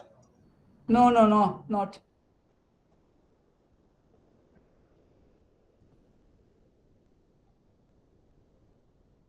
Now it is visible, sir? Yes, yes, yes, yes. Yes, very good, very good. Okay. Excellent. So, myself, Devkanto Haldar, researcher, Department of Library and Information Science, Jadavpur University. And my today's topic is Beyond the Building, Rethinking the Library Space through the Panchakosha framework of the Indian knowledge system. So, so now some introduction. So when I see this, the library space and the IKS division and the learning space, we see a paradigm shift. They are rigid, purely rational framework. It is more holistic, indigenous model of the knowledge. So the Indian knowledge system division of the Ministry of Education envisions rejuvenating this unbroken tradition to inspire the world. Libraries traditionally seen as mere storage facilities must now evolve into dynamic learning spaces that serve the whole human being physically, mentally, intellectually, energetically, and blissfully. So we see some objective, so how it's work, to examine the philosophical foundation of the IKs and their implementation of the libraries, analyze the Panchakosha framework as a spatial model, explore the epistemology's difference between the East and West in spite of the tradition, and the documents indigenous knowledge preservation practices, challenges, and proposed recommendation from the transformative library space. So now, so when it is, I briefly show the background. The IKS division of the National Education Policy 2020 aims to catalog and promote India's vast traditional and contemporary knowledge heritage, spanning arts, science, philosophy, and oral tradition. So crucially, it fosters interdisciplinary exchange, such as placing Sanskrit professors in IIT and science scholars in Sanskrit University, creating a fertile ground for genuine dialogue between the ancient wisdom and the modern science. So we see the approach is the Eastern and Western. In Western, we turn it is the Indianization, and the Western it is the in outside of the India, but it is just traditional. So it is the seriously engaged when epistemological device between the two culture or tradition. It is Eastern and Western. When we see the Western approaches, privilege, exteriorization, objectivity, and quantitative analysis. But in spite of the when we see our epistemology, it shows the interiority, institution, and experiential knowing. Understanding these differences, it is vital to designing the library service that accommodate holistic learning style, decolonize knowledge practices. So it is we see the Panchakosha theory. It is derived from the Vedic, from the Ved, basically the Rig Ved, and then the Panchakosha, it is the 5 division. We see the 5 sheets, the Anamaya, Pranamaya, Manomaya, Vigganomaya, and Anandamaya. And one of the library of our India, they implemented this model. It is a DBK Central Library in the Rice University campus. It is the Bangalore. So what is this? So first we see the Anomaya culture. It is all the koshas. It is derived from the Taittiriya Upanishad. And when we see the Anomaya, it is a physical form. And when we see the Indianization or the library context, it is the Bodhi Vriksham, the tree of enlightenment. We use the term of the Bodhi in all the koshas which relate to the enlightenment or the universe of the knowledge. And it is say the outdoor learning. Then it is the Pranamaya, it is the Bodhagraham, it is the house of the enlightenment in spite of the library building. And it is the cognitive place, it is the reading room and digital resources when we get. Then it is the Manomaya, it is the garden library or green library, it is the Bodharanam. It is denotes to the vital or mental energy that's related to the nature infused learning. Then we saw the Vigganamaya, it is the Bodharanam, it is the forest of enlightenment. So when we see the first 3 Anomaya, Pranomaya, and Vigganomaya, it is relates to the Brahmacharya in the in our the Chaturashram, and thus and the last 2, it is the Vigganomaya and it is the Anandamaya, it is the cave. Why it is the cave? Because it is the blissful solitude, the inner discovery of the wisdom or knowledge we get from the nature or the one's own. So we saw some indigenous initiative, but when we see, please conclude. just 2 slides, sir. When we see this, there it is the symbolic element like Gopura Kalasha, Surya Dhana, and Dharma Chakra. It is the transforming libraries into the scared site of learning. And in outside of the India, it is the Yale University. In the Yale University, it is the showcase from the best practices, and the British University, when Colombo University is the community-centered collection or ethical stewardship. So we see some recommendation. So when we recommended, it is the list. When we adopt the IKS model, it is the rethinking or regenerating our library space, which relate to our Indianization or our own tradition.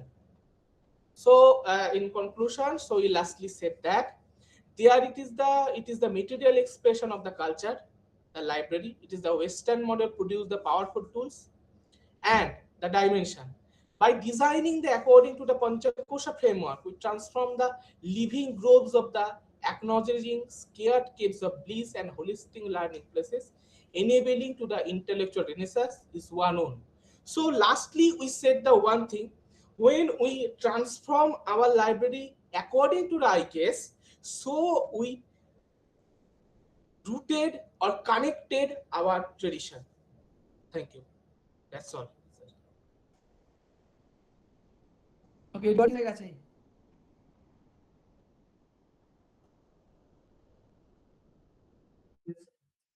Disconnect হয়ে গেছে হ্যাঁ চলে যাচ্ছে request Debraj Dasgupta is there? Yes. Devraj Dasgupta, please make your presentation within 4 minutes. Okay. I will present in Bengali language, and thanks to the people who are here. Thanks to the people who are here. If you have any presentation, I will just recite the paper. Thank you. Okay. পেপারের নাম হচ্ছে গ্রন্থাগার ও সৃজন, দেবরাজ দাশগুপ্ত। লেখক রাঘব বন্দ্যোপাধ্যায় তার কমল কুমার কলকাতা পিছুটানের ইতিহাস গ্রন্থে লিখেছে, কৃষক চৈতন্যের অন্বেষণ নয়, কৌমজীবন মন্থন করে লুপ্তপ্রায় সাংস্কৃতিক চিহ্নগুলি তার সাংকেতিক লিপি উদ্ধারক কমলবাবু অন্যতম কৃত্য। তত্ত্বকথা শিল্পের সেই সঙ্গে নৈতিকতা। শিল্পীর দেখা কোনো মামুলি দেখা নয়, নিছক বস্তু দর্শন নয়, তাতে অন্তর্বস্তু আলোকিত হওয়া যায়। এ এক উদ্ভাস। এই দেখার সাধনা, সৎ কাজ করার সাধনা যার নেই, বাইরি দাস কি তাকে পটুয়া বলে মানবে না কমল কুমার। আহ্লাদি বেদে পটো বাইরি দাসরা শিল্প সাধনা মৃতপ্রায়।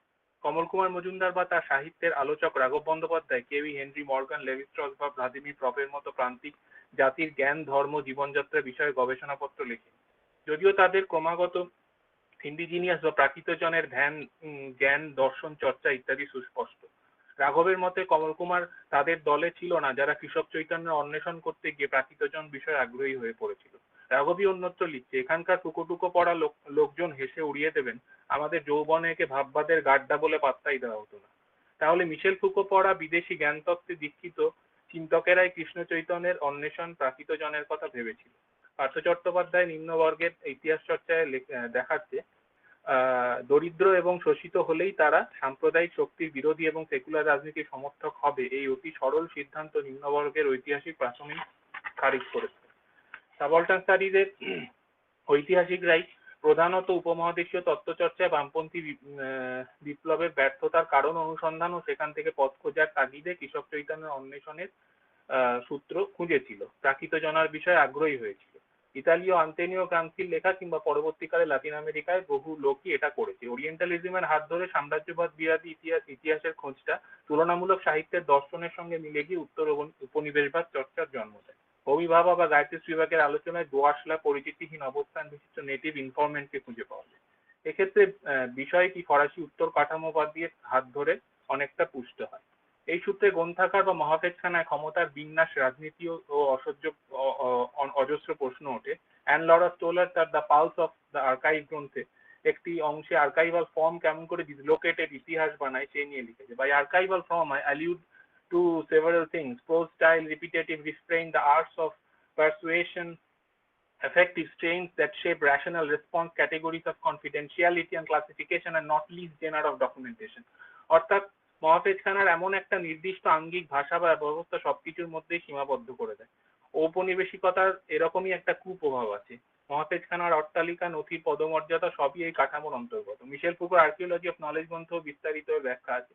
ফুকোর তত্ত্ব আবার ইউরোপ কেন্দ্রিক, তাই উত্তর উপনিবেশবাদ এগুলোকে নতুন করে ভাবে, যেমন ডাক গ্রন্থ কিংবা অপর বিষয়ক অন্যান্য লেখা। জাক দেরিদার গ্রন্থ আর্কাইভ ফিভার থেকে উৎসাহিত এই ধরনের লেখাগুলো উঠে আসে। রাঘব বলতে চেয়েছিল কমল কুমার ঠিক এই অর্থে গ্রেইন থেকে উল্টো করে কোনো কৃষকের বা অপরের বা নেটিভ ইনফরমেন্টের চৈতন্য খোঁজাতে আগ্রহী ছিল না।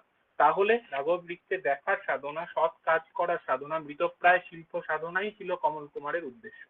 সেটা কিন্তু প্রাকৃত জনের জ্ঞান তত্ত্বকে ধরা যাবে কি করে এটা দিয়ে?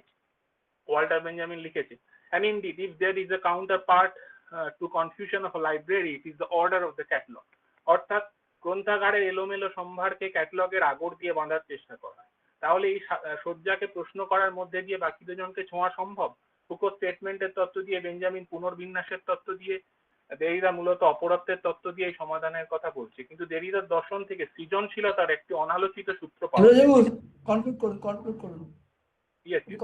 টাইম হয়ে গেছে।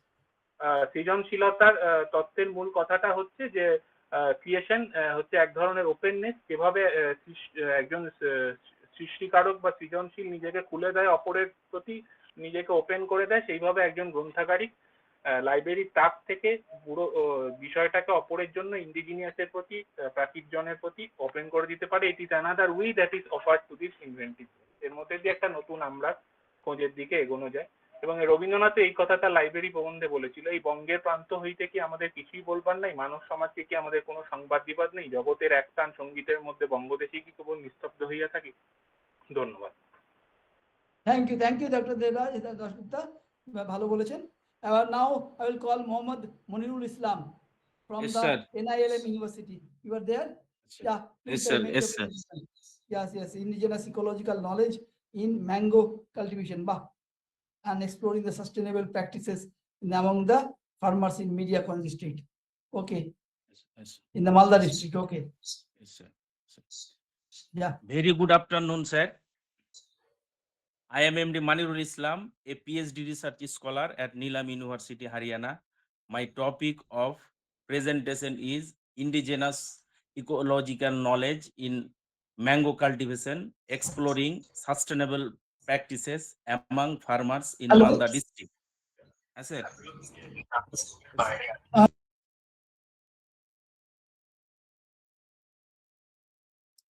Hello, sir.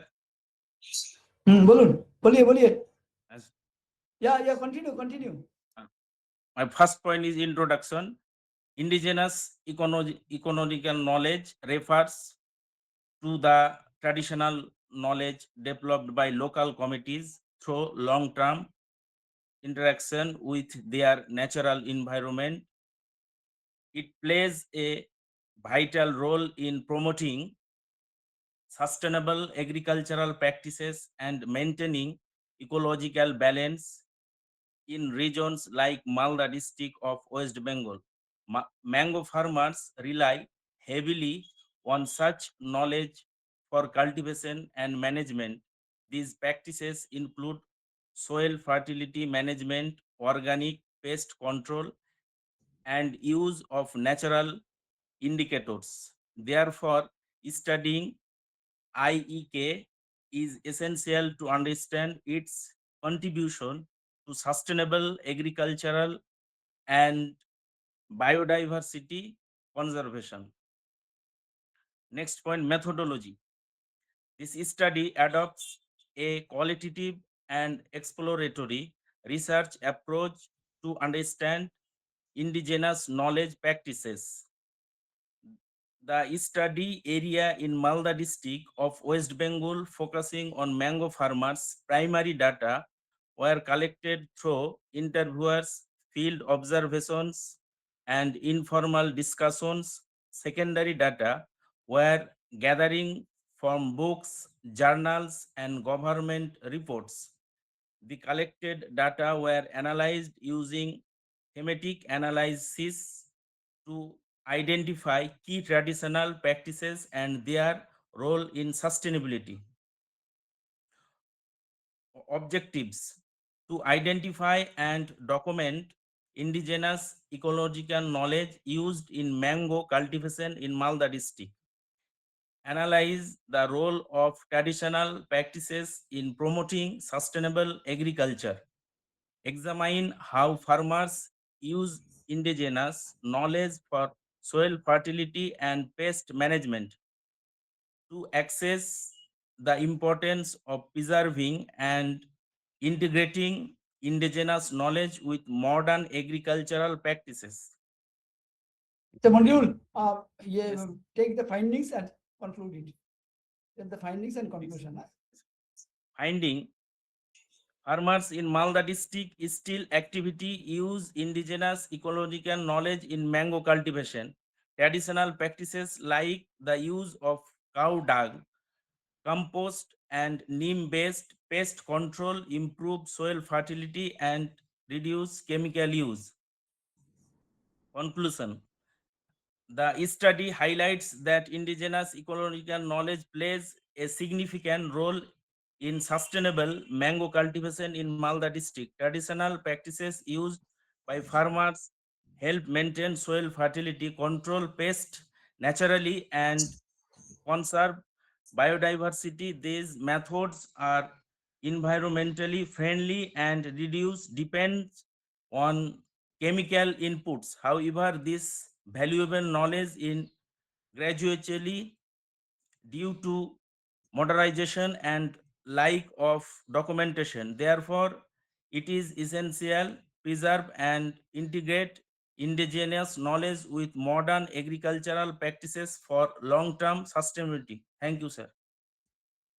Thank you very much. I think there were 9 papers and all 8 papers were presented. And thank you for all presenters. You have given a good presentations. And with the due to paucity of time, we could not take it all the presentations. So it's that's one presentation was not there. So no problem. And I'm really thankful to the organizer for organizing such a program. And then thank you to Dr. Sudeep Ranjan Hatua, the head of the department, and then the other faculty members, and then especially Dr. Snigdha Naskar. She has been threshold of this program and trying hard. So all the departments, thank you for giving me opportunity. Thank you. Yeah. Hello, sir. Myself, Dr. Meghnadar. You have not made presentation? No, sir. Yes, sir. Yes, sir. Yes, sir. Okay, just present within 3 minutes. Just tell the Okay, sir. Thank you. Thank you so much, sir. Okay. So a very good afternoon to respected chairperson and the other delegates of this session. The topic of my presentation is hello. The topic of my presentation is preservation of manuscript culture in Jammu and Kashmir, its challenges and opportunities.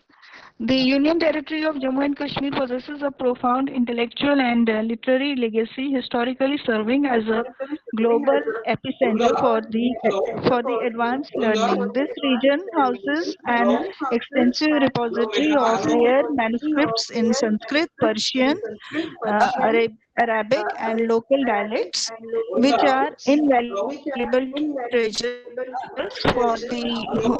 that hold immense importance for understanding the region's history, culture, and knowledge systems. Despite their intrinsic value, their treasures face critical threats like environmental decay, inadequate infrastructure, and lack of professional educational. Hello. Hello, Megha. Hello, sir. Hello.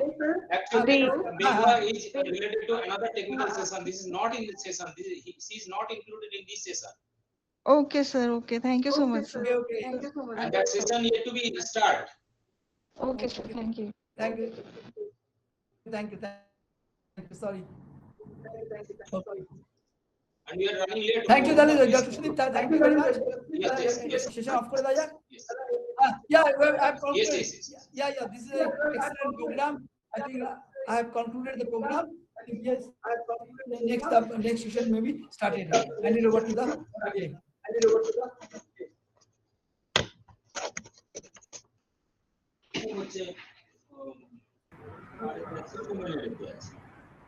Sir? Dr. Snigdha, please. You can continue. Yes, sir. Is the all presentation is over, sir? Over. Yes, all presentation is over. Okay, thank you, sir.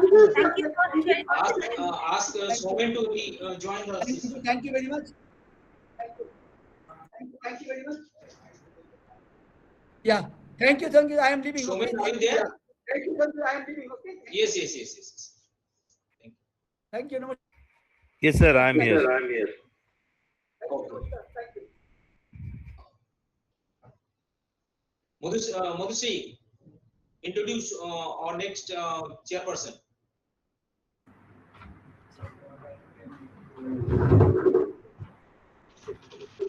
Madhusri. Yes, sir. So We are. Just Hello. introduce our next chairperson, Dr. Somen Moli. Hello. Yes, Somen. Hello. Hello. Hello. We are listening, both of you. I think it's echoing. Madhushree একটু দেখো কোথাও আর কারোর on আছে কি? Yes, ma'am. So we are heading towards the second technical session, and it will be chaired by Dr. Somen Mollik, at Department of Library and Information Science, Vidyasagar University. Dr. Somen Mollik is currently serving as an assistant professor, as an associate professor and head of the Department of Library and Information Science at Vidyasagar University. He is a respected academician and researcher who has made valuable contributions to the field of library and information science through teaching, research, publications, and academic leadership. His areas of research interest include scientometrics, LIS education, and information retrieval, which are highly important and relevant areas in contemporary library and information science. Dr. Mollik has been serving in the Department of Library and Information Science at Vidyasagar University since 2010 as an associate professor since 2022. Over the years, he has taught important subjects such as information retrieval system, Mark 21, information sources, open knowledge system, and documentation techniques. He has published several research papers and edited an important titled Glorious 100 Years of LIS Education in India, Introspect and Prospects. His academic engagement is further reflected in his guidance of PhD scholars, his association with professional bodies such as IATLIS, the Daily Library Association, and the Indian Association of Special Libraries and Information Centers, and his active participation in seminars, conferences, and workshops. Dr. Somen Mollik's academic journey reflects dedication, scholarship, and a strong commitment to advancing library and information science education and research. We are truly honored to have him with us today. With great respect, I invite Dr. Somen Mollik to address the gathering and share his valuable thoughts with us. Thank you, sir, and a very warm welcome to you. Over to you, sir.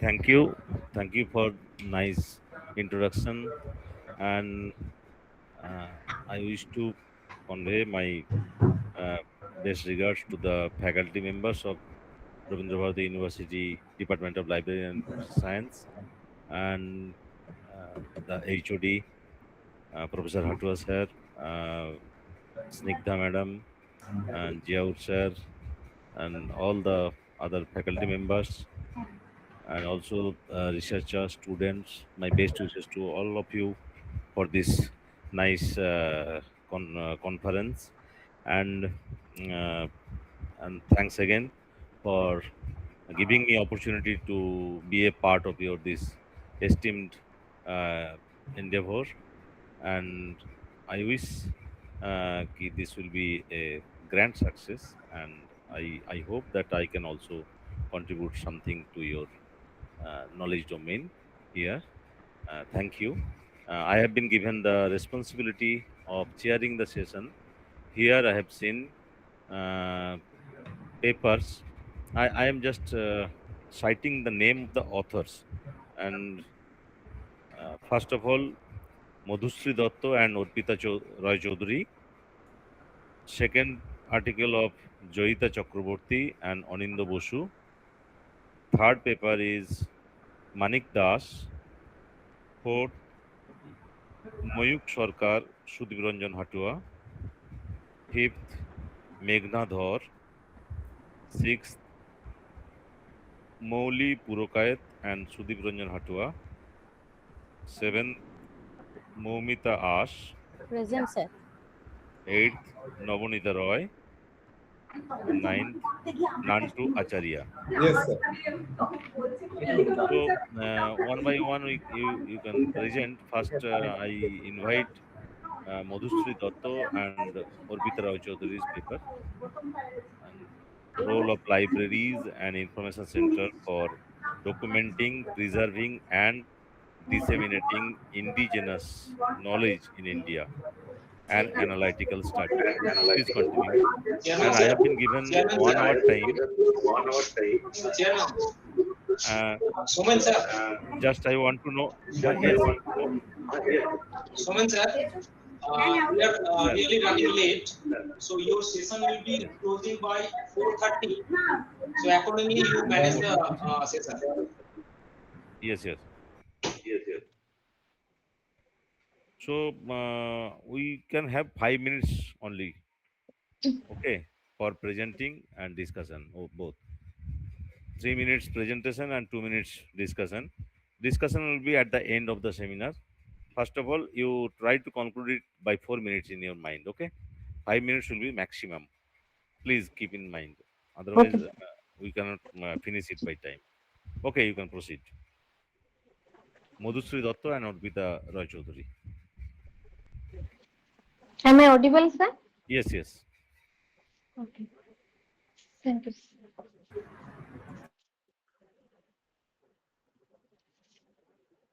Madhusri, can you please share our PPT?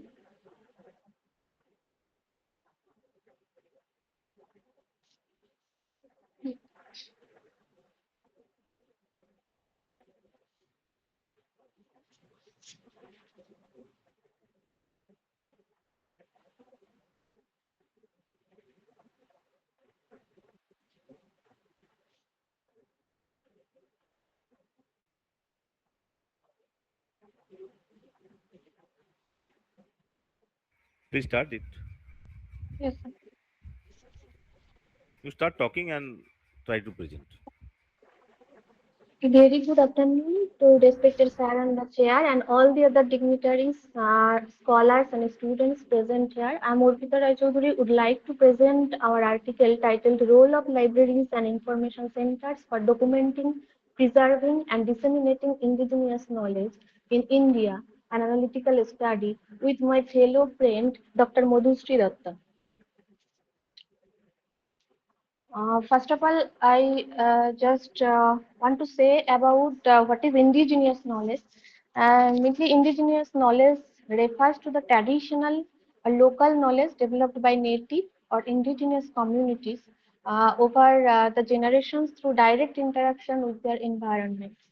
Sometimes it is local and community based, which belongs to specific communities or which is passed down orally or through practice.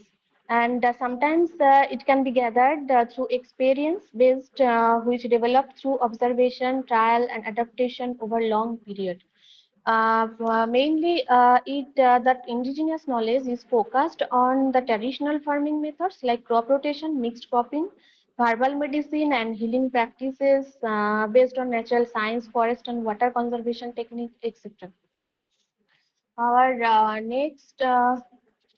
on the 3 points we have objectifying here, try to point out that is the to assess the role of libraries and information centers in documenting, preserving, and promoting indigenous knowledge, and to identify the major problems faced by the libraries and information centers in managing and protecting indigenous knowledge, and to suggest effective strategies and measures to improve the role of libraries in protecting and promoting indigenous knowledge.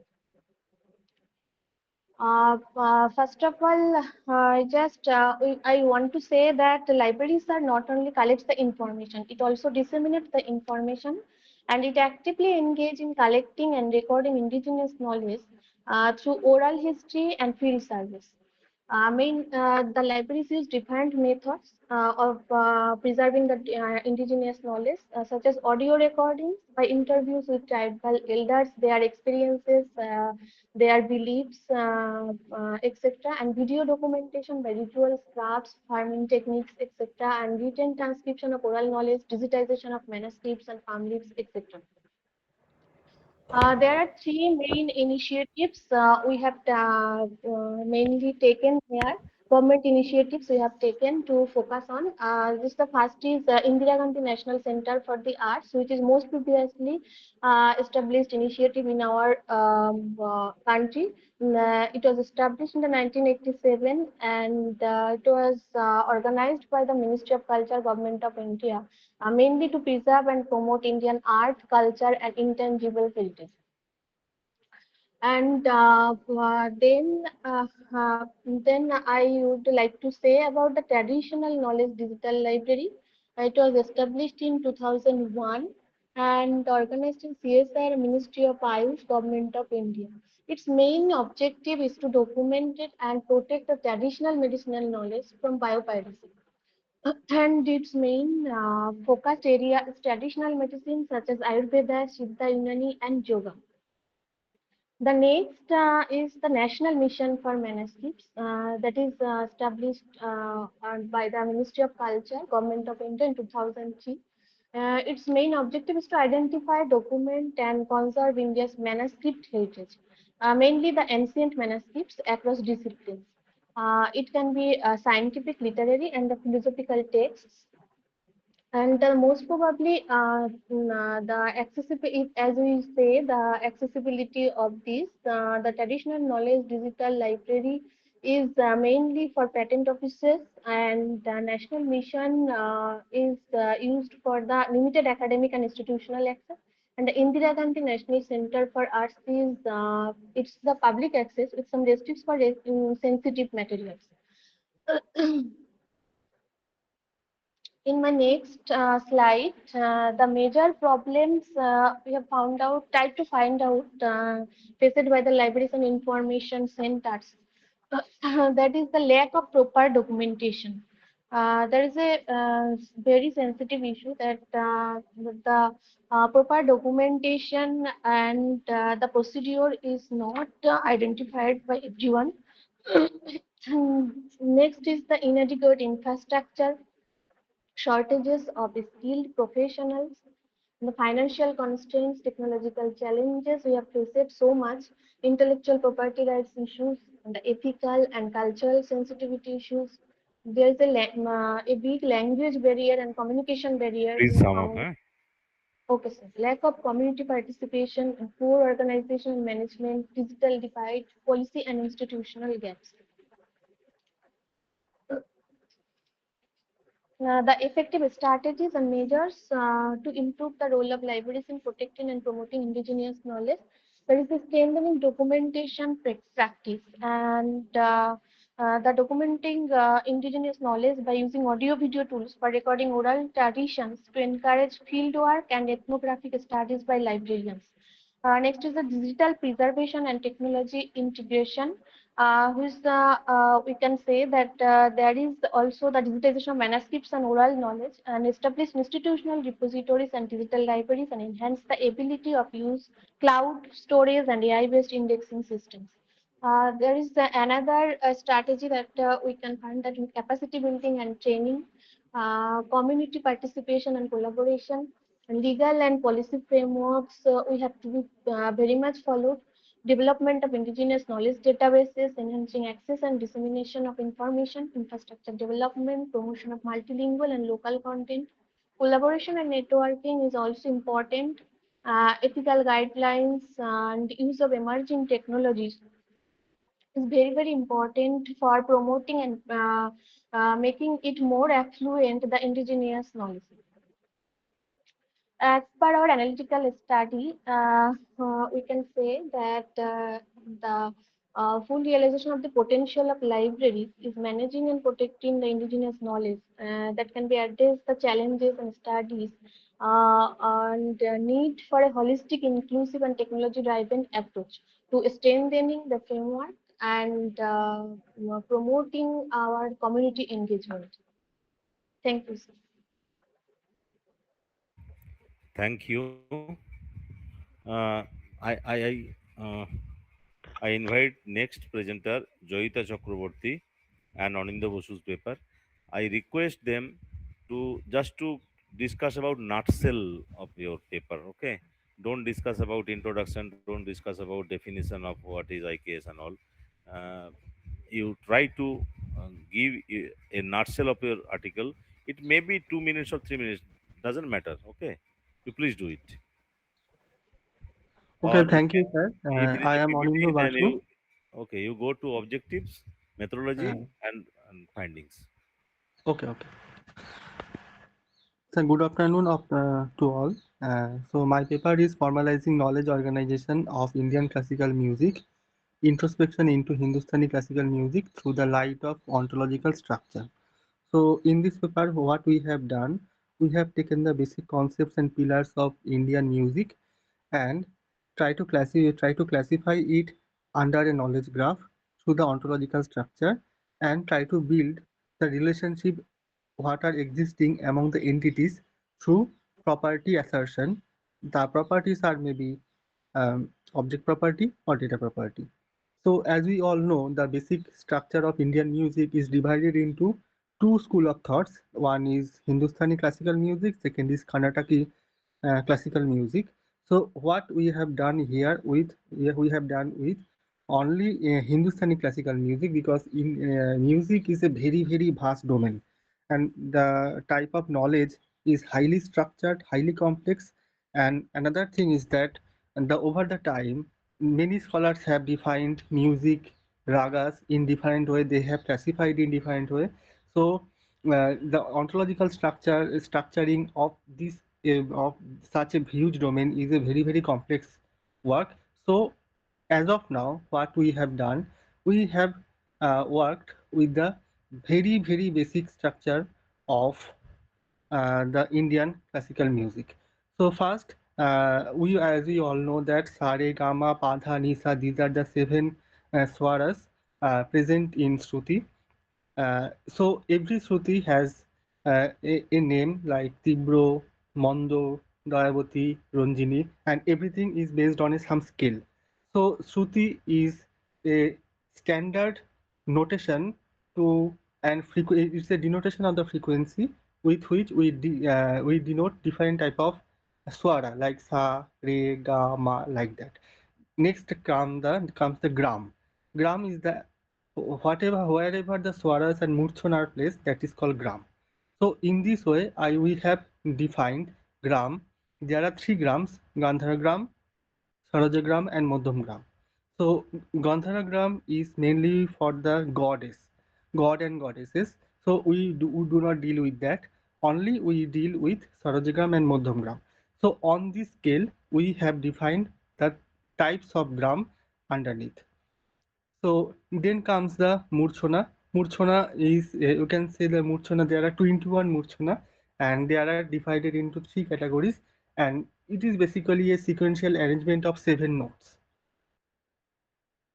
And then comes the That. So That is basically the from where the ragas are originating. So That refers to a structure and frame. It is also synonymous to Mela in Karnataki music. So That and Mela both are synonymous in different school of thought. So I am going to there are 10 That basically: Bilawal, Bhairav, Kafi, Khambaj, Todi. So from these 10 thirds, the every rag has been generated. So there are many ragas are there, we all know that, and there are 10 different way to classify them. So whatever we have done so far is that the first way of classification, that is Dashabidhu raga classification, this classification we have taken in our ontology. So for the proof of concept, we have taken use it as a pinch of salt. Now, for the formalizing the knowledge representation in a ontological structure, we have used proteage. So as we have told that grama, and this that is called Gandharagram, Madhyamagram and Sarajagram. Here I have given the scale. of the entire music notation of the sa, re, ga, ma, pa, dha, ni, sa in Sarajagram and Madhyagram. These notations are different by its number of shrutis, that is the frequency number. So that's why the two kinds of Sarajagram has been defined in two different ways, and for that I have taken the annotation property, that is RDFS is defined by and type RDFS literal. In this way we have taken the all the notations that are coming in these two categories. Next comes the Murchana. There are three types of Murchana, and all the types of Murchana are being classified here. There are total 21 Murchana, and they are categorized into broadly three categories. And under each category, 7 different Murchanas are coming, and all the notations are given here.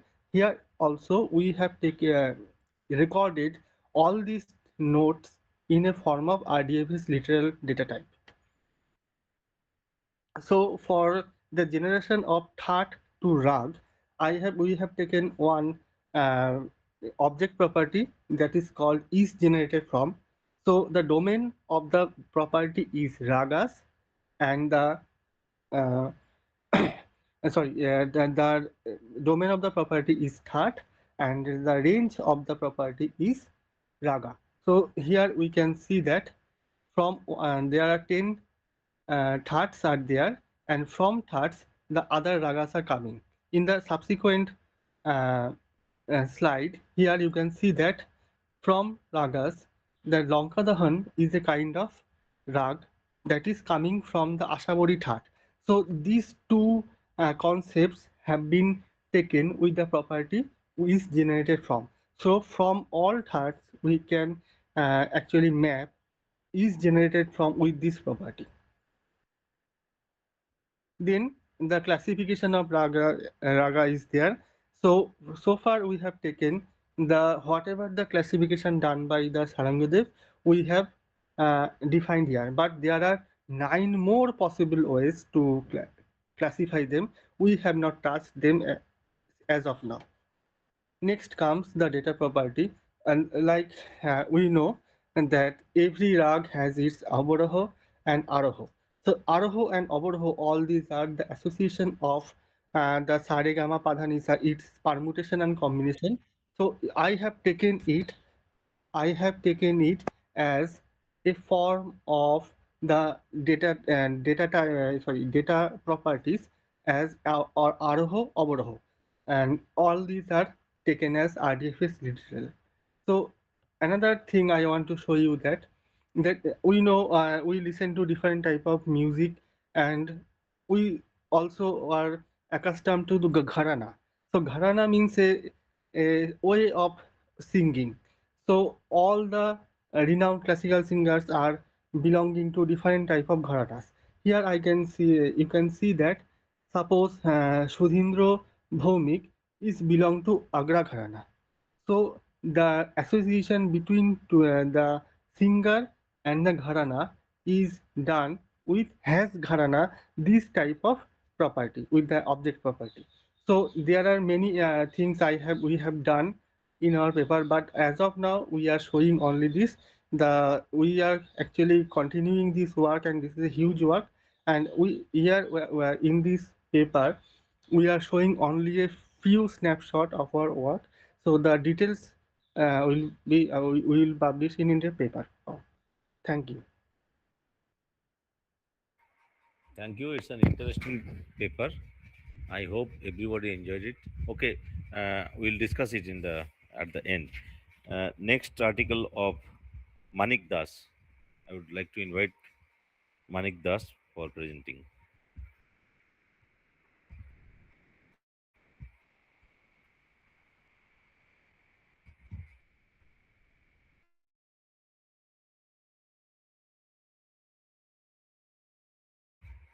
You are not audible, no? Switch on the mic button. Sir আমি মানিক দাস, আমি assistant librarian JS school of medical science and research. আমার topic folk performing arts, a unique of community information service and awareness of rural life in West Bengal. পশ্চিমবঙ্গের folk আর্টগুলো গ্রামীণ জীবনের সামাজিক সমস্যা সম্পর্কে তথ্য প্রচার ও সচেতনতা বৃদ্ধিতে গুরুত্বপূর্ণ ভূমিকা পালন করে। এই আর্টের ফর্মগুলো কমিউনিটি এঙ্গেজমেন্ট এবং সোশ্যাল সামাজিক পরিবর্তনের জন্য একটি শক্তিশালী প্রাণবন্ত মাধ্যম হিসেবে কাজ করে। আমাদের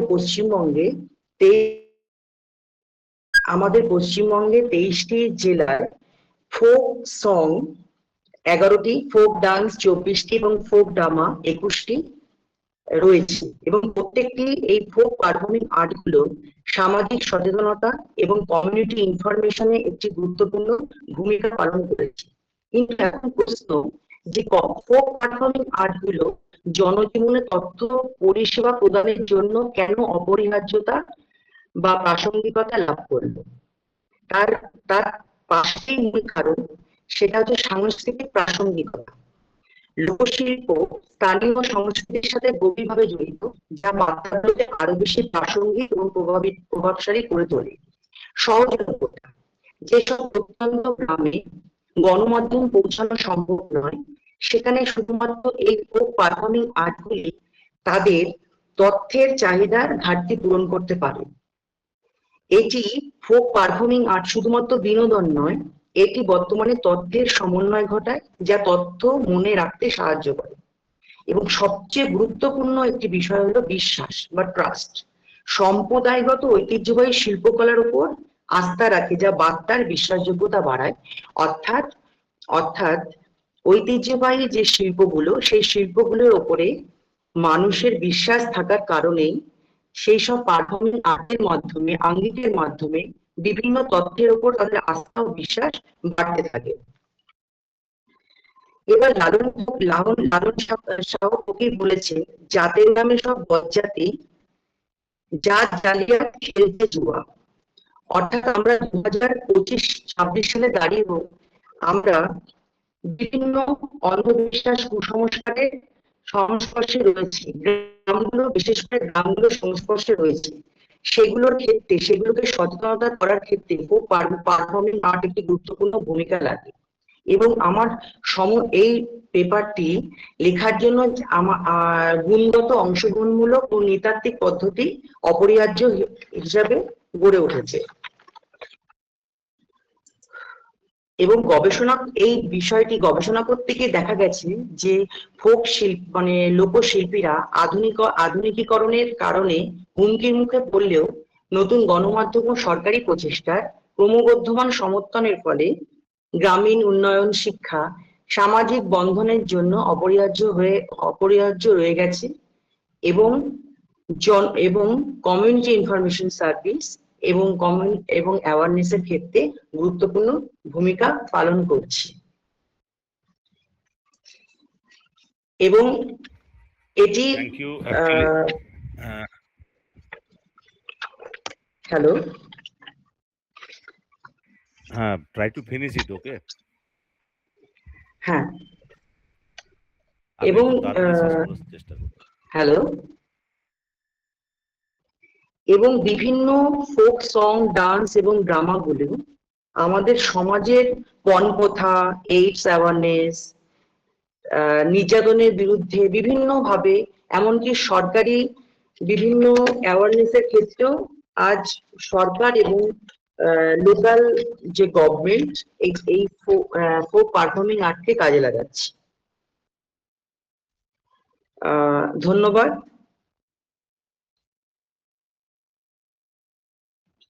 hello hello, Thank you. It's a nice presentation. Actually, in between, I was disconnected for 1 or 2 minutes.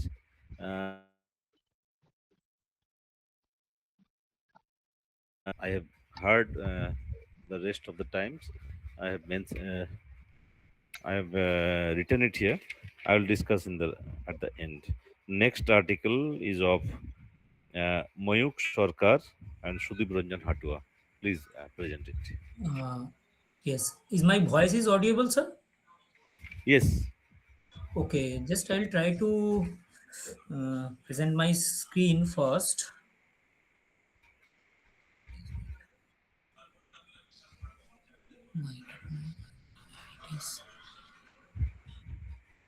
Screen.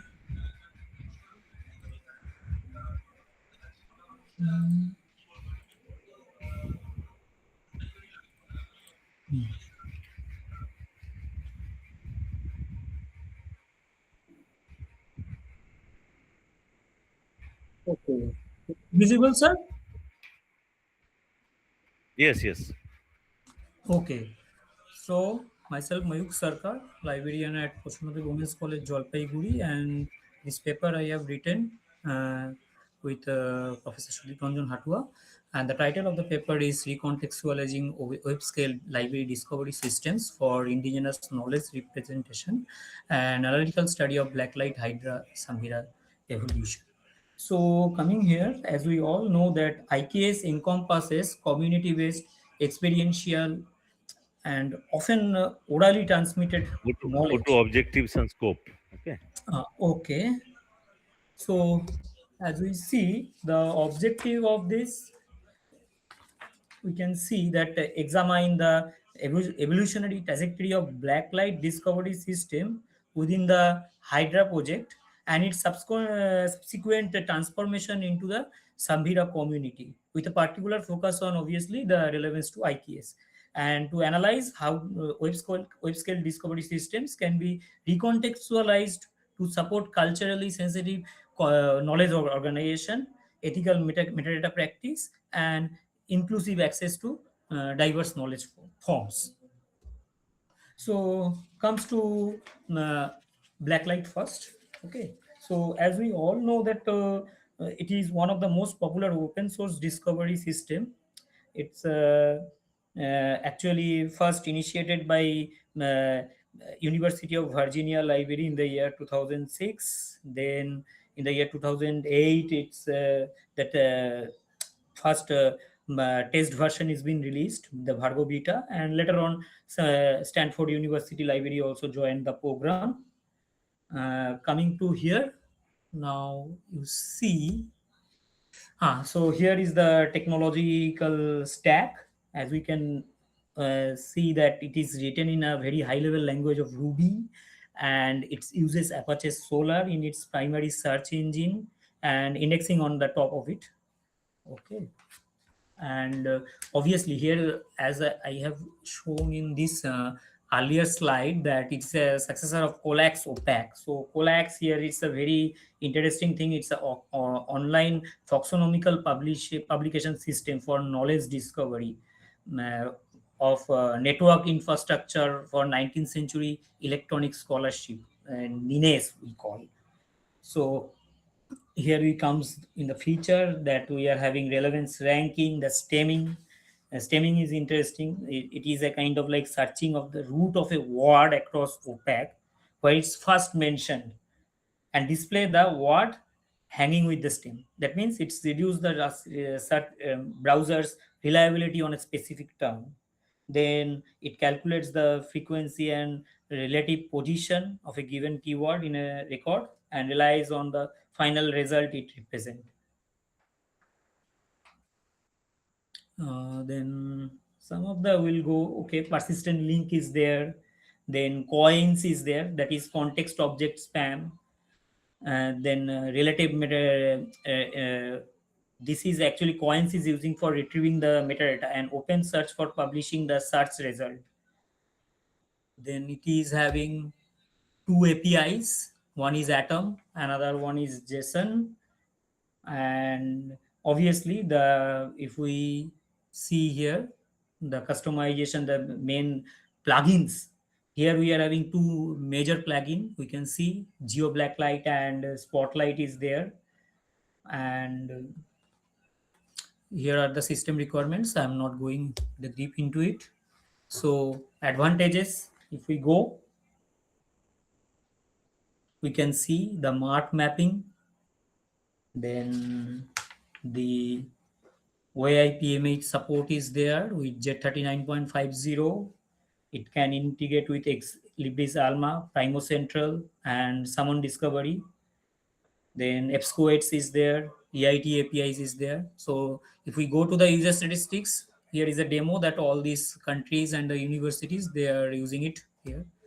So coming to the Hydra project, so it's a joint initiative of Stanford, Hull, and Virginia University in the year 2009. And they further amalgate with the Fedora. Actually, when it started, they amalgate with the Fedora Commons of DuraSpace and Media Shelf of LLC in 2015. So the major component here, if we see, this is also runs on Ruby on Rails. Then Solar is there, and obviously it is having that CUD, that is create, update, and delete option, what we call from the object. So moving here to Samvira now. So Samvira, it's an open source, one-stop, world-class digital asset management solution. And it came from actually the name Samvira, adopted after the discontinuation of Hydra name. Actually, there was a ambiguity and a copyright issue. That's why they dropped it. And total 34 partner countries, they have joined here. And see here, actually, in the beginning, the technology stack, if we see it, earlier it was running on Fedora 4 with the Solar. Later on, it joined actually. Now you see how much You can present one interface with real life application. Is it there? Real life applications are all those universities, they have already implemented. And in the year 2019, that is during my dissertation also, I have tried some of it to apply there. So right now all those applications I don't have, but I can show some here. This is the a screenshot. Actually all these discovery is basically for archival, then archival resource, then manuscripts for which we can use. That is a good thing. And especially this is having again, earlier I told about the create, update, and delete option. And the Samvira is having the read option also, it's there.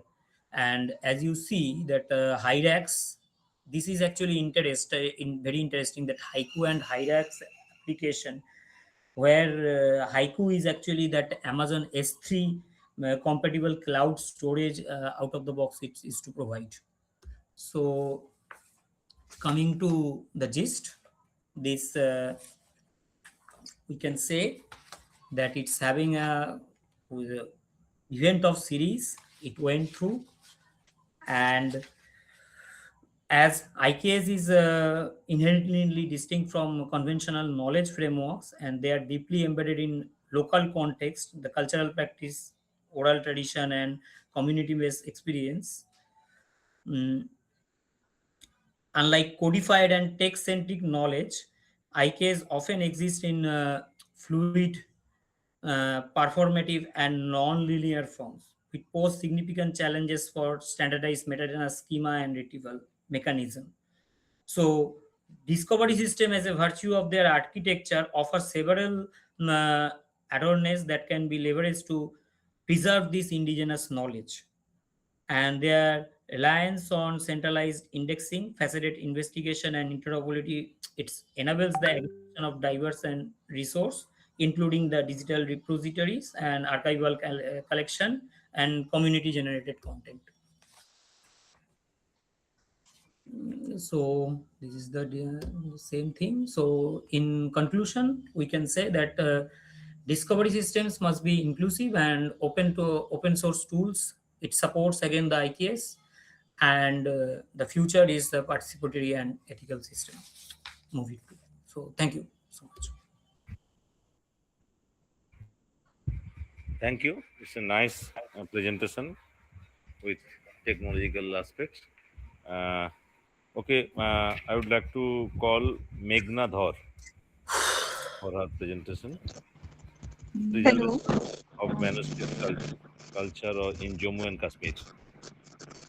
Okay, please carry on. Very good afternoon. A very good afternoon to respected chairperson, sir, and the other delegates. The topic of my presentation is preservation of manuscript culture in Jammu and Kashmir, challenges and opportunities. The Union Territory of Jammu and Kashmir possesses a profound intellectual and literary legacy, historically serving as a global epicenter Kindly for go to advancement. Arsil, madam. This region houses an extensive. Okay, yes, sir. Please concentrate on the core of your presentation. Okay. Okay, sir. Please keep The these objectives of uh, the objectives of this study are to assess the state of manuscript preservation in Jammu and Kashmir, to identify the challenges faced by the institutions and communities in preserving manuscripts, and to recommend strategies for improving the manuscript preservation and the accessibility of the region.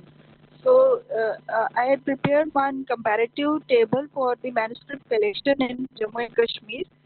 Uh, the status of 2026 is as the library is one library here. It is Nath Temple Library, which is also called as Rambir Sanskrit Research Institute, which houses about 6,000 manuscripts in Sanskrit.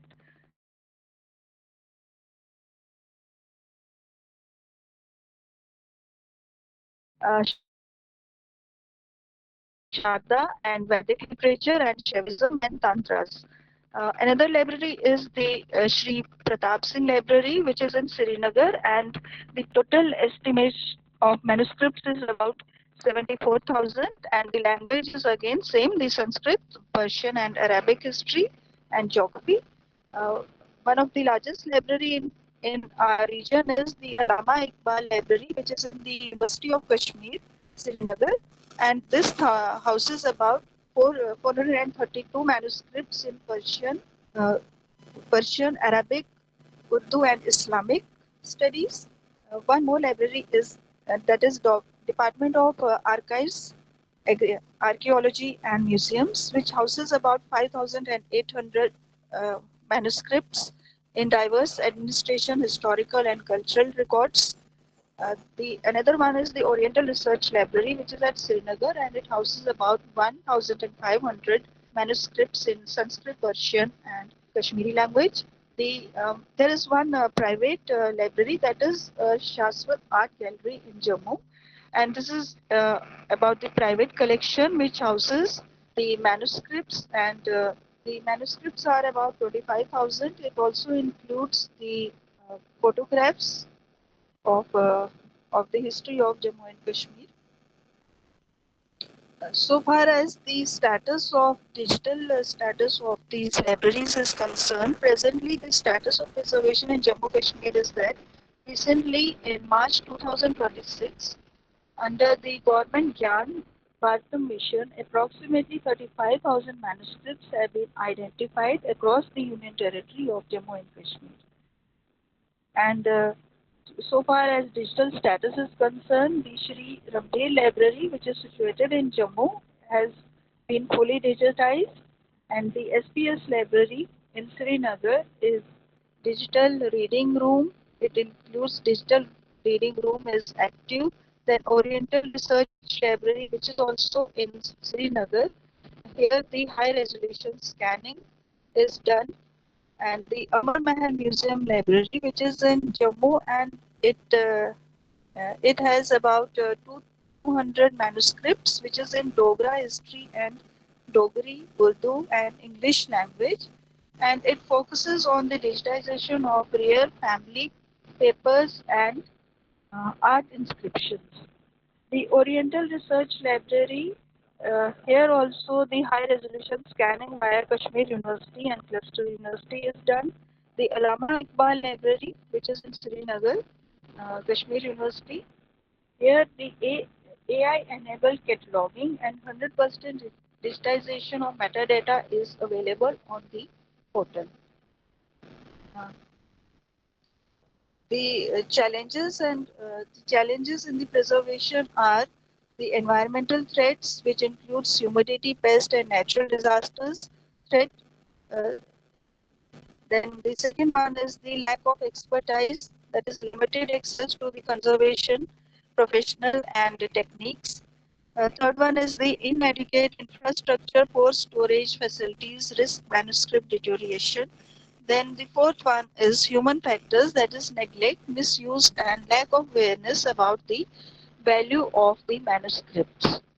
The opportunities and solutions are, first of all, it is digital preservation, which should include the scanning, metadata, and storage, cloud storage, the capacity building, which includes the training of local youth and scholars in preventive and conservation techniques, the policy and collaboration, creating a roadmap for public-private partnerships between universities, NGOs, and the government. And the last one is the cultural economy, that is linking the manuscript heritage to the academic tourism and uh, international research grants. Uh, I will just conclude it. Preserving Jammu and Kashmir's manuscript heritage requires a mix of traditional techniques and digital approaches. Concentrated efforts from stakeholders can safeguard this precious cultural legacy. Thank you so much. Thank you. It's a nice presentation. I would like to call Moli Purokayat, next presenter.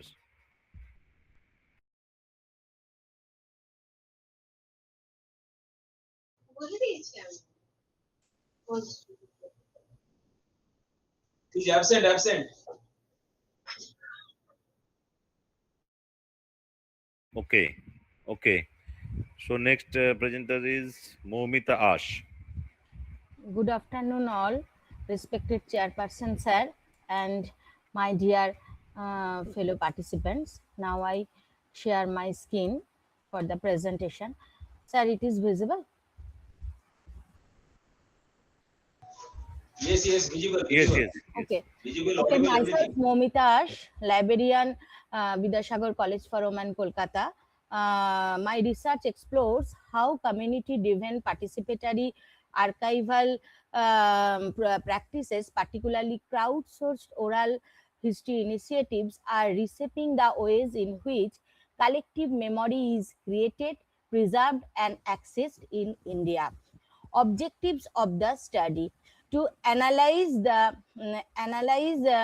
participatory documentation practices in preserving community memory, to study major Indian initiatives such as 1947 Partition Archives, to examine the role of crowdsourcing in building oral history archives in India.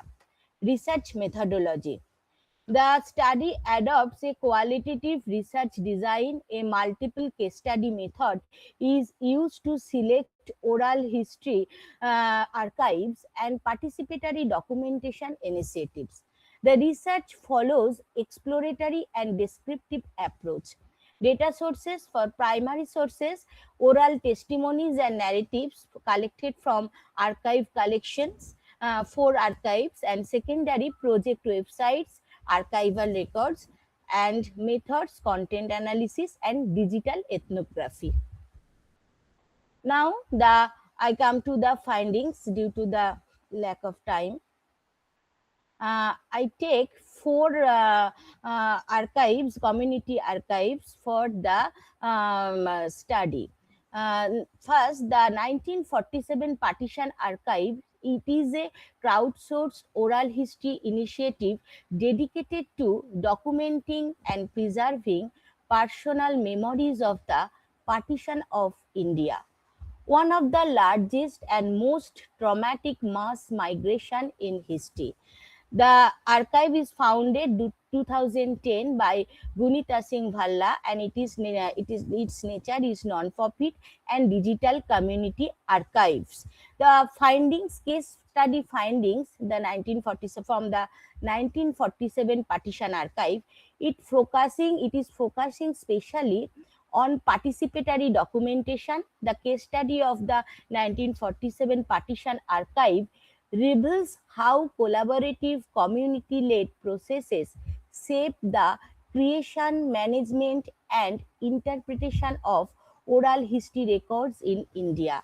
It mainly emphasizes on the citizen historian model as core mechanism and standardization within participation, co-creation of archival content, digital platforms enabling participation, ethical and consent-driven participation, and it helps to inclusivity and its limitation.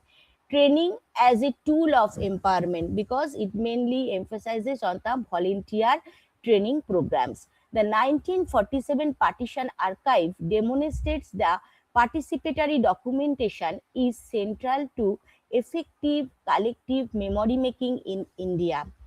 It enables large-scale, inclusive, and emotionally rich documentation while also requiring careful balancing participation, quality, ethics, and sustainability. Now, another case study with another community archive. It is also archive on partition, but it is different in the nature. The Amarnath Sehgal Oral History Project. It is a specialized oral history initiative which is focused on documenting the life, works, and legacy of Amarnath Sehgal, a prominent modern Indian sculptor and cultural figure. The case study findings founded that it is collaborative documentation of cultural memory, and it is blending personal narratives with archival records like oral testimonies, personal memories, archival materials like personal letters, personal photographs, and artworks. It is actually hybrid archive. It also in the physical archives also present. And the next is the case study findings with the oral history Normoda. The oral history Normoda initiative linked to the documentation of the You conclude, okay? Okay. One case study is there. Only another one. It is actually different in nature. So the key findings on participatory documentation is that it is a grassroots central participation, which is different from the other tools, and the inclusion of marginalized and subaltern voices and participatory recording practices, multilingual and oral centering approaches where others are mainly use the English language as the major, and but the limited but contextual use of digital tools. It is not very much efficiently use the digital tools, and it is very much fluid and non-standardized documentation. For the metadata, it is not standardized.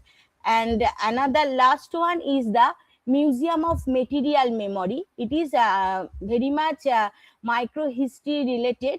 The Museum of Material Memory is digital crowdsourced storytelling initiative that documents personal histories through everyday objects and the associated memories. The key findings on participatory documentation: object-centered participatory storytelling, digital crowdsourcing model, and it is very much depends on the diasporic also in nature, and co-creation and shared authority, structured digital curation. The Museum of Material Memory illustrates how participatory documentation can creatively integrate objects, stories, and digital media to produce rich collective memories. It highlights the strengths of crowdsourced emotionally driven archives. Actually, personal stories are included Actually, into we are running out of time. Okay, sir. Now the conclusion. The study of collective memory making through crowdsourced oral history, community archives, and participatory documentation in the Indian scenario highlights a significant shift from traditional institutional centric archive to inclusive community driven knowledge and knowledge production. Okay, sir. There are more 2 or 3 slides. It's okay. Thank you, No, sir. thank you. Actually, since beginning, this session is running out of time. No? Okay, Yeah, sir. we have to Okay, sir. conclude it. Okay. Okay. Okay, Thank you, sir. it's a nice presentation, and I really liked it, but I was forced to stop you. Okay. Okay. Thank And you. next presenter is Navanita Roy. Please present. Good afternoon. I am audible, sir. Yes, yes. Yes. So I am presenting my presentation.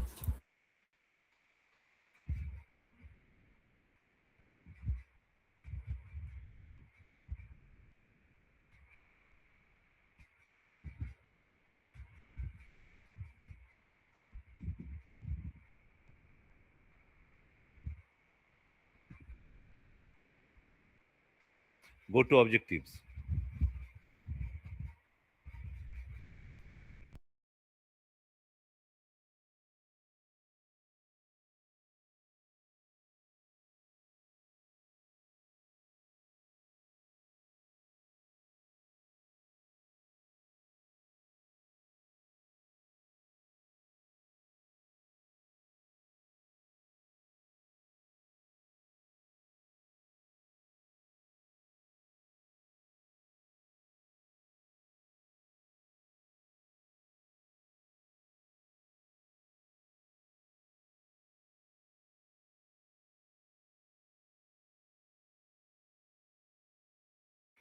Okay, skip it. Navanita. Yeah, you started from here.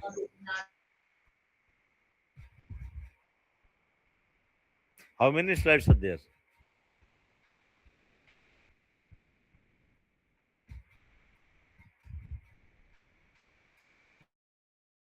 Means heading of the slides. I hope you know which are the core of the core of your presentation.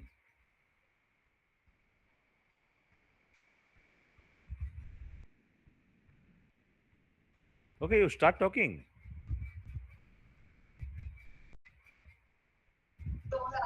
Probably she is facing some problem. You can call next one. Let her Okay. prepare. Okay, sir. Okay. Okay, then I can call Nantu Acharya. Yes. Please continue. Navrita should stop his. Okay.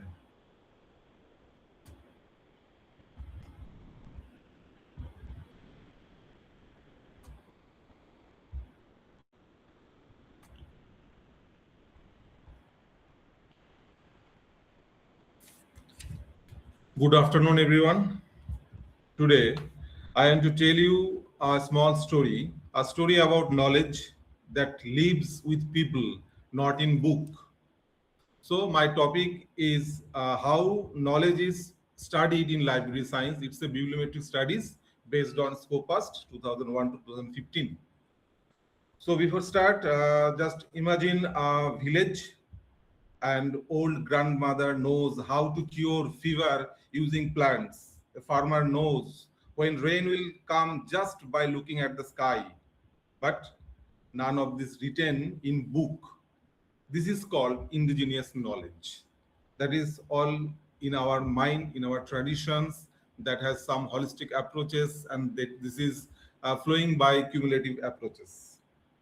And regarding this, the library, relevance of the library, if we don't save it, one day it might be disappear. So library needs to store them with special care, with cultural protocols and other things. That's why LIS is relevant for this.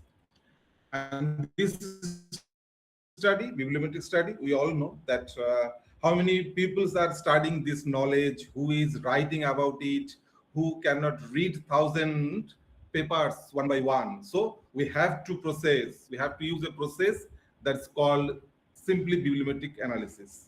So come to my objectives. These are the objectives. Mainly, the objective is focusing which research is increasing, who is the main researchers, which country cared the most about these indigenous knowledges, what topic are so popular, and so on. This is the basic objectives of this study. Methodology, earlier I have told that the Scopus database has been taken and 2001 to 2025 data has been used, and I have collected 239 research papers for my study. And firstly, the annual publication trend reports. When we arrange this, when I arrange the papers by year, I noticed something interesting. At first, very few people are talking about indigenous knowledge in 2001 to 2009. And after 2020, suddenly many researchers become interested because of after COVID. We know this is a digital preservation is needed for this. This is the much things doing. Next, come to the authorship. Some authors are like to be regular players or authors. Like we can see that the Mary A from South Africa, he has written 4 articles in that period. So authorships are very much interesting, but not in regular mode. This field is still open, so all the researchers, all my colleagues are requested to write down some papers on this area. Country level contributions. Most country comes from, we can see that South Africa is there, Nigeria, India, Australia. So because of these places, why South Africa is most eagerly come number 1? Because this place is rich indigenous cultures. So people there are feel very important. This is the very important things. Next, the keywords. This is the author's keywords. I have find almost 1198 keywords, and indigenous knowledge, obviously this is 78 keywords, is the high ranking. Most common clues are indigenous knowledges, traditional knowledge, and libraries, and so on. And next, this is the Boswell's clusters. We can see the clusters of four clusters is seen there. When I group the keywords, the main 4 themes are appeared. One thing is savings, the digital knowledge. Second is library service regarding, and third is culture and heritage, and some legal issues are there. Some and this is called citation analysis. Some research paper are like famous book. Okay, many people read them and use them in their own work. So here the most cited papers, citation analysis, social number 1 is there is 212 citations. It's amazing. Lastly, the journal analysis and Bradford laws. We know the Bradford laws, which journal is core journals of this particular research area. So we can see the library and the philosophy, library philosophy and the practice. It has 20 articles. So it belongs to number 1 and it belongs to number 1 journals. So I can tell you that figures, you can see there is a story. There is a story that is zone 1. Imagine this is a big tree. This tree gives a lots of fruits. These fruits are likely just research articles. But notice there is only one tree. That means a few journals give many articles. This is the core journal, small but in number is very powerful. Second zone is there. So we move on to the garden beside the big tree. There are so many trees, they give fruits, but each tree gives less.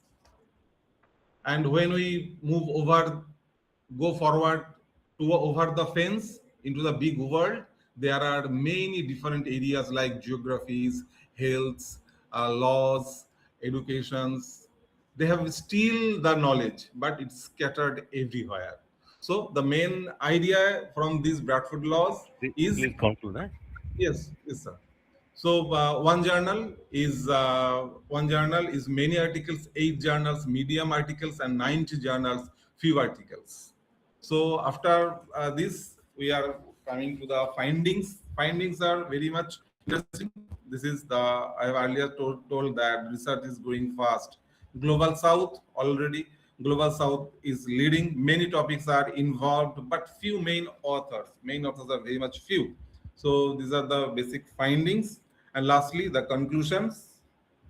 Indigenous knowledge is like a hidden treasure. If we don't protect it, it may lose it forever. Libraries act like a guardian of this treasure. And today, the knowledge is getting the importance and truly deserve. Thank you. Thank you very much. Thank you. It's a nice presentation. And I hope nobody, means one absentee was there. Mowli Purakait, I hope she is Sir? not coming to present. Yes? আমার প্রেজেন্টেশনটা বন্ধ করে দেওয়া হলো কেন? কোথায়? আমি মানে এর আগে আমি ছিলাম। হ্যাঁ, তোমার কথা শোনা যাচ্ছে না, তুমি প্রেজেন্ট করবে? করো। কথা শোনা যাচ্ছিল না? না। তাহলে এখন কি বলা যাবে? হ্যাঁ, বলা যাবে। বলো, বলো, বলো। বলো, করো। একটু একদম জিসটা বলবে, হ্যাঁ? আচ্ছা, আচ্ছা। আচ্ছা, the topic of my presentation is Gyan Bharatam. So, the Gyan Bharatam mission is a national initiative to preserve, digitize, and disseminate India's vast manuscript heritage, integrating tradition with technology for future generation. হ্যাঁ, তুমি প্রেজেন্টেশনটাও চালিয়ে যাও। Presentation চালিয়ে যাও। Skip করবে। Now let's look. India has a very rich manuscript tradition with millions of ancient manuscripts written on the materials like palm leaves, beech bark, and paper. The manuscripts are an important part of fields like literature, science, philosophy, medicine, religion, culture, and intellectual heritage. The main vision is to revive India's rich civilization, knowledge, tradition, and preserve them future generation. To achieve this, several important steps are included in the mission. The focus is on the surveying and documenting manuscripts so we know what valuable material exists. There is an effort to conserve and restore these manuscripts as many of them are old and fragile. The 5 pillars of the Gyan Bharatam are survey and cataloging, conservation and capacity building, technology and digitization, linguistic and translation, research and outreach, and publication. The total outlay for this initiative is around 48.85 crore planned for the period of the 2024 to 2031.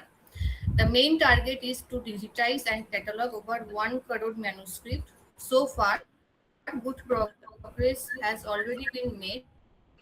Around 44.07 lakh manuscripts have been documented in the Kriti Sampada repository. This is a digital platform launched. Hello. না এই seminar আমি present করলাম মাত্র বল। Nantu Acharya, please mute. This is a digital platform launched by the Prime Minister of the India. Its main aim to make valuable manuscript easily available to the public. Through this portal, people can search, view, and study this important historical document from anywhere. Here are some technologies are handwritten text recognition is used to convert old handwritten manuscript into digital text. The next is the blockchain technology is used to track and the authenticity and ownership of manuscript. Special centers are set up to protect and take care of the manuscript. Both modern scientific method and traditional techniques are used to preserve this fragile document. People like conservators, scholars, and transcribers are trained to handle and study this manuscript problem. Some challenges or risks are the physical material like palm leaf or beech bark are degrading over time. We face problem with accurate AI transcription, data storage solution, and standardization metadata. There is a shortage of trained professionals, including conservation, transcriber, and scholars. Expected impact and future vision. Protecting India's cultural and intellectual legacy for future generation by safeguarding over 1 crore ancient manuscript. India as a Vishwaguru, positioning India as a global knowledge leader by blending our ancient civilization with wisdom, modern technology and innovation. Vikshit Bharat 2047, supporting the national vision of a developed India by 2047, where our progress is deeply rooted in our heritage and traditions. To conclusion, it is an informative initiative that connects ancient knowledge with modern technology. Please support the mission and help spread awareness, encourage educational institutes and scholars to contribute manuscript, promote volunteer opportunities, especially the Pandulipi Mitras program. The Pandulipi Mitras program is an initiative under Gyan Bharatam mission to create a network of trained volunteers. Thank you.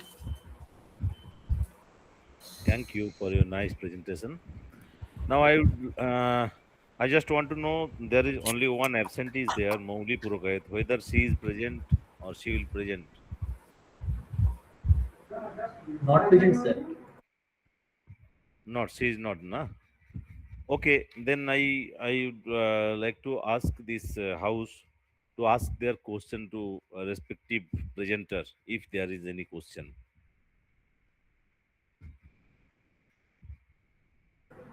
Thank you, sir, for chairing the technical session. And we are heading towards the valedictory No, session.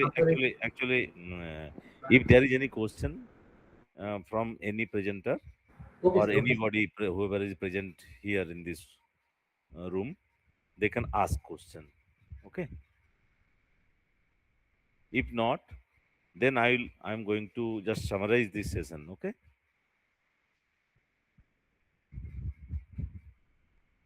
Is there anybody?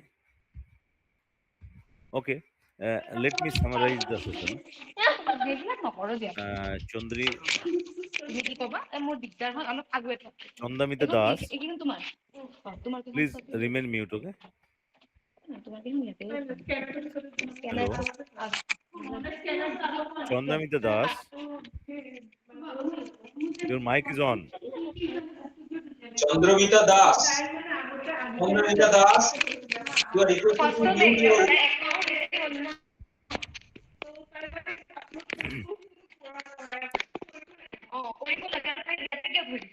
Hello.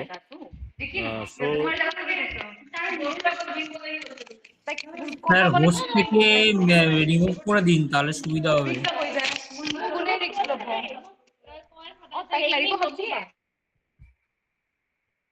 Okay.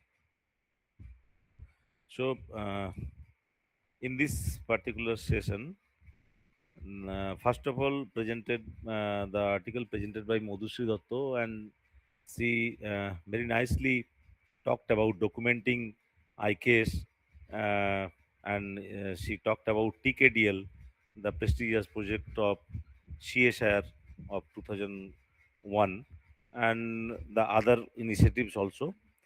So I hope there will be a description in detail in the article. Anindo Basu's article on ontological structure of Indian classical music is a nice, and it's a huge work, I hope.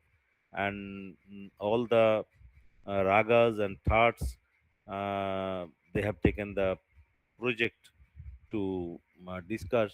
And I hope this ontological structure is uh, based on the written script of all those thoughts and ragas. Okay. I hope they have not taken yet the performance aspect in this. If that is there, please correct me after this. And I appreciate, and I have very keen interest on it when this project will be finished and the article will be there. I'm very much interested to see it. Regarding Moinak Das's article, it's a folk art folk art for communicating information services, and the uh, the project or the attempts made by the government and other uh, bodies uh, for information communication. He has described it, and Moib Das's article is a technical article on a particular software, uh, Blacklight and Hydra project. I wish to see its practical application in archival material of libraries, because it's mostly talking about museum objects, and I hope it will be helpful customized to libraries as well. Uh, Meghnadhar's article on manuscripts in Sanskrit in Jammu and Kashmir's area. I hope they are taking care of metadata element of all these Sanskrit manuscripts of rich cultural heritage of India. I hope that will be there in the article. And next presentation was uh, Momita asks, it was collective uh, memory making, means it's a really inspirational thing for tomorrow's society, uh, because books are in books and journals, they have become in digital form. We are subscribing, we are not owning anything, okay.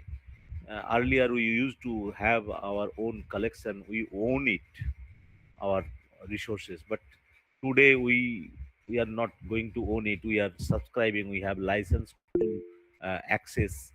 And in that perspective, if we can create some information, means local history kind of things, it will be a treasure for our library. So these kind of projects we can initiate, and participatory documenting, it's also reduces your cost of creating documentation, and also it will help to enrich information by the specialist of that particular knowledge domain. It's nice to follow, and it can pave the path of documenting in the in future, okay. So we can think about our creating own knowledge base of any specific area. uh, Navanita Roy's article on Gan Bharati initiative uh, regarding digitizing manuscripts, uh, it will be helpful in IPR related activities of the nation, no doubt. And she has rightly taken the particular topic. Regarding Nantu Acharya's article on bibliometric analysis, I have two to three things to say. Number one is methodology is not specifically said, means mentioned how those articles are being selected. Its scope is given, that scopus is the scope. Methodology is not well defined. I hope it will be there in the article. Yes, I And did the article. yeah, and two things. He was talking about this Yes, author analysis and nation yes, analysis. Uh, Indigenous knowledge is a tacit knowledge. yes. Here, no authorship is we are giving. Okay, we have not think about giving authorship, because if Nantu Acharya or Soman Mollik is going to documenting the tacit knowledge from the community, then we are Hmm. getting the credit of authorship. No, it's not. We are translator rather. Okay, that's the Yes. main reason that authorship analysis is. I hope. I think it's Hmm. illogical here. Okay. Number Okay. two, you have shown that South Africa, but by heart, you and me and all we know that if really traditional knowledge is represented in documentation form, China will be in the forerunner.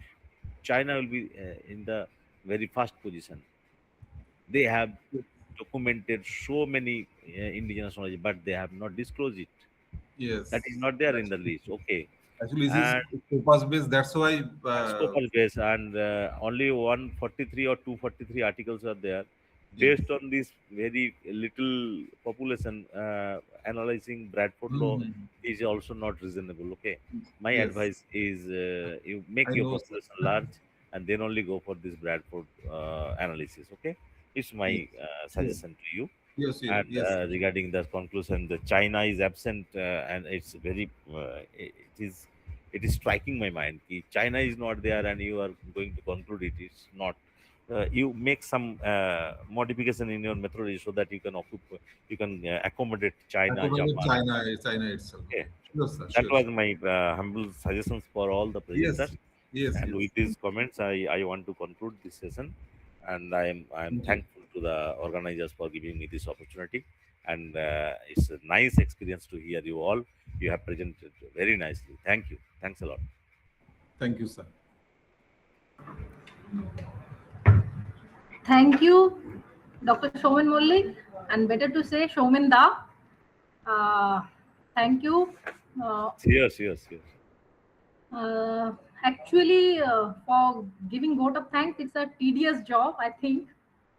Though I need to formally thanks all of us, not only all of us, all of the persons who were with us in the whole session, in the whole day with us.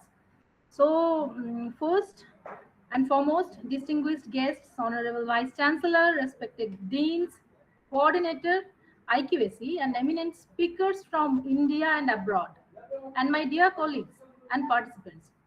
As we conclude this intellectually enriched day, it is my privilege to propose a formal vote of thanks on behalf of the Department of Library Information Science and also the Internal Quality Assurance Cell of Rabindra Bharati University. First and foremost, we express our profound gratitude to our Honorable Vice Chancellor, Professor Dr. Sonali Chakraborty Banerjee Madam. Her presence in the inaugural session set a high academic standard for the deliberations that followed for the whole day. And we also extend our sincere thanks to Professor Shoma Banerjee Madam, Honorable Dean, Faculty of Arts, for her presence in this conference and address as a Dean. We express our thanks to our keynote speaker, Ms. Sally R. Evans from George Mason University. And our heartfelt gratitude go to Professor A.R.D. Prasad for his masterly discourse on ICAS, and also I am thankful to our plenary speakers, Professor Swapna Banerjee Madam and Dr. Nimai Chand Shaha, for their incited informative speech. Our conference actually depends heavily on its moderator. We thank our distinguished session chairs, Professor Manoj Kumar Sinha, Dr. Mitali Bhattacharya, Professor Arun Kumar Chakraborty, Dr. Shoman Mullik, Professor Porikit Mondal, and Professor Subarna Kumar Das. Your expertise ensured that the presentations of a good number of research papers, I think it's 38, research papers remain focused, critical, and timely. Now I must acknowledge the tireless efforts of Professor Sudeep Ranjan Hatua, the head of the department, Dr. Devabrata Das, coordinator IQAC, and my colleague, Dr. Ziaur Rahman, and the entire organizing team. The synergy between the department and the IQAC has been exemplary. To all the paper presenters and the delegates joining us via Google Meet, your research is the soul of this conference. All your contributions toward transformative role of libraries in the context of indigenous knowledge will undoubtedly influence future policy and academic inquiry. A special thanks to our students, Onkita, for her beautiful opening song that graced our inaugural sessions, and also to the technical team for ensuring a seamless transition between our parallel virtual sessions.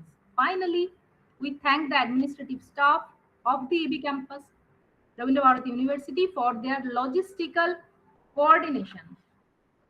And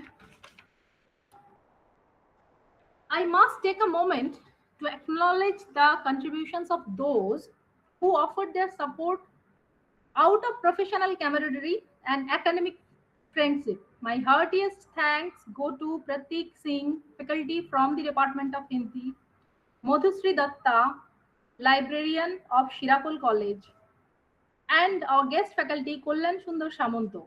Your active roles and support have been invaluable to the organizing committee. A special word of appreciation is reserved for our dedicated departmental staff, Sanjeevda and Shapunda. Their tireless efforts behind the scenes, ranging from the essential physical arrangements to the prompt management of departmental requirements, have been the quiet engine of this event. And we thank them for their constant presence and for ensuring that every operational details was attended to with such a care and efficiency. And the seamless executions of today's schedule was made possible by the on-the-ground dedication of our beloved research scholars and students across various faculties. I would like to specifically commend our current scholars, Ashish, Rakhi, Gautam, Moyuk, and Ruby and all others, and more and more and more, and for their prompt actions and administrative agility throughout the day. Our appreciation also goes to our student volunteers, Shabasti, Riti, Purnima, Snigdha, Shudeep, and more for their disciplined management of the session. So, now, as we officially close this session, we carry forward a renewed commitment to the preservation of indigenous wisdom through the lens of modern library science. Thank you all for your presence and your contributions. Thank you. Thank you.